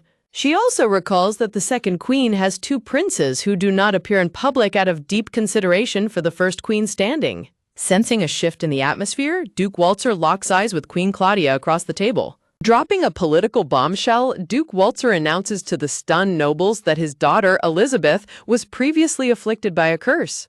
Glaring with sudden, piercing intensity, Queen Claudia demands to know why he is revealing such sensitive information right here and now. Duke Waltzer calmly explains that the curse was miraculously lifted, adding pointedly that the medium of the curse was held by a noble who had access to the royal palace.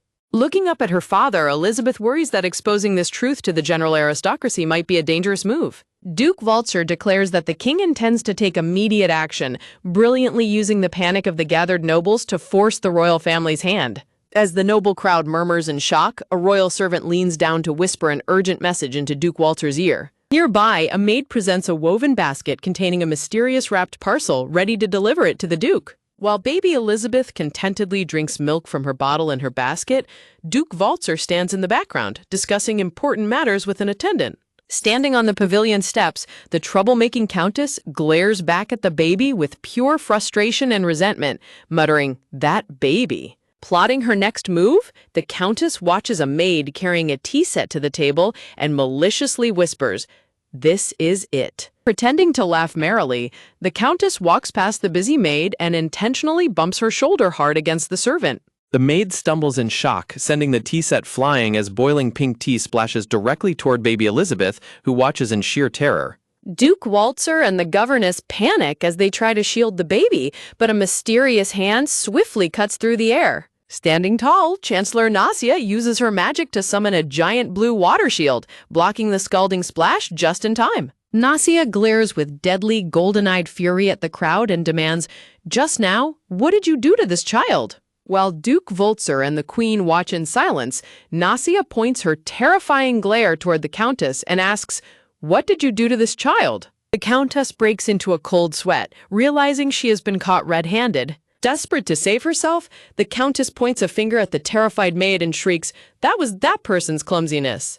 The Countess furiously tries to pin the blame on the poor servant, leaving the maid trembling and stammering in fear. "That's not I."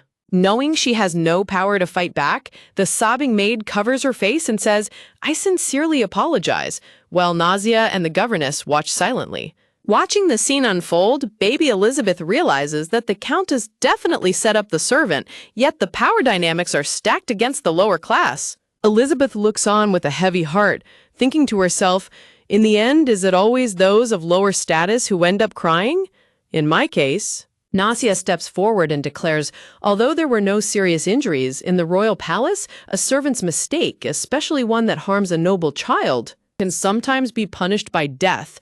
Upon hearing this, the devastated maid drops to her knees in despair as baby Elizabeth watches with deep pity. Queen Claudia hides her face behind her fan, observing Nasia's strong-willed stance across the dessert table. Lowering her fan with a sigh, Queen Claudia graciously pardons the weeping maid, who gasps in overwhelming relief. The maid bows her head completely to the floor, weeping, "We thank your majesty for your generous mercy." Baby Elizabeth watches in complete awe, thinking, "Amazing, as expected of a chancellor of the nation." Elizabeth admires Nasia's commanding presence, realizing that the most powerful person in the room has just taken a definitive stand to protect them. Duke Waltzer and Chancellor Nasia stand face to face in the pavilion, creating a tense atmosphere. The gossiping noble ladies watch them from afar, whispering that the rumors must be true. The two powerful families do not get along, especially since Nasia is so formidable. Turning away with an elegant posture, Nasia coldly says, "I'll return to my work," to which Duke Waltzer simply replies, "All right." Baby Elizabeth tilts her head in confusion as she watches Nasia's sudden departure. Noticing a slight stiffness in Nasia's arm as she walks away, Elizabeth wonders, could it be? Remembering how Nasia shielded her from the hot tea, baby Elizabeth desperately tugs at her father's red cape. Elizabeth babbles urgently, away, communicating her thoughts to her father. Father, follow her. Understanding his daughter's cue, Duke Walzer bows to Queen Claudia and announces, "We shall take our leave for today." The remaining nobles watch in silence as the Duke and his maid carry baby Elizabeth away from the tea party. Furious at her humiliation, the Countess vents her anger to the Queen, declaring, "The Duke of Walzer is utterly barbaric and rude." Queen Claudia ignores her complaints, coolly stating, "Madam, I shall convey your devotion to His Majesty as well." Snapping her fan shut with a chilly glare, Queen Claudia tells the Countess, "About the gift, I won't be able to give it to you after all. I'm sorry." The Countess is left in utter despair and panic, crying out, "Please wait, Your Majesty," as the Queen walks away without looking back. Back in her quiet chambers, Nasia rolls up her sleeve to reveal a painful, angry red burn on her forearm from shielding the baby. Nasia prepares to wash her arm, thinking to herself, "I never intended to show my face at that tea party." She reflects on her high standing and magical power. Looking out, Nasia reflects on the cruel nature of the world, thinking, "In this world, those who have nothing are oppressed." Wiping her arm, Nasia mutters, "How foolish." Meanwhile, Duke Walzer stands at the doorway holding Elizabeth, who realizes with concern that Nasia really was injured. Nasia cradles her burned arm gently, unaware that Duke Walzer and Elizabeth are watching her from the doorway. Baby Elizabeth stares at Nasia's arm, wondering why, as her father knocks softly on the doorframe. Stepping into the room, Duke Walzer asks, "May I have a moment?" And Nasia responds, "Yes." Duke Walzer holds out his gloved hand, presenting a small golden container of ointment, and says, "Take this." He explains it works well for burns, prompting Nasia to smile softly and reply, "So you noticed." Smiling weakly, Nasia rolls up her sleeve and remarks, "It's rare for your reactions to be this dull." Duke Walzer explains, "My movements were hindered by magic." Nasia shocked, asking, "Magic inside the royal palace? Who on earth would do that?" Duke Walzer warns that it is too dangerous to investigate now and advises keeping careful. Baby Elizabeth sucks her hand in deep thought, realizing, "I thought it was strange that father wasn't moving, so that's what happened. I wonder who used magic." Nasia looks at baby Elizabeth with concern, asking, "After something like that happened, you still plan to leave her here?" Duke Walzer replies, "It's safer than the mansion."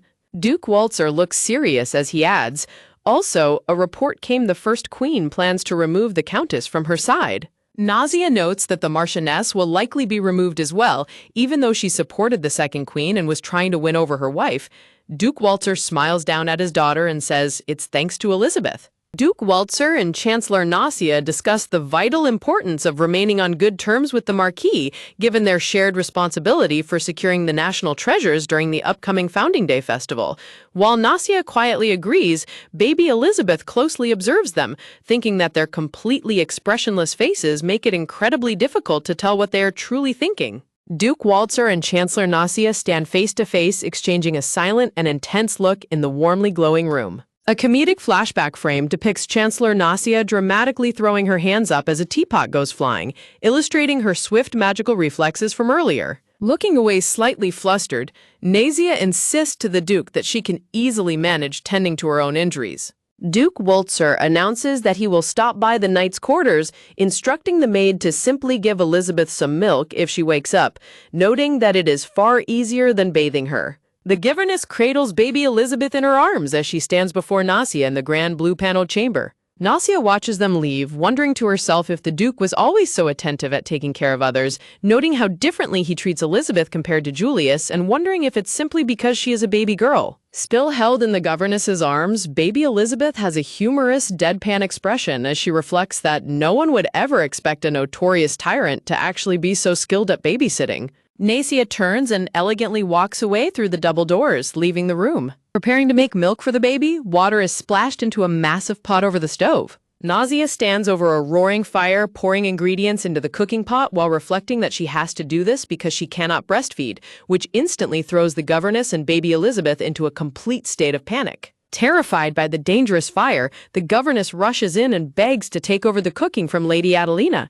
Adelina casually asks when she arrived, while Elizabeth frantically wishes for her father to return as quickly as possible. A dark, dramatic memory panel shows a young Duke Walzer standing victorious with a blood-stained sword, surrounded by defeated foes and knights. Walking away from the grim scene, the cold Duke wipes a splash of blood from his face and flatly commands his men to clean up the mess. The scene shifts back to a bright, peaceful room where a maid holding baby Elizabeth stands before a young, pink-haired boy. The pink-haired young master looks warmly at baby Elizabeth and gently greets her, saying, "Good morning, Elizabeth." Smiling brightly, the young master radiates an incredibly dazzling, angelic aura that completely blinds and overwhelms baby Elizabeth. He explains that he received an order from the king to conduct her mana examination, prompting Elizabeth to realize she is about to undergo a mana test to ensure she wasn't negatively affected by her previous curse.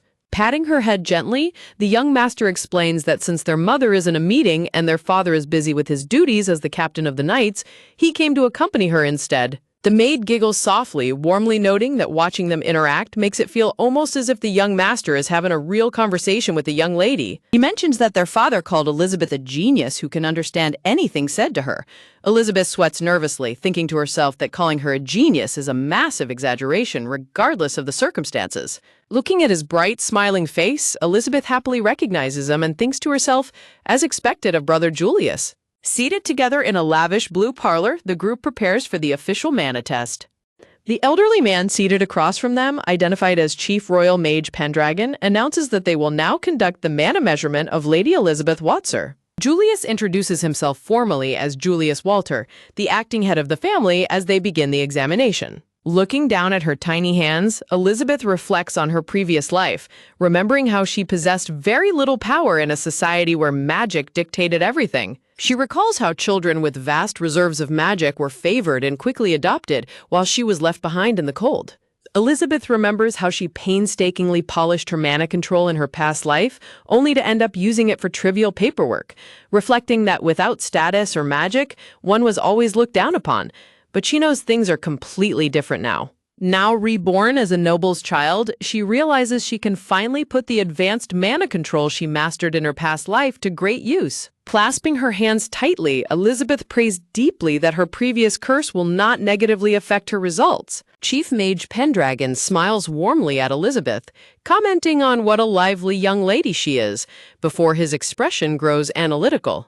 Staring intently, Pendragon notes that her level of mana is respectable, causing Elizabeth to grow tense under his sharp gaze. Elizabeth wonders in surprise if the chief mage is actually able to see through her hidden magic, as a brilliant, radiant blue magical aura begins to envelop her. Julius expresses surprise that the chief mage came to conduct the test personally, to which Pendragon warmly replies that children are precious treasures who carry the kingdom's future. The chief mage instructs them to place the young lady's hand onto the testing paper on the table. The maid gently guides Elizabeth's tiny hand forward, encouraging her to place it on the sheet. The moment Elizabeth's hand touches the paper, a massive, spectacular explosion of golden and green magical energy erupts violently throughout the room.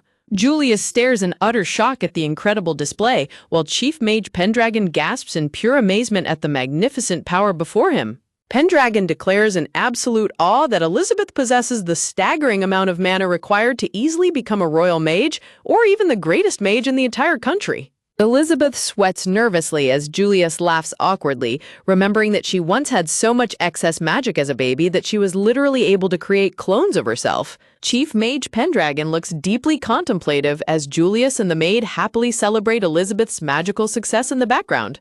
Pendragon notes a crucial detail, pointing out that while Julius and Duke Waltzer possess vast amounts of internal mana, Elizabeth's power is actually external mana. Julius' expression instantly sharpens as he defensively demands to know exactly what the chief mage is trying to imply by that. Pendragon quickly waves his hand dismissively, assuring Julius that there is absolutely no deep or negative meaning behind his words. The chief mage explains that he was simply wondering which of the two types of mana Her Excellency the Chancellor might possess, noting that there are two distinct categories of magic. He explains that the two types are Vita, which is internal mana that physically affects the body, and Stella, which is external mana that brings magical phenomena into existence. Elizabeth stares closely at the pensive chief mage, wondering what exactly about her mana is causing him to look so deeply concerned.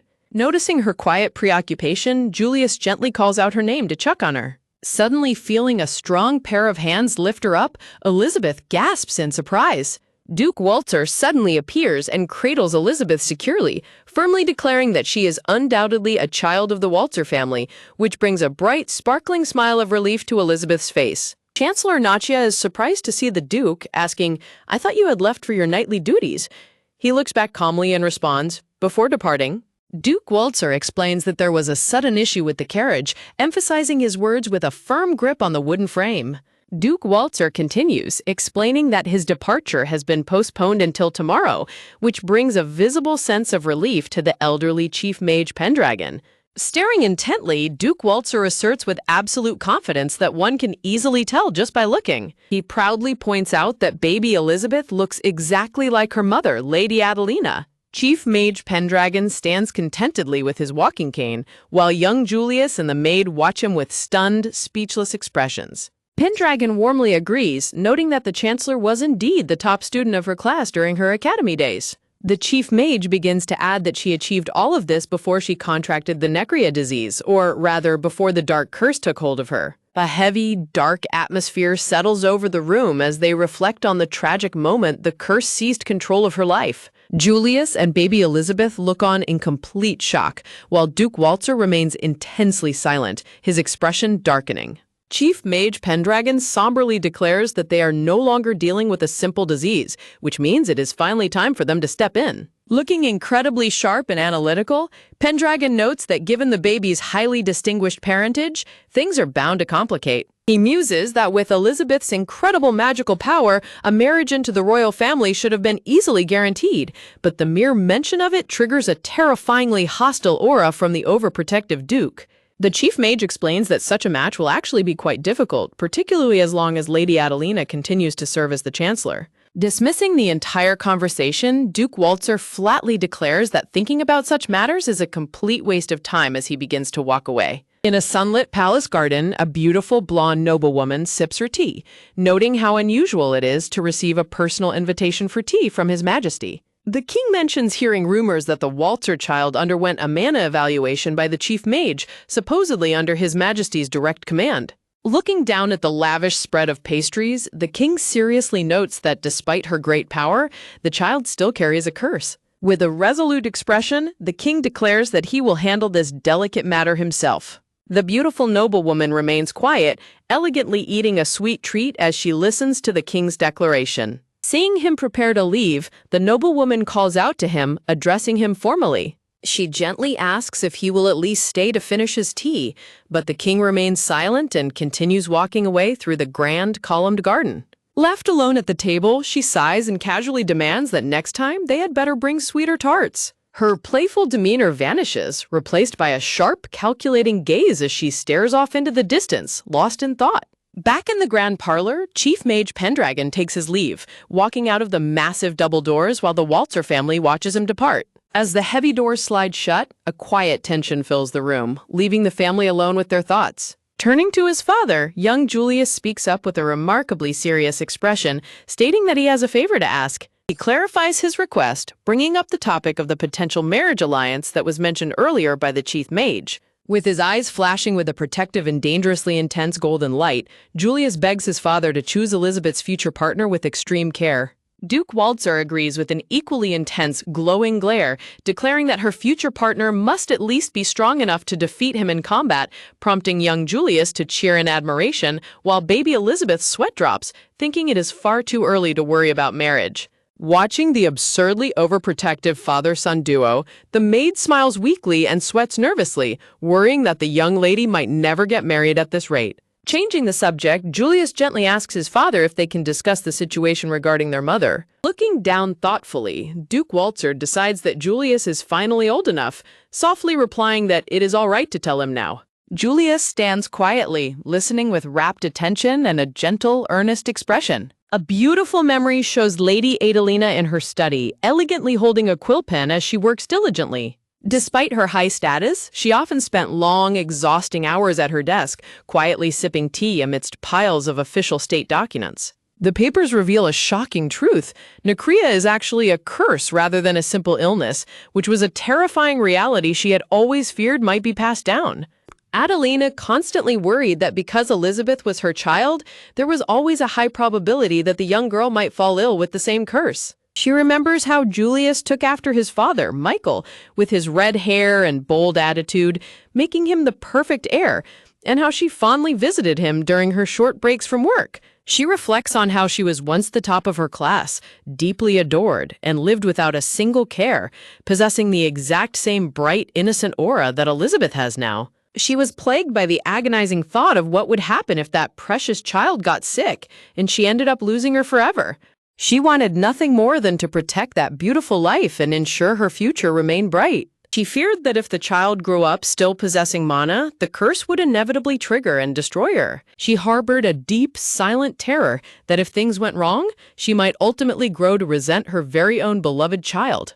She dreaded becoming just like the cold, unfeeling parents who had abandoned her in her own past. Realizing how foolish her anxieties were, she quietly scolds herself for being a complete idiot. Resolving to face her fears, Adelina walks gracefully down the long, sunlit castle corridor, clutching her documents tightly to her chest. She recalls how she barely survived back then by sacrificing her own mana in exchange for her life, leaving her completely powerless. She fondly remembers the life-changing moment when a young, dashing Duke Waltzer gently held out his hand to her, offering his unwavering support. Staring back at him, her eyes sparkled with newfound hope and surprise as she prepared to take his hand and change her destiny forever. Julius, baby Elizabeth, and Duke Waltzer sit around a lavishly set tea table in a grand parlor as a maid serves them delicious pastries.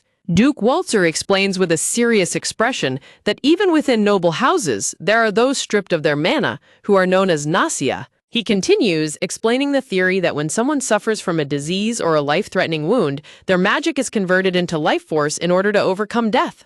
Duke Waltzer notes that noble houses, especially those that place great importance on possessing mana, often cast out these nausea, prompting Julius to realize that this is exactly what happened to his mother. He explains that regardless of Adelina's status, she implemented a policy of recruiting talent irrespective of background because of her own experience living as a commoner. Duke Waltzer somberly adds that by marrying him, Adelina regained her noble status, though he had already dismantled her former house. With eyes glowing a powerful green, Duke Waltzer fiercely declares that fools who only value status and mana are completely useless, even if they are nobles. The scene shifts to the closed parlor doors as the family reflects on the fact that Adelina's sudden seizures actually stem from mana depletion.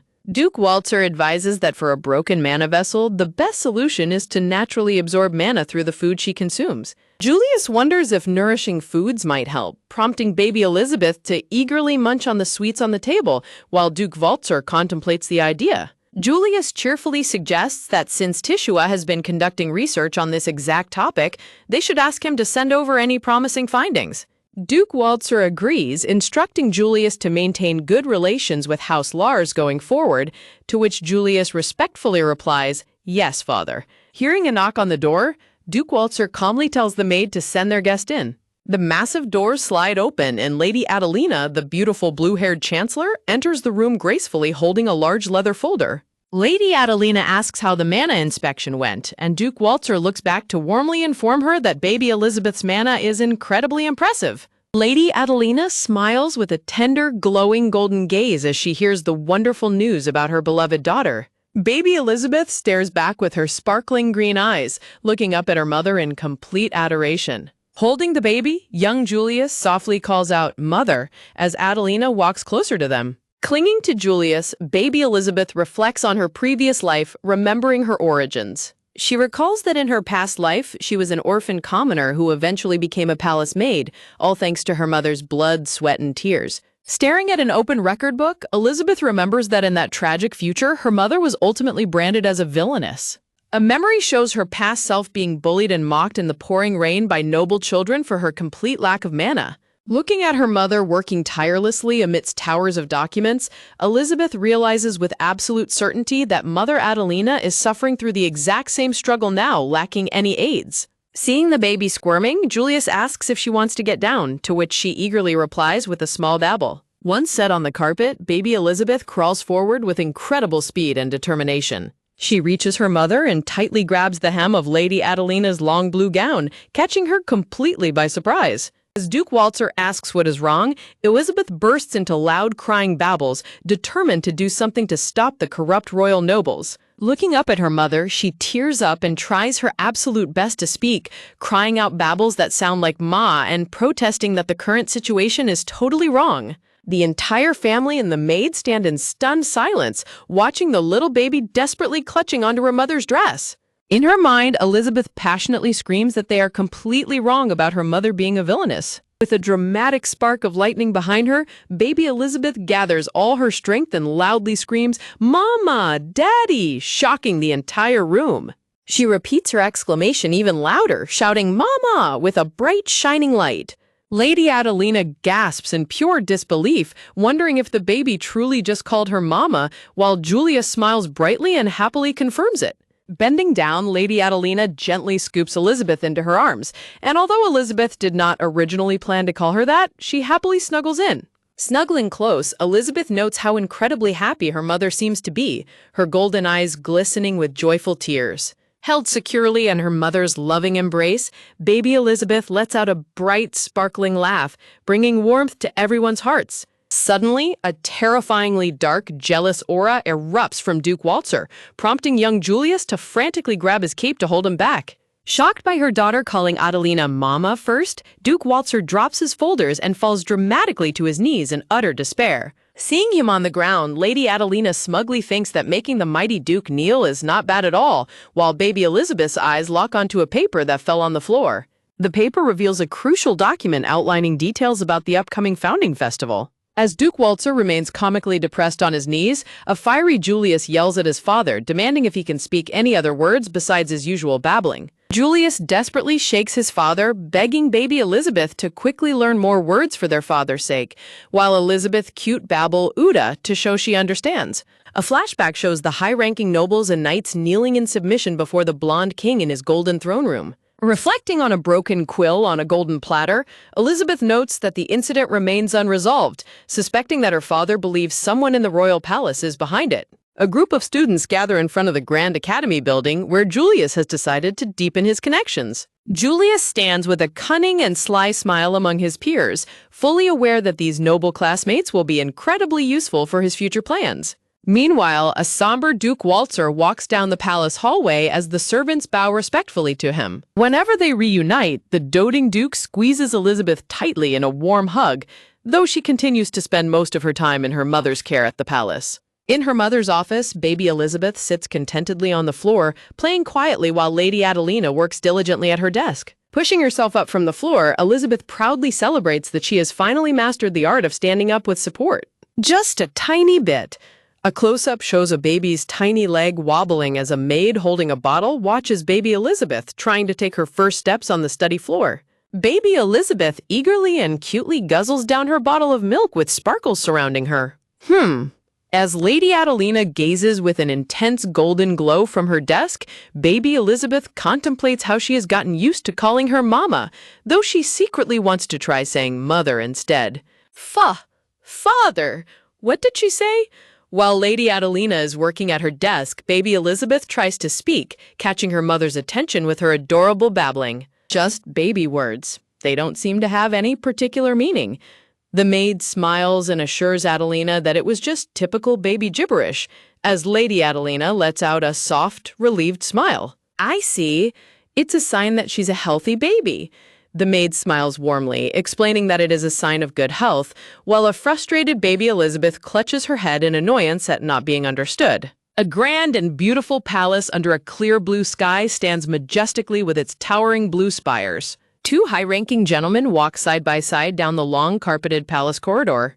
A refined older nobleman with gray hair, light blue eyes, and a neat goatee is introduced as Margrave Karl Glentz. However, Margrave Karl Glentz stands in front of a pair of large, ornate doors as his companion knocks. It's been Entering the Grand Library, Margrave Karl Glentz bows respectfully before Duke Walter, who stands amidst the bookshelves. Regarding this visit, skip the greetings.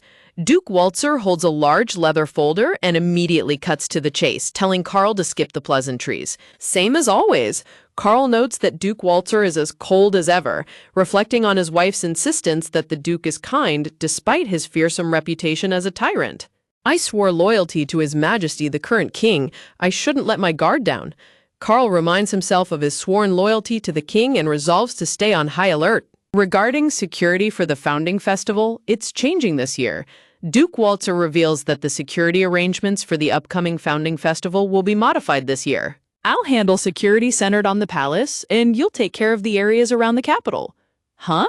Margrave Karl is caught completely off guard when Duke Walter delegates the security around the capital to him. For everything outside the palace, I'm granting you temporary authority equal to mine. Karl is utterly astonished that a reputed tyrant would grant a lower-ranking noble temporary authority equal to his own. I'll also have the chief mage cooperate and review the barriers to make them foolproof. His Majesty is unveiling a national treasure this year. Duke Walter explains his plans to coordinate with the chief mage and bolster the barriers, especially since the king intends to showcase a national treasure. Understood. Then I'll coordinate with the various guilds and submit the plan right after preparing it. Bowing his head, Margrave Karl Glentz accepts the orders and promises to coordinate with the guilds. Good. I don't know if he's kind or not. Duke Walter gives a firm nod, while Karl continues to ponder the true nature of the Duke. But something about him feels different than before. Margrave Karl Glentz. Karl senses a profound shift in Duke Walter's demeanor as the Duke addresses him with a rare, gentle expression. I expect your best efforts, if only for the sake of your wife. Duke Walter looks Karl in the eye and tells him that he expects his absolute best efforts, if only for the sake of Karl's beloved wife. Understood. Tyrant or not, as long as he doesn't turn against his Majesty, there is no one more dependable than this man. As Karl takes his leave, he reflects that, tyrant or not, as long as Duke Walter remains loyal to the king, there is no ally more reliable than him. So, a small, plump yellow chick glows with a bright, warm light as baby Elizabeth holds it. I might be able to say brother sooner. Sitting on his bed in his pajamas, Julius holds the glowing chick, happily hoping he can teach Elizabeth to call him brother soon. I really should try to call father first. Staring at her tiny hand crackling with golden magical circles, baby Elizabeth thinks that she should try calling her father next. Got it. I'll do my best. Papa sounds easier than father, after all. Sitting on a plush couch, she realizes that Papa is much easier to say than father and decides to give it her best shot. He'll be the one handling security with father for the founding festival. I remembered, in my previous life, when I read the records, it said there was a magical beast attack during a past founding festival. Elizabeth recalls reading about a devastating magical beast attack that occurred during a past founding festival in her previous life. His reputation as a tyrant was no exaggeration. Though the magical beast was wiped out, unfortunately, royalty got caught up in it. In that past timeline, although Duke Walter brutally annihilated the monster, members of the royal family were unfortunately caught in the crossfire. This incident would later become the trigger for the Walter family's downfall. That tragic event ultimately marked the beginning of the end, triggering the total downfall of the Walter family. The founding festival held once every 5 years. The founding festival is a grand, highly anticipated event hosted only once every 5 years. Inviting nobles from distant territories, including the Margrave of the Frontier, and displaying national treasures that become the highlight of the festival, it is the largest event in the Kingdom of Eltode, meant to widely demonstrate the royal family's power. Serving as the kingdom's largest gathering, the festival is a grand show of royal authority where distant nobles gather and priceless national treasures are unveiled. If, like in the records I saw in my previous life, the royal family were to be attacked, Elizabeth shudders to think what would happen if history repeats itself and the royal family is targeted by monsters once again. The responsibility would fall on my father, the commander of the Night Order, and the Walter family would face the danger of ruin.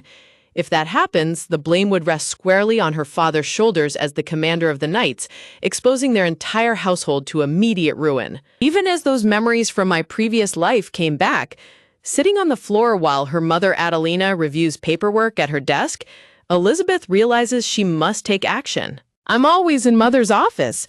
Goo goo goo. Spending all her time in her mother's office, Elizabeth makes up her mind to work hard and develop her strength. And I also have 2 personal attendants assigned to me.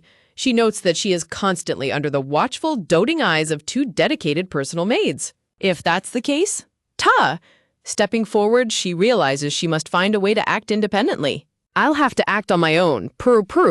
Gritting her teeth, baby Elizabeth desperately uses a footstool to haul herself up and stand on her own 2 feet. Lady Adelina, please look! The young maid gasps in absolute shock and calls out to Lady Adelina, who looks up from her book in surprise. What happened to Elizabeth?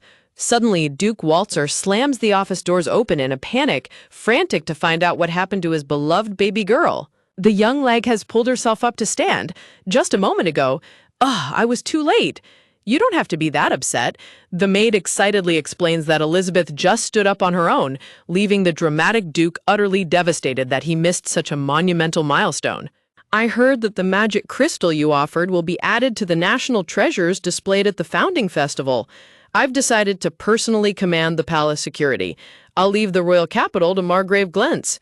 Over tea, Duke Walter discusses security details, mentioning he will personally command the palace guards and delegate the capital's security to Margrave Glentz. That makes sense. Adelina takes a graceful sip of her purple tea and agrees that the security arrangement is highly logical. He's well connected in the capital, so he should handle it well. She notes that Margrave Glentz's extensive connections in the capital make him the perfect fit for the task. My health has been improving lately too, so I'll help with managing the national treasures. Adelina adds that her health is steadily improving, allowing her to assist with the management of the national treasures as well. Please review these documents. Duke Walter steps closer and hands her a thick stack of papers to review. He walks away with a content smile, while baby Elizabeth watches the papers, realizing her parents are working closely together to avert disaster. Mother Adelina had been suffering from after effects of necria. Elizabeth recalls that her mother had been gravely suffering from the painful lingering after effects of the necria curse. But after switching from standard medical treatment, however, after replacing conventional treatments with a magic-restoring diet, things have begun to change for the better, to a curse purification method. Her condition should gradually improve as long as she continues to consume meals infused with magic. A warm, glowing pink tea is poured into a delicate cup, symbolizing her recovery. In this life, Mother is living in good health. Father's burden has also been reduced.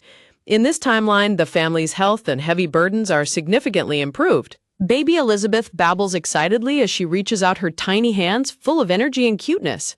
I suppose it can't be helped. Lady Adelina lets out a soft sigh and holds Elizabeth in her lap, unable to resist her daughter's charms. Baby Elizabeth looks over her mother's arm, staring intently at the documents on the desk with a curious little grin. This proposal, it has the name of the chief royal mage on it. Elizabeth reaches out her tiny hand to touch a proposal bearing the chief royal mage's signature. With this, we should be able to fend off magical beast attacks. Looking through the office window, Adelina holds her baby while reviewing the critical security plan. Margrave Karl Glentz stands on the high palace balcony, discussing the festival preparations with a fellow official under the watchful eyes of Elizabeth. Also, outside! I want to go outside! Pointing eagerly, baby Elizabeth babbles her desire to go outdoors, catching Lady Adelina completely by surprise. I'll take the young lady out for a walk. The maid steps forward with a warm smile, offering to take the energetic baby out for some fresh air.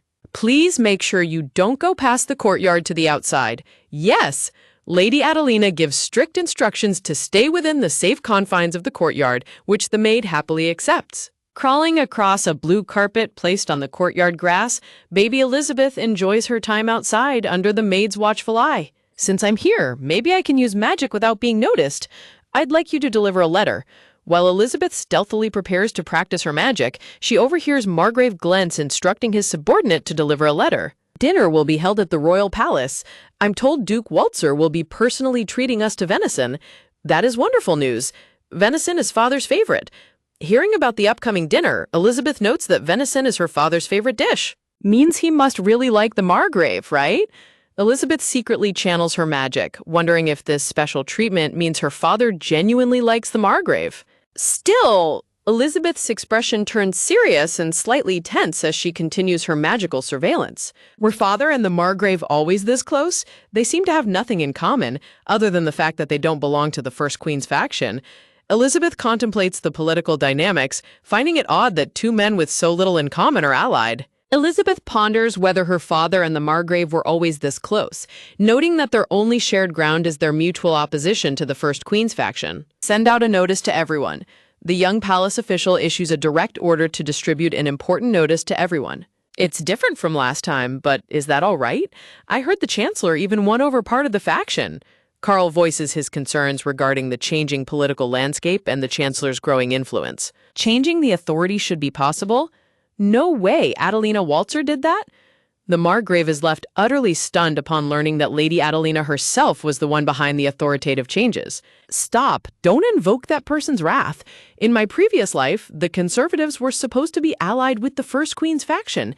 Elizabeth recalls that in her past life, the Conservative nobles were firmly aligned with the First Queen. The trigger that got the Conservatives moving was surely the Tea Party attended by Duke Walzer and his daughter. The Margrave realizes that the sudden shift in conservative movement was triggered by the high-profile Tea Party attended by Duke Walzer and his daughter. It was because of father and me. Elizabeth is hit with a wave of panic as she realizes that she and her father were the unexpected catalysts for these major political shifts. They say it was organized by Her Highness the First Queen. No way. As Carl Glintz learns that the event was organized by the First Queen, his suspicions deepen. The only one bold enough to plunge into a garden of women in full bloom would be that person, that tyrant himself. Carl marvels at the sheer audacity of Duke Walzer to directly crash an exclusive gathering of high society women. Margrave Carl Glentz smirks with an amused, knowing look, deeply impressed by the Duke's bold moves. Sitting quietly on her blue carpet, baby Elizabeth gazes at her small hands, lost in deep thought about the unfolding situation. The dad now is walking a path different from my previous life. Clenching her tiny fist, Elizabeth is determined to support her father, who is carving out a completely different future this time. No one would have thought that tyrant would show up to a tea party. The Walzer family boasts overwhelming military might, but they've always neglected social gatherings. Elizabeth reflects on how unprecedented it is for her family, usually known only for military power, to engage in social politics. In this life, they haven't shown a single opening to the hostile nobility yet. Elizabeth notes that so far their household has played its cards perfectly, leaving no room for hostile factions to strike. But I have a bad feeling. Despite their current success, Elizabeth can't shake off a sense of foreboding as she wildly waves grass sprigs while her maid's sweat drops. The day of the founding festival. Under a brilliant clear blue sky, the highly anticipated founding festival finally arrives at the Grand Palace. Father and mother are preparing the National Treasure exhibit at the Crystal Palace. Let's head there first. Dressed in exquisite matching red festival outfits, Julius carries baby Elizabeth as they prepare to visit their parents. Got it! Baby Elizabeth beams happily while clutching her glowing yellow chick, ready for the day's adventure. Behave yourself. Can't promise that. Julius tells Elizabeth to be on her best behavior, but the mischievous baby silently refuses to make any such promises. Is there really going to be a magical beast attack? Julius looks around the festive grounds, silently questioning if a monster invasion will truly strike this peaceful event. No idea, but better safe than sorry, right? Yeah, fair enough. Keeping their guard up, Julius and Elizabeth merge with the massive crowd of nobles heading toward the sparkling palace. An eerie and terrifying darkness lurks behind the scenes, filled with dozens of glowing red eyes watching from the shadows. A tense, bloody atmosphere looms over the festival as the silent threat of a monstrous attack draws closer. Prior to the public viewing, the nobility of the nation had received invitations from His Majesty the King for a private unveiling of these treasures. Before the public exhibition, the kingdom's elite gather for an exclusive private viewing of the legendary treasures. The national treasure was the magic crystal. To me, however, it is nothing but a symbol of my false accusation. But then again, that magic crystal fragment saved me when I had necria disease. I have mixed feelings about it. Elizabeth looks at the crystal with deep, mixed emotions, remembering both her past false accusations and her salvation from the necria curse. It's the tyrant's son. He has red hair just like his father's. I would rather not get too close to him. The surrounding nobles whisper in fear and prejudice, making Julius glare back with a proud, icy expression.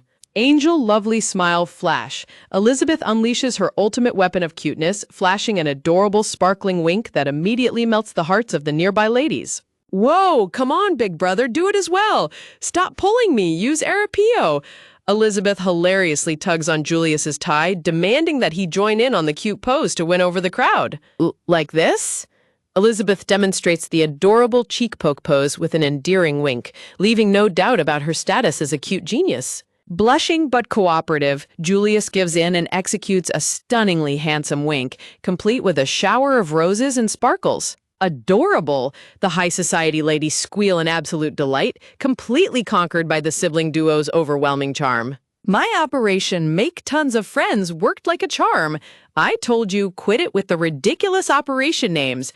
Carrying his little sister through the grand ballroom, Julius sighs affectionately as Elizabeth celebrates the resounding success of her friendly campaign. With her huge, sparkling blue eyes wide open, baby Elizabeth looks around with intense curiosity. Elizabeth observes the grand palace terrace where knights stand at attention and nobles converse in whispers during the festival. Elizabeth secretly channels her magic, creating a small, bright golden glow from her hand while trying to stay unnoticed. A young officer reports, "The disturbance in the royal capital has been successfully suppressed, thanks to Margrave Glence's leadership and the cooperation of the various guilds." Another knight responds, "Understood. Just a report to the captain should do." Elizabeth contemplates her father's past actions, wondering, was father so busy commanding the capital's defense that he couldn't make it to the palace in time to stop the attack? Elizabeth pumps her fist excitedly, thinking, and he's got such great manpower too. The golden trumpets blare loudly, announcing a major moment in the festival ceremony. The royal court and elite guards gather on the grand palace stairs as the official announcement begins. Duke Walter declares, "In celebration of our founding anniversary, we shall unveil the national treasure passed down through generations within the kingdom of Eltode," as Julius watches in awe and the grand sheet is pulled back. The legendary magic crystal, the kingdom's national treasure, is unveiled, glowing with a brilliant and dazzling pink light. The crowd of gathered nobles gapes in absolute wonder, exclaiming "amazing" and "beautiful" at the sight of the crystal.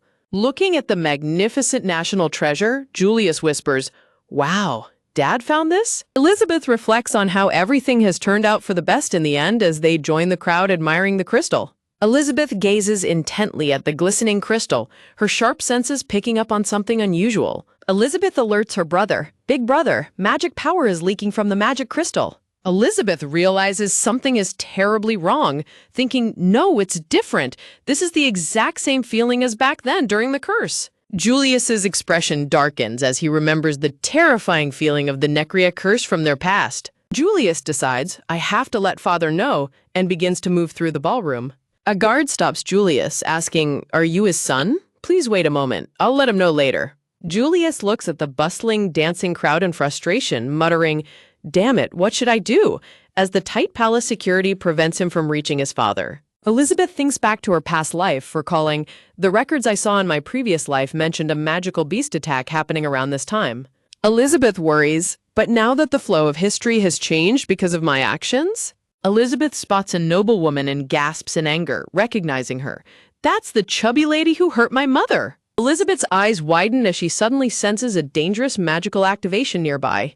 Elizabeth frantically looks around, thinking, "Where is it? Found it. That chubby lady's bracelet," as Julia's sweat drops and the magic crystal begins to emit a violent pink aura. A dark magic circle activates on the lady's bracelet, creating a swirling purple portal that bursts with destructive energy in the middle of the ballroom. Julius grits his teeth, shouting, "Damn it, it's too late now," as Elizabeth stares in horror at the monsters emerging, thinking, "No way, according to the records, the magical beast was supposed to be a wolf type."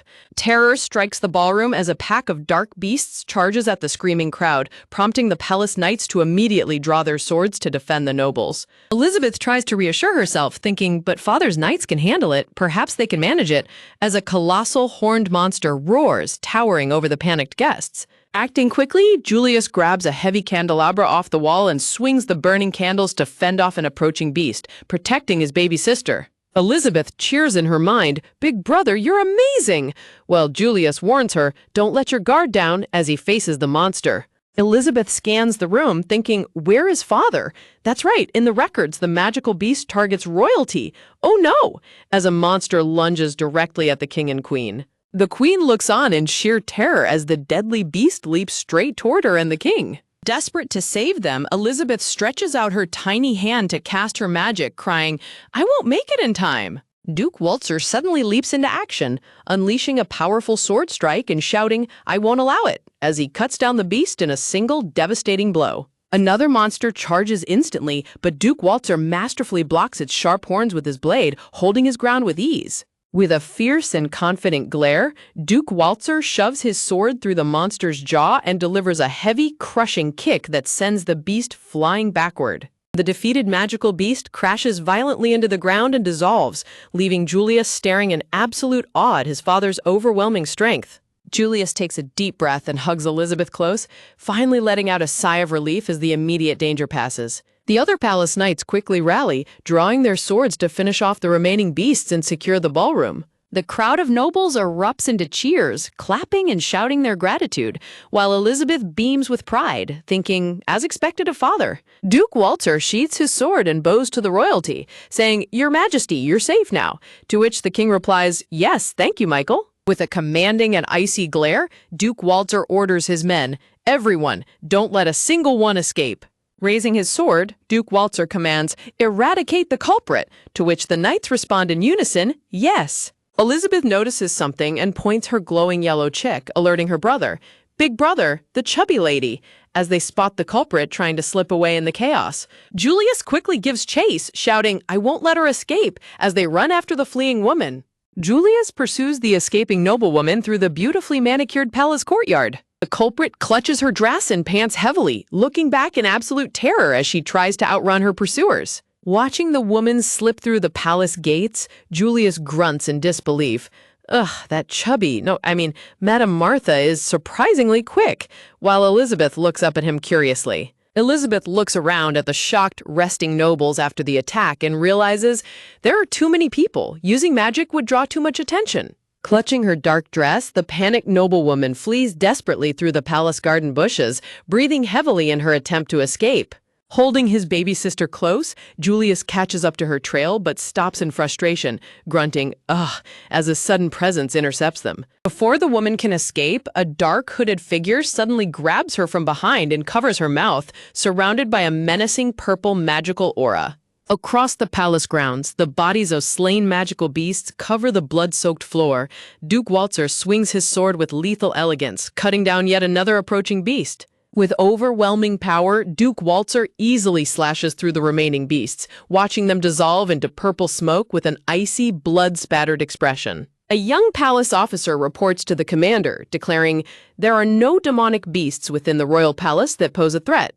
Duke Walter acknowledges the report with a calm, "I see," and commands, "Maintain vigilance," to which his knight responds with a salute, "Yes." Among the anxious crowd, whispers of fear spread as the nobles mutter, "How terrifying," and, as expected, "A demonic beast." The blonde lady looks down in pity and confusion as a small, cute puppy-like magical beast whimpers sadly beside the large slain monster. Suddenly, a spray of blood splatters across the lady's cheek. She looks on in horror as Duke Walter calmly kneels to clean his sword, completely ignoring her shock. With absolute indifference, Duke Walter uses a white cloth to wipe the blood off his blade, showing no emotion despite the gruesome battle. An angry noble escorts the frightened lady away, turning to snap at Duke Walter, "As a knight, you should show consideration for a lady." Without missing a beat, Duke Walter sheathes his sword and retorts coldly, "Precisely because I am a knight, I prioritize the outcome." The noble continues to protest furiously, pointing at the scene and shouting, "It was nothing more than a demonic beast. This is excessive." A dignified blue-haired lady steps forward to defend the action, objecting, "With respect, I must object. The rapid growth of the demonic beast was beyond expectations." She explains, "If we fail to finish it here and let it escape, the capital will be the destination of that fully grown magic beast." But the self-centered noble retorts, "My apologies, but are you saying it would have been acceptable if people other than myself were eaten?" Clicking his tongue, the arrogant noble thinks, "Clever little brat, despite having no magic." However, his thoughts are cut short as Duke Walter unleashes a terrifying dark purple pressure that makes him squeal in sheer terror. Walking over with the queen, the king praises him, saying, "Knight Commander Michael Walter, well done." The king wonders, still, from where did the demonic beast infiltrate? A noble tries to answer, but a noblewoman holding a fan cuts in, claiming, "Of course, security was flawless." With a dark, serious expression, the king remarks, "The fact remains that a demonic beast appeared." The elegant lady holding a fan continues to speak dramatically. "During the glorious founding festival of the Kingdom of Eltode, no less, and during a ceremony where the very prestige of the royal family is at stake." She subtly pressures the king, pointing out, if it is known that a demonic beast attack was allowed within the palace grounds, the royal family's responsibility will be called into question. Snapping her fan shut with a sharp click, she adds, however, before that, wearing a sinister and mocking grin, she turns her attention directly to the commander. Sir Michael Waltzer, Knight Commander, as a member of the royal family, I would like to hear your thoughts, considering that you're the one who bears total responsibility for palace security. A tense and chilling atmosphere falls over the palace grounds as the shadow of blame is cast upon the Knight Commander.